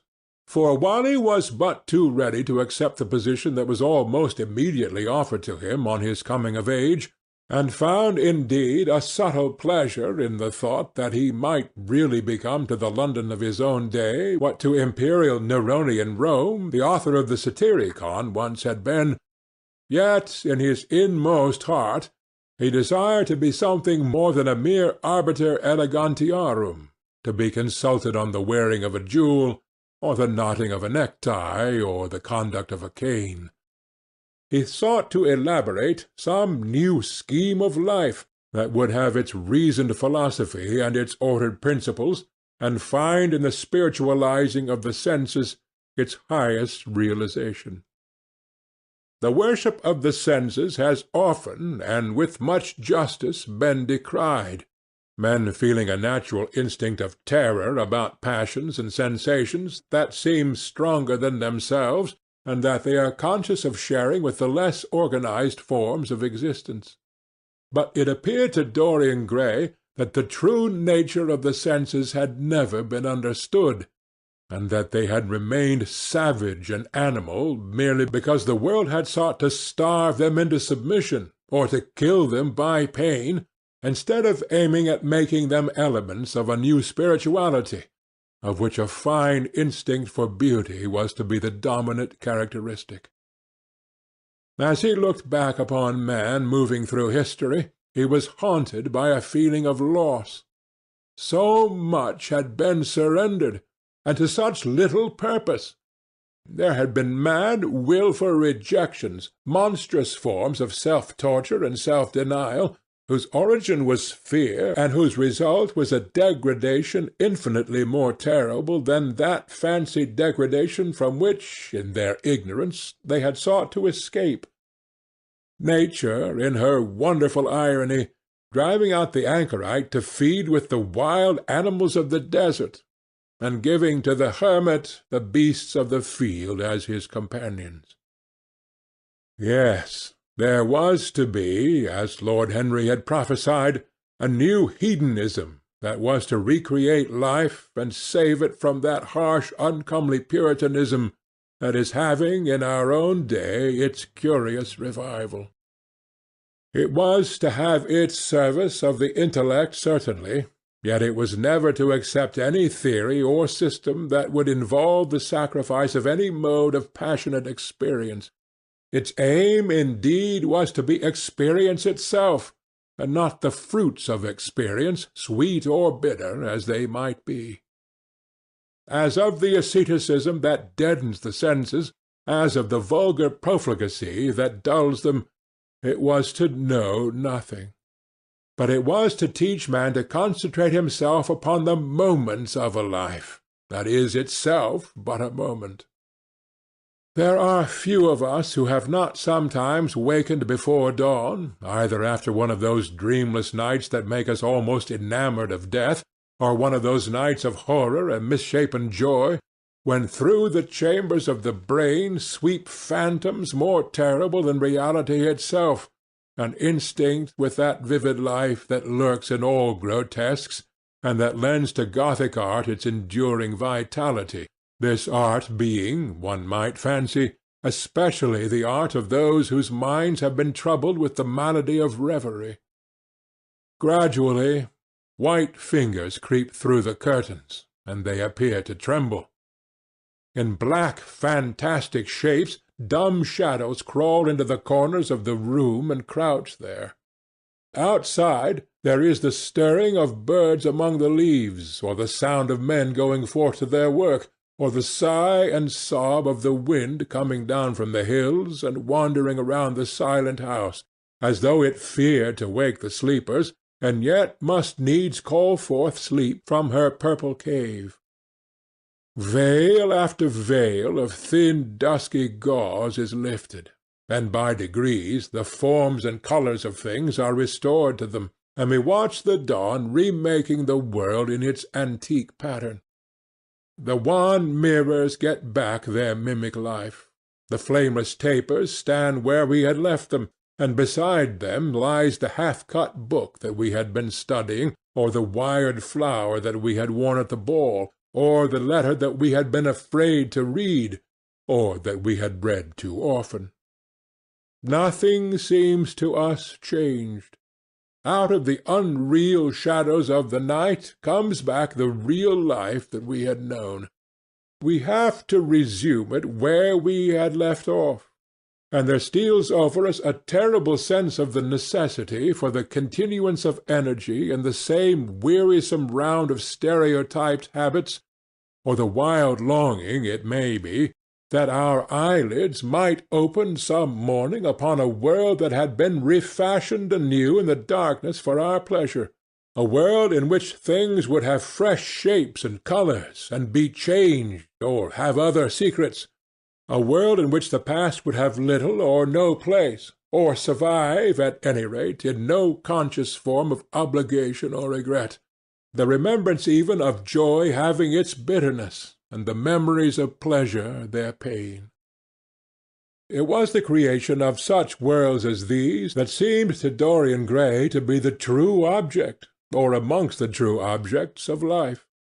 And in his search of sensations that would be at once new and delightful, and possess that element of strangeness that is so essential to romance, he would often adopt certain modes of thought that he knew to be really alien to his nature, abandon himself to their subtle influences, and then, having, as it were, caught their colour and satisfied his intellectual curiosity, leave them with that curious indifference that is not incompatible with a real ardour of temperament, and that, indeed, according to certain modern psychologists, is often a condition of it.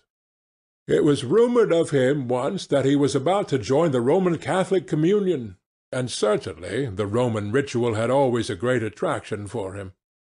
The daily sacrifice, more awful really than all the sacrifices of the antique world, stirred him as much by its superb rejection of the evidence of the senses as by the primitive simplicity of its elements and the eternal pathos of the human tragedy that it sought to symbolize.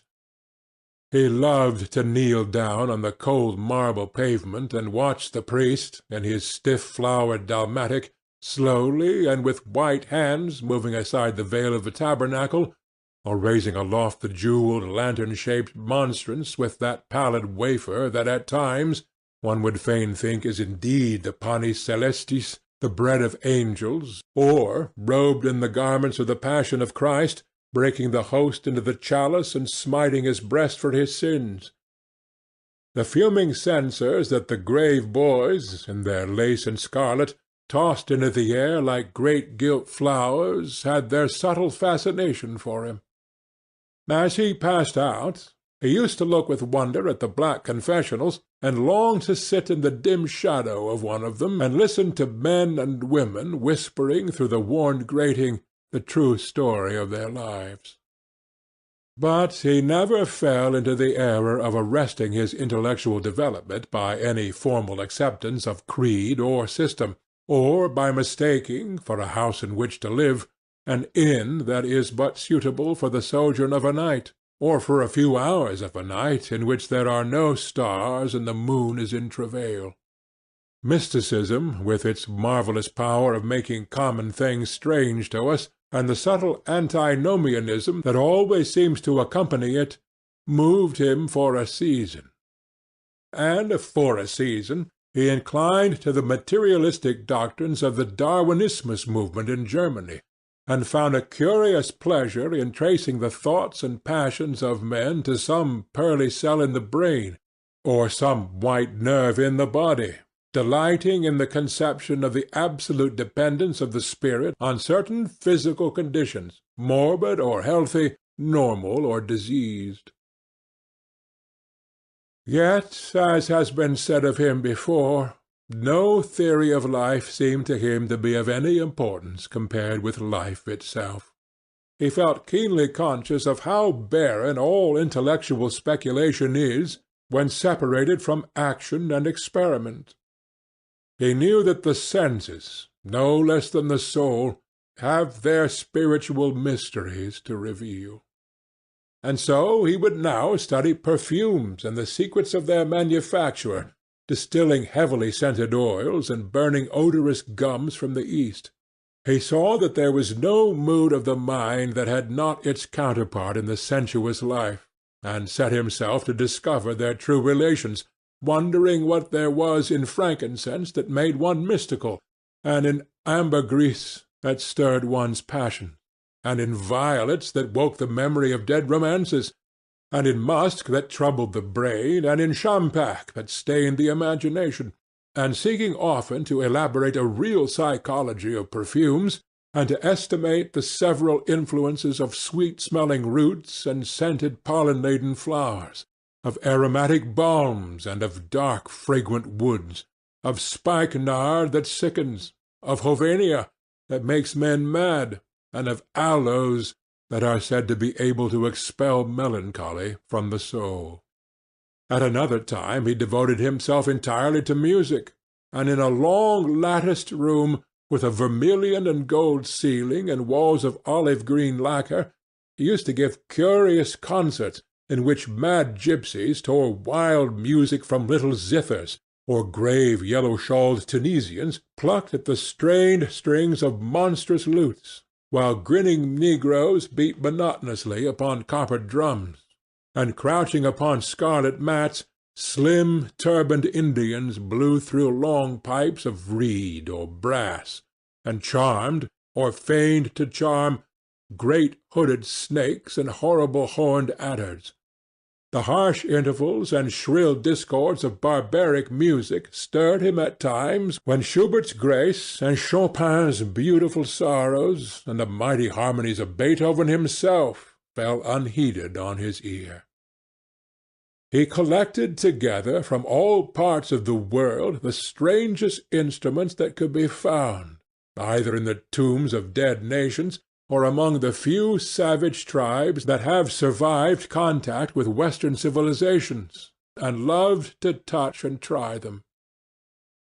He had the mysterious Juruparis of the Rio Negro Indians, that women are not allowed to look at, and that even youths may not see till they have been subjected to fasting and scourging, and the earthen jars of the Peruvians that have the shrill cries of birds, and flutes of human bones such as Alfonso de Ovalle heard in Chile, and the sonorous green jaspers that are found near Cuzco, and give forth a note of singular sweetness. He had painted gourds filled with pebbles that rattled when they were shaken. The long clarin of the Mexicans, into which the performer does not blow, but through which he inhales the air. The harsh tuoi of the Amazon tribes, that is sounded by the sentinels who sit all day long in high trees, and can be heard, it is said, at a distance of 3 leagues. The teponaztli, that has 2 vibrating tongues of wood and is beaten with sticks that are smeared with an elastic gum obtained from the milky juice of plants. The yotl bells of the Aztecs, that are hung in clusters like grapes, and a huge cylindrical drum covered with the skins of great serpents, like the one that Bernal Diaz saw when he went with Cortes into the Mexican temple, and of whose doleful sound he had left us so vivid a description.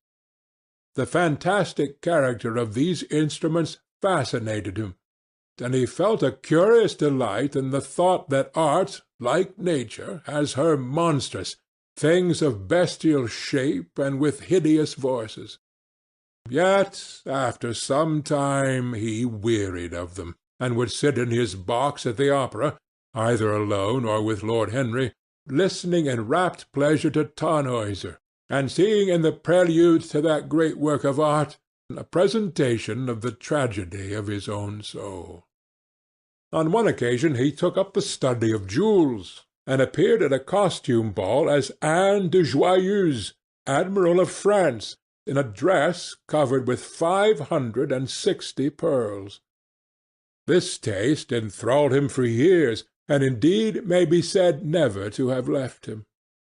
He would often spend a whole day settling and resettling in their cases the various stones that he had collected, such as the olive-green chrysoberyl that turns red by lamplight, the cymophane with its wire-like line of silver, the pistachio-coloured peridot, rose-pink and wine-yellow topazes, carbuncles of fiery scarlet with tremulous full-rayed stars, flame-red cinnamon stones, orange and violet spinels, and amethysts with their alternate layers of ruby and sapphire.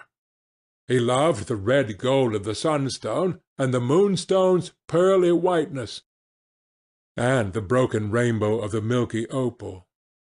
He procured from Amsterdam 3 emeralds of extraordinary size and richness of colour, and had a turquoise de la vieille roche that was the envy of all the connoisseurs. He discovered wonderful stories also about jewels. In Alfonso's Clericalis Disciplina, a serpent was mentioned with eyes of real jacinth, and in the romantic history of Alexander, the conqueror of Emathia was said to have found in the Vale of Jordan snakes with collars of real emeralds growing on their backs. There was a gem in the brain of the dragon, Philostratus told us, and by the exhibition of golden letters in a scarlet robe, the monster could be thrown into a magical sleep and slain. According to the great alchemist, Pierre de Boniface, the diamond rendered a man invisible, and the agate of India made him eloquent. The cornelian appeased anger, and the hyacinth provoked sleep, and the amethyst drove away the fumes of wine. The garnet cast out demons, and the hydropicus deprived the moon of her colour. The selenite waxed and waned with the moon, and the meloceus that discovers thieves could be affected only by the blood of kids. Leonardus Camillus had seen a white stone taken from the brain of a newly killed toad that was a certain antidote against poison. The bezoar that was found in the heart of the Arabian deer was a charm that could cure the plague. In the nests of Arabian birds was the aspilates, that, according to Democritus, kept the wearer from any danger by fire. The king of Ceylon rode through his city with a large ruby in his hand, as the ceremony of his coronation. The gates of the palace of John the priest were made of sardius, with the horn of the horned snake inwrought, so that no man might bring poison within. Over the gable were 2 golden apples, in which were 2 carbuncles, so that the gold might shine by day and the carbuncles by night. In Lodge's strange romance, A Marguerite of America, it was stated that in the chamber of the queen one could behold all the chaste ladies of the world enchased out of silver, looking through fair mirrors of chrysolites, carbuncles, sapphires, and green emeralds. Marco Polo had seen the inhabitants of a Zimpangu place rose-colored pearls in the mouths of the dead. A sea-monster had been enamored of the pearl that the diver brought to King Parozes, and had slain the thief, and mourned for 7 moons over its loss. When the Huns lured the king into the great pit, he flung it away. Procopius tells the story, nor was it ever found again, though the Emperor Anastasius offered 500 weight of gold pieces for it. The king of Malabar had shown to a certain Venetian a rosary of 304 pearls, one for every god that he worshipped. When the Duke de Valentinois, son of Alexander VI, visited Louis XII in France, his horse was loaded with gold leaves, according to Brantôme, and his cap had double rows of rubies that threw out a great light. Charles of England had ridden in stirrups hung with 421 diamonds. Richard the Second had a coat, valued at 30,000 marks, which was covered with balas rubies.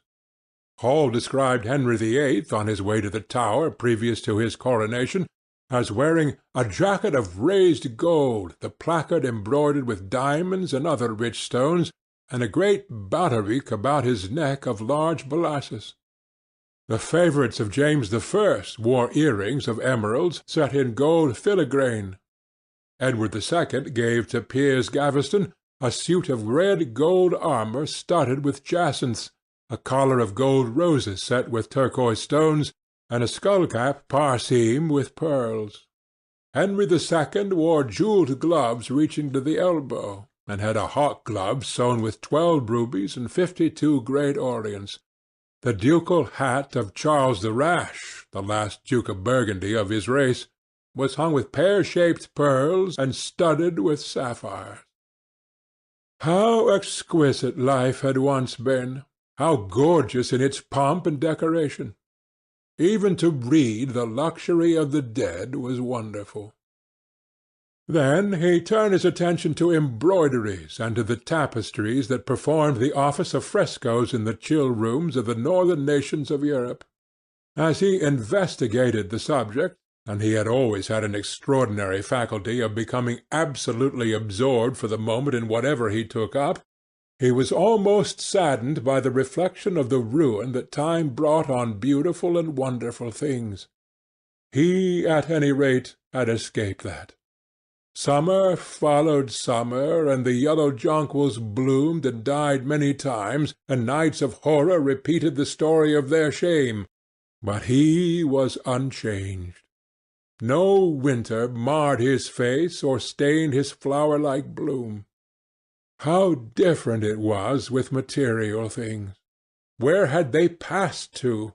Where was the great crocus-coloured robe, on which the gods fought against the giants, that had been worked by brown girls for the pleasure of Athena? Where the huge velarium that Nero had stretched across the Colosseum at Rome, that Titan sail of purple on which was represented the starry sky, an Apollo driving a chariot drawn by white, gilt-reined steeds? He longed to see the curious table napkins wrought for the priest of the sun, at which was displayed all the dainties and viands that could be wanted for a feast. The mortuary cloth of King Chilperic, with its 300 golden bees, the fantastic robes that excited the indignation of the Bishop of Pontus and were figured with lions, panthers, bears, dogs, forests, rocks, hunters, all, in fact, that a painter could copy from nature. And the coat that Charles of Orleans once wore, on the sleeves of which were embroidered the verses of a song beginning, "Madame, je suis tout joyeux," the musical accompaniment of the words being wrought in gold thread, and each note, of square shape in those days, formed with 4 pearls. He read of the room that was prepared at the palace of Rheims for the use of Queen Joan of Burgundy, and was decorated with 1,321 parrots made embroidery and blazoned with the king's arms, and 561 butterflies, whose wings were similarly ornamented with the arms of the queen, the whole worked in gold. Catherine de Medici had a mourning bed made for her of black velvet powdered with crescents and suns. Its curtains were of damask, with leafy wreaths and garlands figured upon a gold and silver ground, and fringed along the edges with broideries of pearls, and it stood in a room hung with rows of the queen's devices in cut black velvet upon cloth of silver. Louis XIV had gold-embroidered caryatides 15 feet high in his apartment. The state bed of Sobieski, King of Poland, was made of Smyrna gold brocade embroidered in turquoises with verses from the Koran. Its supports were of silver gilt, beautifully chased, and profusely set with enamelled and jewelled medallions. It had been taken from the Turkish camp before Vienna, and the standard of Mohammed had stood beneath the tremulous gilt of its canopy. And so, for a whole year, he sought to accumulate the most exquisite specimens that he could find of textile and embroidered work, getting the dainty Delhi muslins, finely wrought with gold-threaded palmates, and stitched over with iridescent beetles' wings, the Dhaka gauzes that from their transparency are known in the East as woven air and running water and evening dew, strange feathered cloths from Java, elaborate yellow Chinese hangings, books found in tawny satins or fair blue silks and wrought with fleur-de-lis, birds, and images, veils of Lassus worked in Hungary point, Sicilian brocades and stiff Spanish velvets, Georgian work with its gilt coins, and Japanese fukusas with their green-toned golds and their marvellously plumaged birds. He had a special passion also for ecclesiastical vestments, as indeed he had for everything connected with the service of the church. In the long cedar chests that lined the west gallery of his house he had stored away many rare and beautiful specimens of what is really the raiment of the bride of Christ, who must wear purple and jewels and fine linen, that she may hide the pallid, macerated body that is worn by the suffering that she seeks for and wounded by self-inflicted pain. He possessed a gorgeous cape of crimson silk and gold-thread damask, figured with a repeating pattern of golden pomegranates set in 6-petalled formal blossoms, beyond which on either side was the pineapple device wrought in seed curls. The orphreys were divided into panels representing scenes from the life of the Virgin, and the coronation of the Virgin was figured in coloured silks upon the hood. This was Italian work of the 15th century.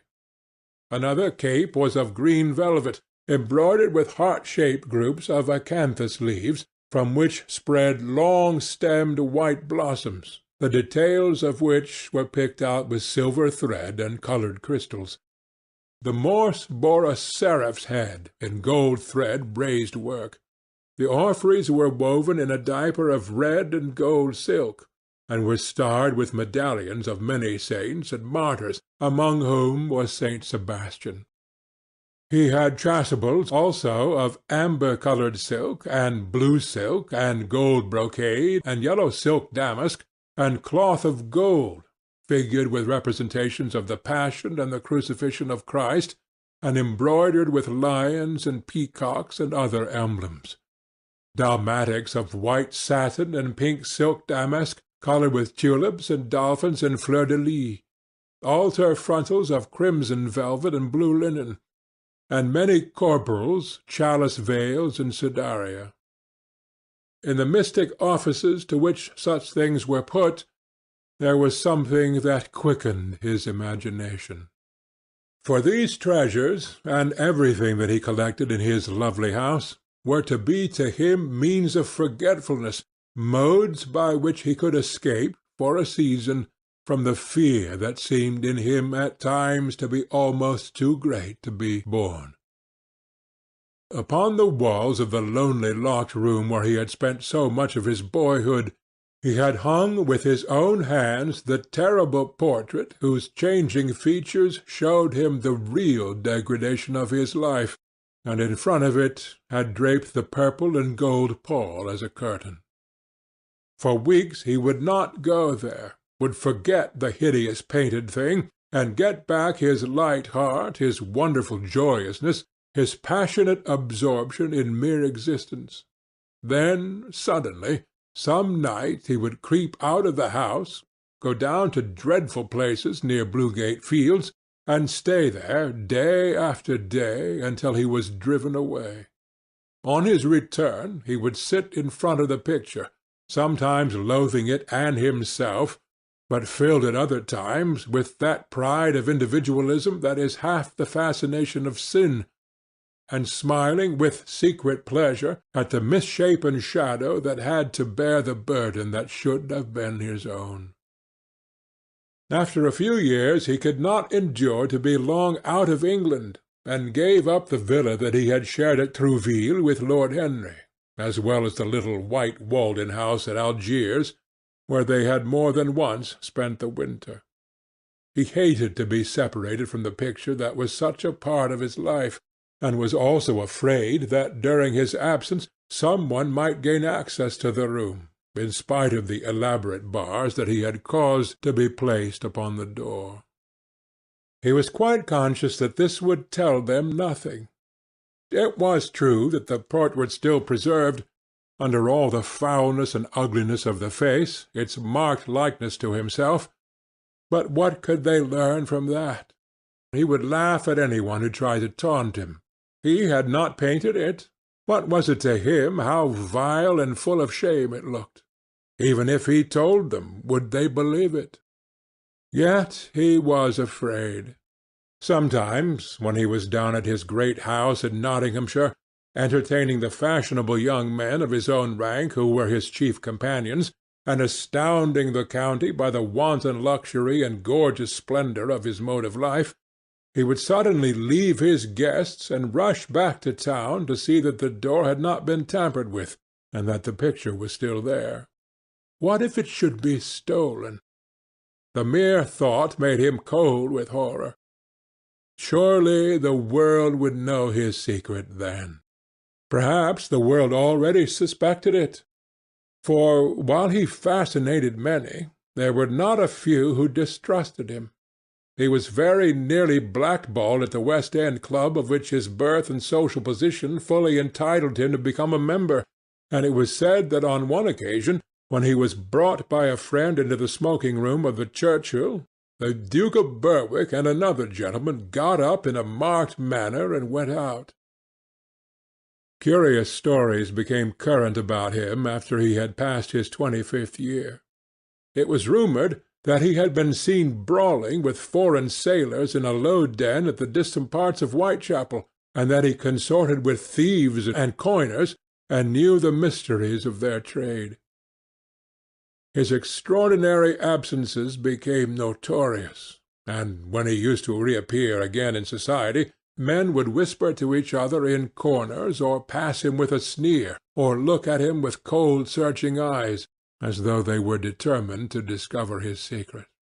Of such insolences and attempted slights he, of course, took no notice, and in the opinion of most people his frank debonair manner, his charming boyish smile, and the infinite grace of that wonderful youth that seemed never to leave him, were in themselves a sufficient answer to the calumnies, for so they termed them, that were circulated about him. It was remarked, however, that some of those who had been most intimate with him appeared after a time to shun him. Women who had wildly adored him, and for his sake had braved all social censure and set convention at defiance, were seen to grow pallid with shame or horror if Dorian Gray entered the room. Yet these whispered scandals only increased in the eyes of many his strange and dangerous charm. His great wealth was a certain element of security. Society, civilized society at least, is never very ready to believe anything to the detriment of those who are both rich and fascinating.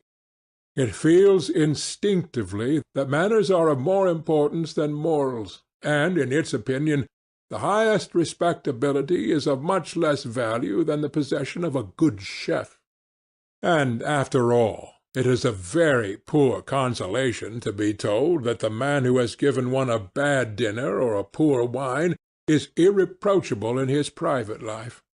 Even the cardinal virtues cannot atone for half-cold entrees, as Lord Henry remarked once in a discussion on the subject, and there is possibly a good deal to be said for his view.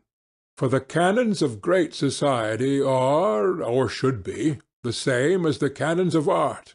Form is absolutely essential to it.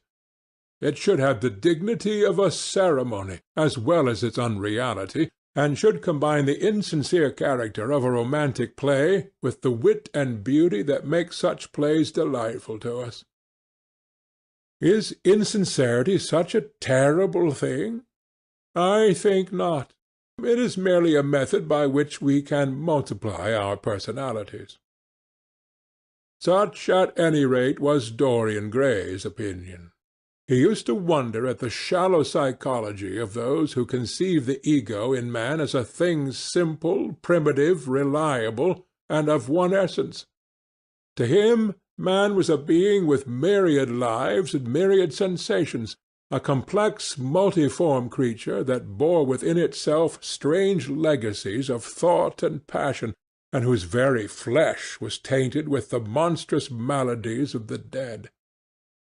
He loved to stroll through the gaunt, cold picture gallery of his country house and look at the various portraits of those whose blood flowed in his veins. Here was Philip Herbert, described by Francis Osborne, in his Memories on the Reigns of Queen Elizabeth and King James, as one who was caressed by the court for his handsome face, which kept him not long company. Was it young Herbert's life that he sometimes led? Had some strange poisonous germ crept from body to body till it had reached his own? Was it some dim sense of that ruined grace that made him so suddenly, and almost without cause, give utterance, in Basil Hallward's studio, to the mad prayer that had so changed his life? Here, in gold-embroidered red doublet, jewelled surcoat, and gilt-edged ruff and wristbands, stood Sir Anthony Sherard, with his silver and black armour piled at his feet. What had this man's legacy been? Had the lover of Giovanna of Naples bequeathed him some inheritance of sin and shame? Were his own actions merely the dreams that the dead man had not dared to realize? Here, from the fading canvas, smiled Lady Elizabeth Devereux, in her gauze hood, pearl stomacher, and pink-slashed sleeves. A flower was in her right hand, and her left clasped an enamelled collar of white and damask roses. On a table by her side lay a mandolin and an apple. There were large green rosettes upon her little pointed shoes. He knew her life, and the strange stories that were told about her lovers. Had he something of her temperament in him? These oval, heavy-lidded eyes seemed to look curiously at him. What of George Willoughby, with his powdered hair and fantastic patches? How evil he looked! The face was saturnine and swarthy, and the sensual lips seemed to be twisted with disdain. Delicate lace ruffles fell over the lean yellow hands that were so overladen with rings. He had been a macaroni of the 18th century, and the friend in his youth of Lord Ferrers. What of the second Lord Beckenham, the companion of the Prince Regent in his wildest days, and one of the witnesses of the secret marriage of Mrs. Fitzherbert? How proud and handsome he was, with his chestnut curls and insolent pose! What passions had he bequeathed? The world had looked upon him as infamous. He had led the orgies at Carlton House. The Star of the Garter glittered upon his breast. Beside him hung the portrait of his wife, a pallid, thin-lipped woman in black. Her blood also stirred within him. How curious it all seemed! And his mother, with her Lady Hamilton face, and her moist, wine-dashed lips, he knew what he had got from her. He had got from her his beauty, his passion for the beauty of others. She laughed at him in her loose bacchante dress. There were vine-leaves in her hair. The purple spilled from the cup she was holding. The carnations of the painting had withered, but the eyes were still wonderful in their depth and brilliancy of colour. They seemed to follow him wherever he went. Yet one had ancestors in literature as well as one's own race.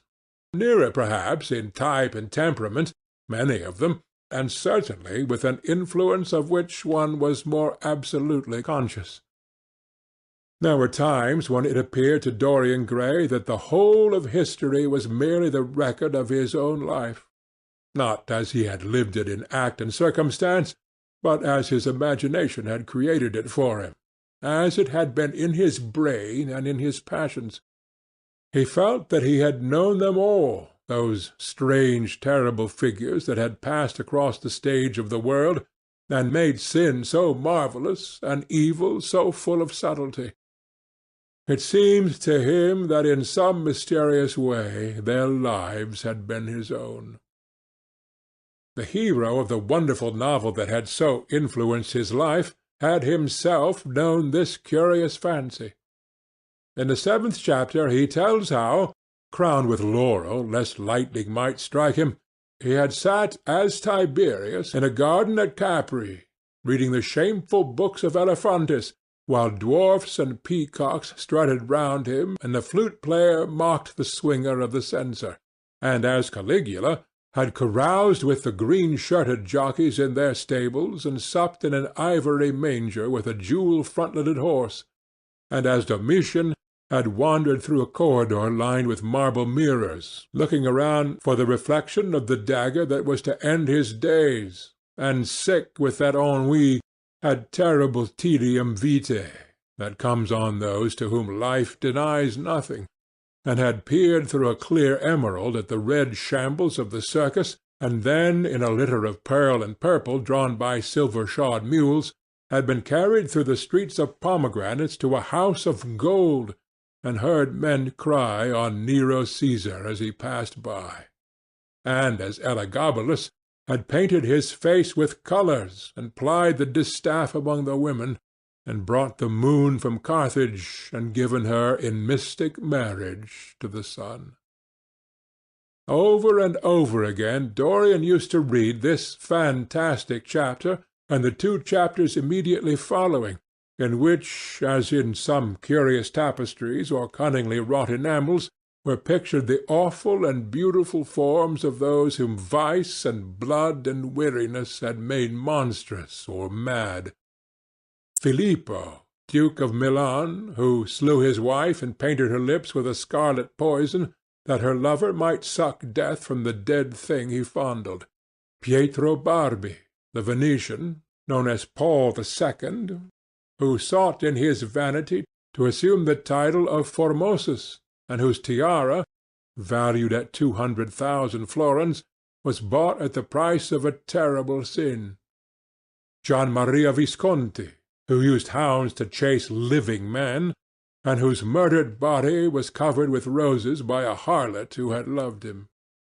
The Borgia on his white horse, with fratricide riding beside him, and his mantle stained with the blood of Perotto.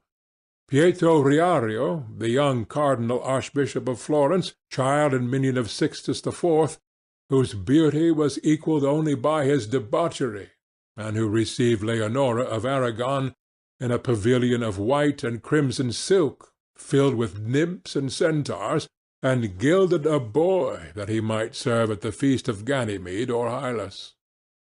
Ezelin, whose melancholy could be cured only by the spectacle of death, and who had a passion for red blood as other men have for red wine. The son of the fiend, as was reported, and one who had cheated his father at dice when gambling with him for his own soul. Giambattista Cibo, who in mockery took the name of Innocent, and into whose torpid veins the blood of 3 lads was infused by a Jewish doctor.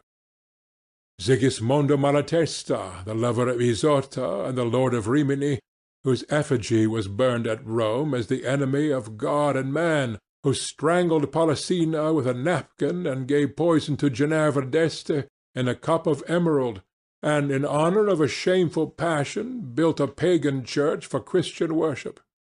Charles VI, who had so wildly adored his brother's wife that a leper had warned him of the insanity that was coming on him, and who, when his brain had sickened and grown strange, could only be soothed by Saracen cards painted with the images of love and death and madness, and, in his trimmed jerkin and jewelled cap, and acanthus-like curls, Griffinotto Baglioni, who slew Astore with his bride, and Simonetto with his page, and whose comeliness was such that, as he lay dying in the yellow piazza of Perugia, those who had hated him could not choose but weep, and Atalanta, who had cursed him, blessed him.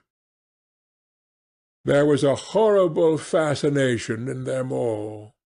He saw them at night, and they troubled his imagination in the day. The Renaissance knew of strange manners of poisoning by a helmet and a lighted torch, by an embroidered glove and a jewelled fan, by a gilded pomander, and by an amber chain. Dorian Gray had been poisoned by a book. There were moments when he looked on evil simply as a mode through which he could realize his conception of the beautiful.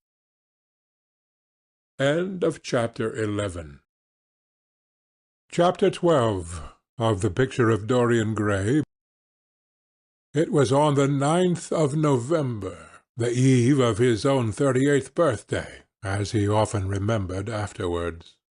He was walking home about 11 o'clock from Lord Henry's, where he had been dining, and was wrapped in heavy furs, as the night was cold and foggy. At the corner of Grosvenor Square and South Audley Street a man passed him in the mist, walking very fast, and with the collar of his grey ulster turned up. He had a bag in his hand. Dorian recognized him. It was Basil Hallward. A strange sense of fear, for which he could not account, came over him. He made no sign of recognition, and went on quickly in the direction of his own house. But Hallward had seen him. Dorian heard him first stopping on the pavement, and then hurrying after him. In a few moments his hand was on his arm. "Dorian! What an extraordinary piece of luck! I have been waiting for you in your library ever since 9 o'clock. Finally I took pity on your tired servant and told him to go to bed, as he let me out. I am off to Paris by the midnight train, and I particularly wanted to see you before I left. I thought it was you, or rather your fur coat, as you passed me, but I wasn't quite sure. Didn't you recognize me? In this fog, dear Basil? Why, I can't even recognize Grosvenor Square. I believe my house is somewhere about here, but I don't feel at all certain about it. I am sorry you are going away, as I have not seen you for ages. But I suppose you will be back soon. No, I am going out of England for 6 months. I intend to take a studio in Paris and shut myself up till I have finished a great picture I have in my head. However, it wasn't about myself I wanted to talk. Here we are at your door. Let me come in for a moment. I have something to say to you." "I shall be charmed. But won't you miss your train?" said Dorian Gray languidly, as he passed up the steps and opened the door with his latch-key. The lamplight struggled out through the fog, and Hallward looked at his watch. "Oh, I have heaps of time," he answered. "The train doesn't go till 12:15, and it is only just 11. In fact, I was on my way to the club to look for you when I met you. You see, I shan't have any delay about luggage, as I have sent on my heavy things. All I have with me is this bag, and I can easily get to Victoria in 20 minutes." Dorian looked at him and smiled. What a way for a fashionable painter to travel! A Gladstone bag and an ulster. Come in, or the fog will get into the house.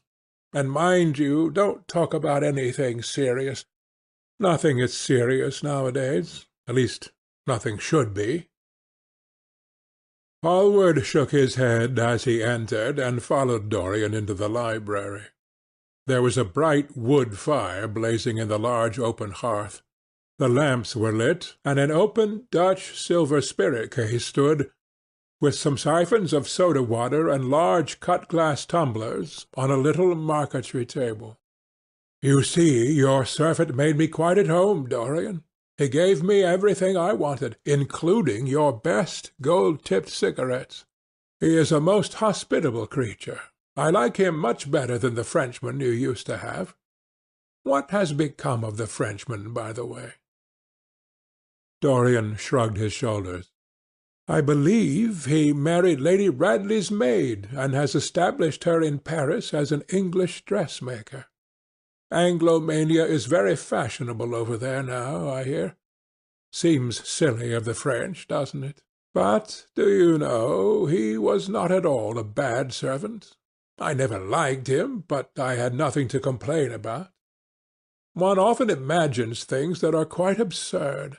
He was really very devoted to me, and seemed quite sorry when he went away. Have another brandy and soda, or would you like hock and seltzer? I always take hock and seltzer myself. There is sure to be some in the next room. Thanks, I won't have anything more, said the painter, taking his cap and coat off and throwing them on the bag that he had placed in the corner. And now, my dear fellow, I want to speak to you seriously. Don't frown like that. You make it so much more difficult for me. What is it all about? Cried Dorian in his petulant way, flinging himself down on the sofa. I hope it is not about myself. I am tired of myself tonight. I should like to be somebody else. It is about yourself, answered Hallward in his grave, deep voice, and I must say it to you. I shall only keep you half an hour. Dorian sighed and lit a cigarette. Half an hour? He murmured. It is not much to ask of you, Dorian, and it is entirely for your own sake that I am speaking. I think it right that you should know that the most dreadful things are being said against you in London. I don't wish to know anything about them. I love scandals about other people, but scandals about myself don't interest me. They have not got the charm of novelty. They must interest you, Dorian. Every gentleman is interested in his good name. You don't want people to talk of you as something vile and degraded. Of course you have your position and your wealth and all that kind of thing, but position and wealth are not everything. Mind you, I don't believe these rumours at all. At least, I can't believe them when I see you. Sin is a thing that writes itself across a man's face. It cannot be concealed. People talk sometimes of secret vices. There are no such things. If a wretched man has a vice, it shows itself in the lines of his mouth, the drop of his eyelids, the moulding of his hands even. Somebody, I won't mention his name, but you know him, came to me last year to have his portrait done. I had never seen him before, and had never heard anything about him at the time, though I have heard a great deal since. He offered an extravagant price. I refused him. There was something in the shape of his fingers that I hated. I know now that I was quite right in what I fancied about him. His life is dreadful. But you, Dorian, with your pure, bright, innocent face, and your marvellous, untroubled youth, I can't believe anything against you. And yet I see you very seldom, and you never come down to the studio now, and when I am away from you, and I hear all these hideous things that people are whispering about you, I don't know what to say. Why is it, Dorian, that a man like the Duke of Berwick leaves the room of a club when you enter it? Why is it that so many gentlemen in London will neither go to your house or invite you to theirs? You used to be a friend of Lord Staveley. I met him at dinner last week. Your name happened to come up in conversation, in connection with the miniatures you have lent to the exhibition at the Dudley.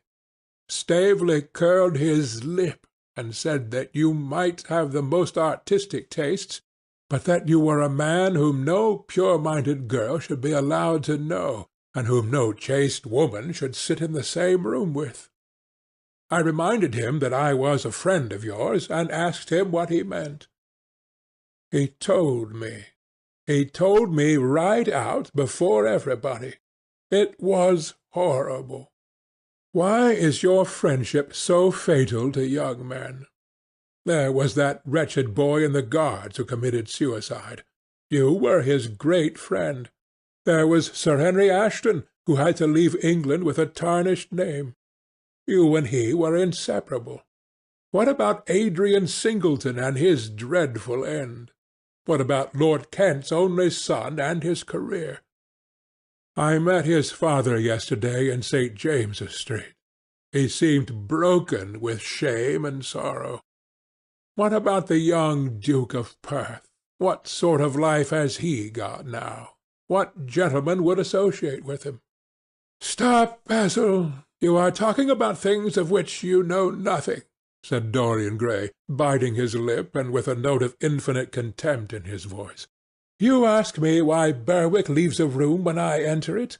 It is because I know everything about his life, not because he knows anything about mine.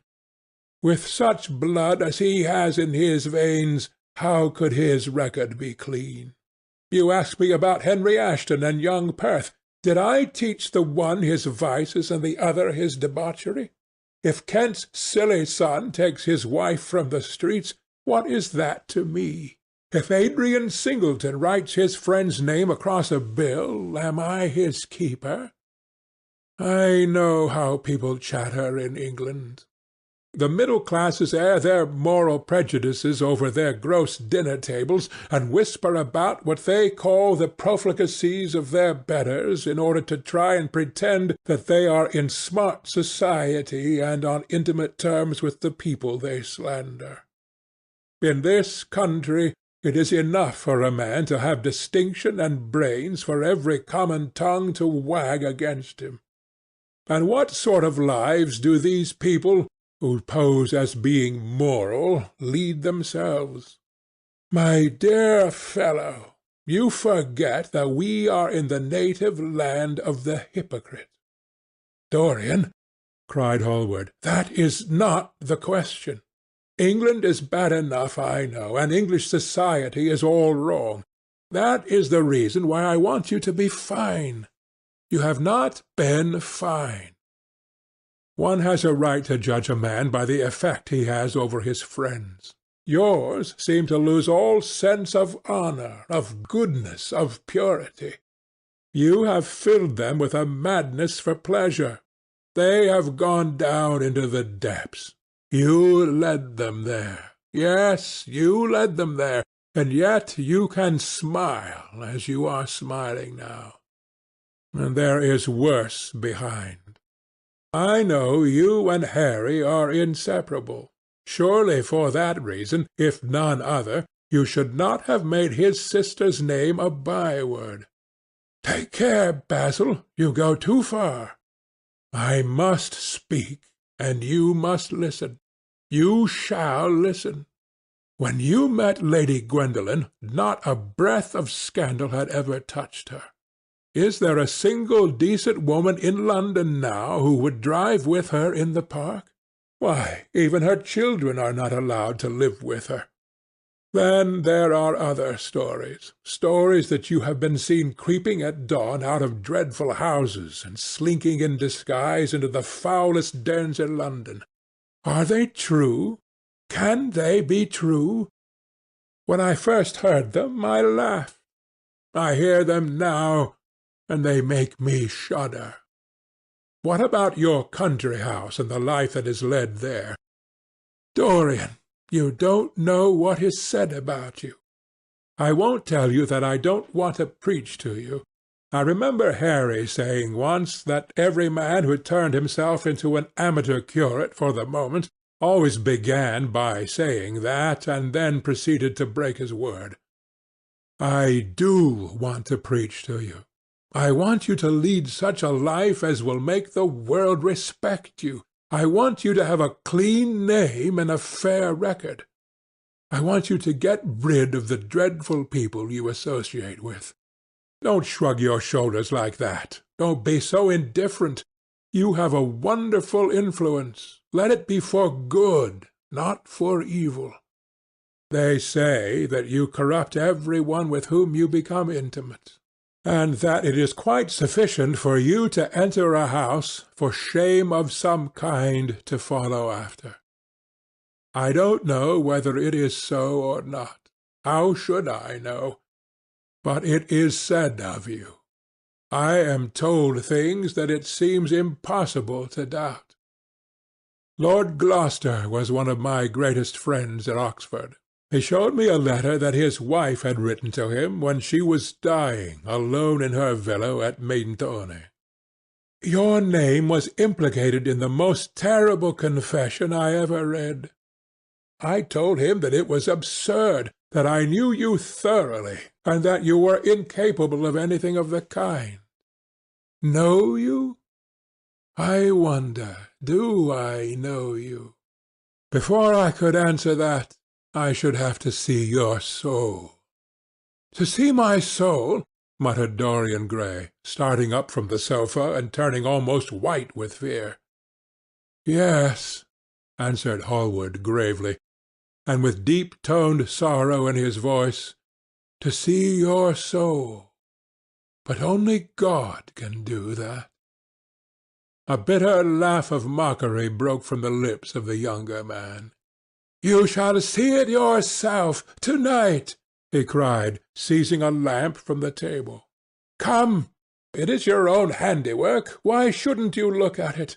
You can tell the world all about it afterwards, if you choose. Nobody would believe you. If they did believe you, they would like me all the better for it. I know the age better than you do, though you will prate about it so tediously. Come, I tell you, you have chattered enough about corruption. Now you shall look on it, face to face.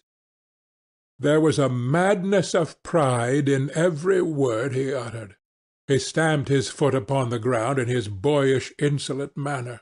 He felt a terrible joy at the thought that someone else was to share his secret, and that the man who had painted the portrait that was the origin of all his shame was to be burdened for the rest of his life with the hideous memory of what he had done. Yes, he continued, coming closer to him and looking steadfastly into his stern eyes, I shall show you my soul. You shall see the thing that you fancy only God can see. Hallward started back.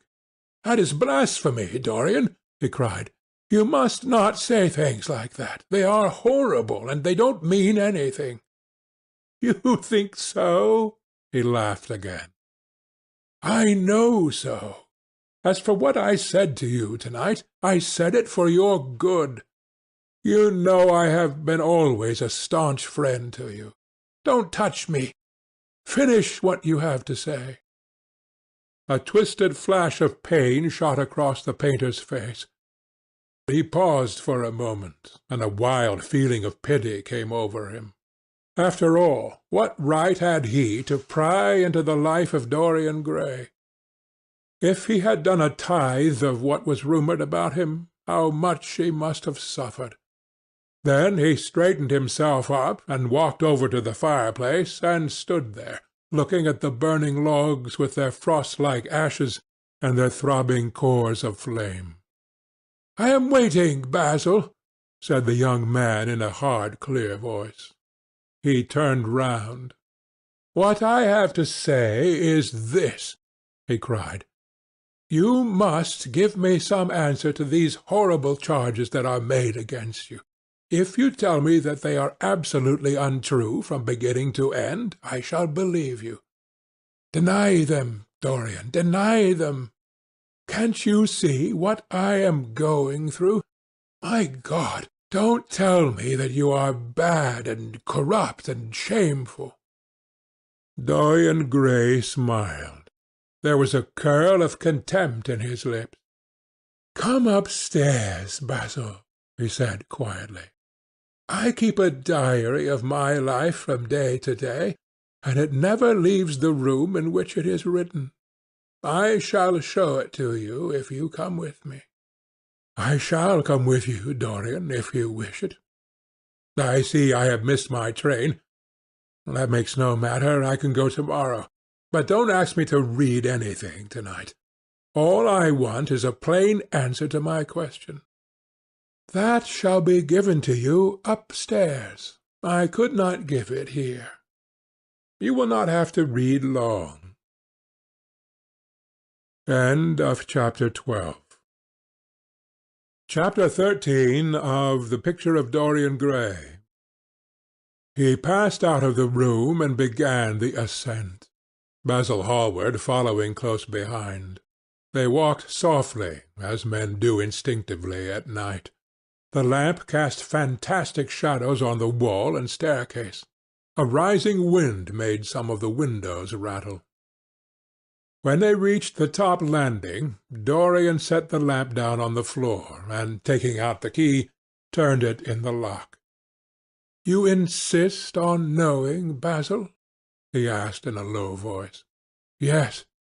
"I am delighted," he answered, smiling. Then he added, somewhat harshly, "You are the one man in the world who is entitled to know everything about me. You have had more to do with my life than you think." And taking up the lamp, he opened the door and went in. A cold current of air passed them, and the light shot up for a moment in a flame of murky orange. He shuddered. "Shut the door behind you," he whispered, as he placed the lamp on the table. Hallward glanced round him with a puzzled expression. The room looked as if it had not been lived in for years. A faded Flemish tapestry, a curtained picture, an old Italian cassone, and an almost empty bookcase—that was all that it seemed to contain, besides a chair and a table. As Dorian Gray was lighting a half-burned candle that was standing on the mantel-shelf, he saw that the whole place was covered with dust, and that the carpet was in holes. A mouse ran scuffling behind the wainscoting. There was a damp odour of mildew. "So you think that it is only God who sees the soul, Basil? Draw that curtain back, and you will see mine." The voice that spoke was cold and cruel. "You are mad, Dorian, or playing a part," muttered Hallward, frowning. "You won't? Then I must do it myself," said the young man, and he tore the curtain from its rod and flung it on the ground. An exclamation of horror broke from the painter's lips as he saw in the dim light the hideous face on the canvas grinning at him. There was something in its expression that filled him with disgust and loathing. Good heavens! It was Dorian Gray's own face that he was looking at. The horror, whatever it was, had not yet entirely spoiled that marvellous beauty. There was still some gold in the thinning hair and some scarlet on the sensual mouth. The sodden eyes had kept something of the loveliness of their blue. The noble curves had not yet completely passed away from chiselled nostrils and from plastic throat. Yes, it was Dorian himself. But who had done it? He seemed to recognize his own brushwork, and the frame was his own design. The idea was monstrous, yet he felt afraid. He seized the lighted candle and held it to the picture. In the left-hand corner was his own name, traced in long letters of bright vermilion. It was some foul parody, some infamous, ignoble satire. He had never done that. Still, it was his own picture.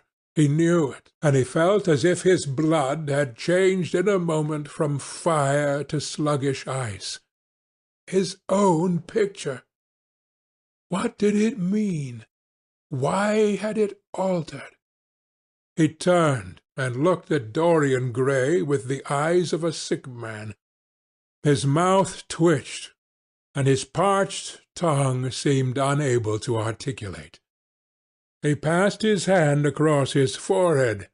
It was dank with clammy sweat. The young man was leaning against the mantel-shelf, watching him with that strange expression that one sees on the face of those who are absorbed in a play when some great artist is acting. There is neither real sorrow in it nor real joy. There was simply the passion of the spectator, with perhaps a flicker of triumph in his eyes. He had taken the flower out of his coat, and was smelling it, or pretending to do so. "What does this mean?" cried Hallward at last. His own voice sounded shrill and curious in his ears. "Years ago, when I was a boy," said Dorian Gray, crushing the flower in his hand, "you met me, flattered me, taught me to be vain of my good looks. One day you introduced me to a friend of yours, who explained to me the wonder of youth, and you finished a portrait of me that revealed to me the wonder of beauty. In a mad moment that even now I don't know whether I regret or not, I made a wish. Perhaps you would call it a prayer. I remember it. Oh, how well I remember it! No, the thing is impossible. The room is damp. Mildew has got into the canvas. The paints I used had some wretched mineral poison in them. I tell you the thing is impossible."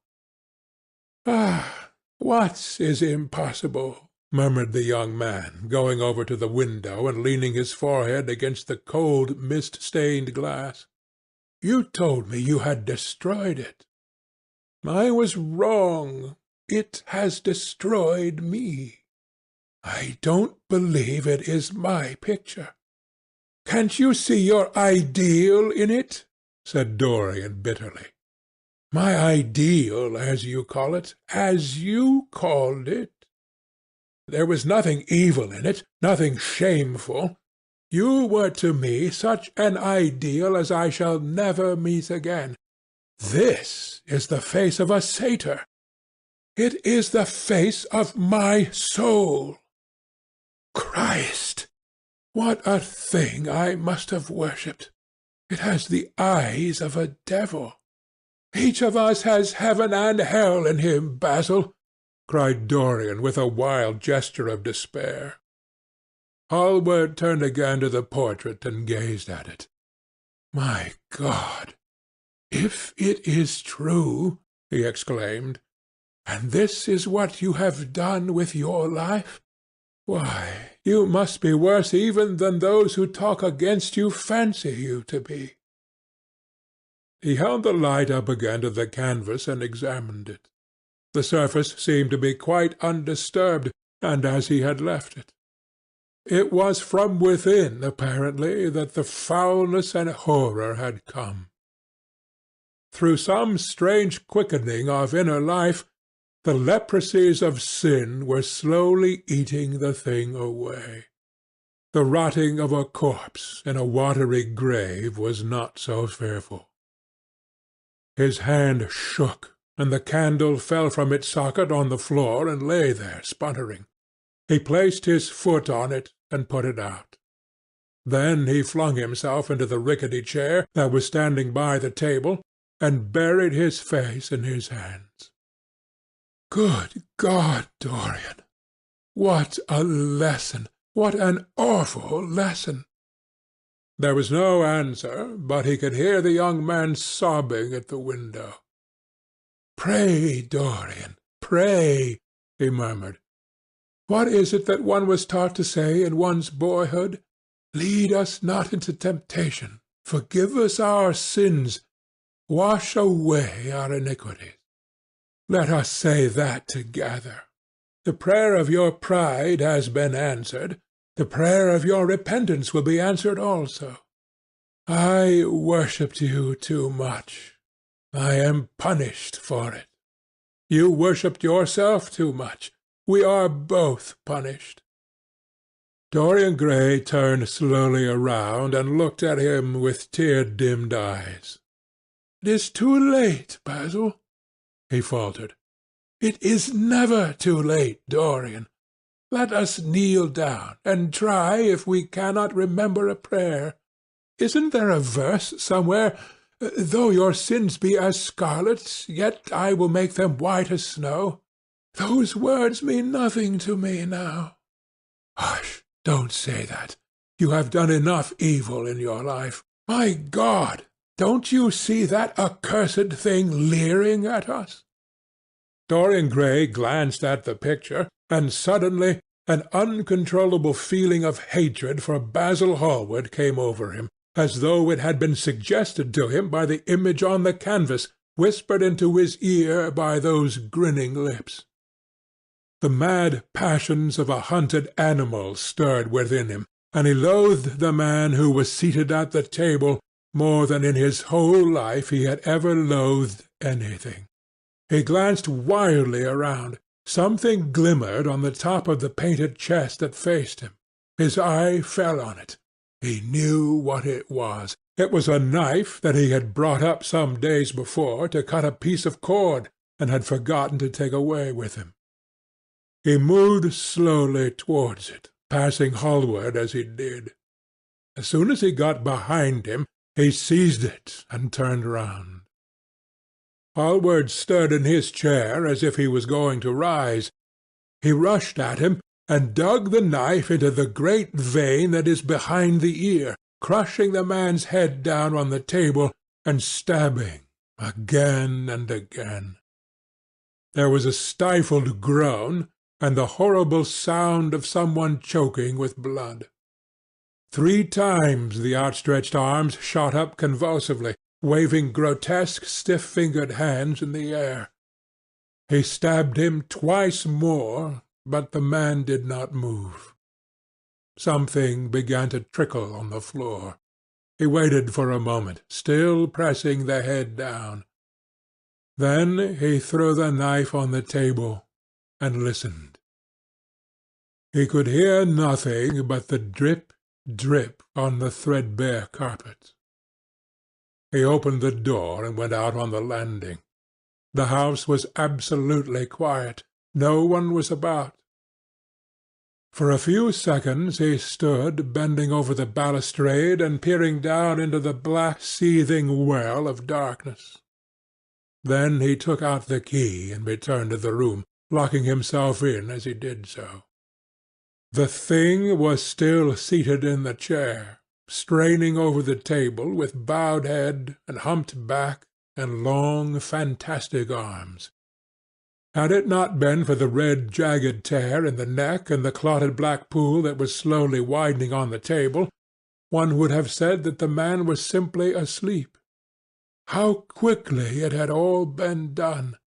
He felt strangely calm, and, walking over to the window, opened it and stepped out on the balcony. The wind had blown the fog away, and the sky was like a monstrous peacock's tail, starred with myriads of golden eyes.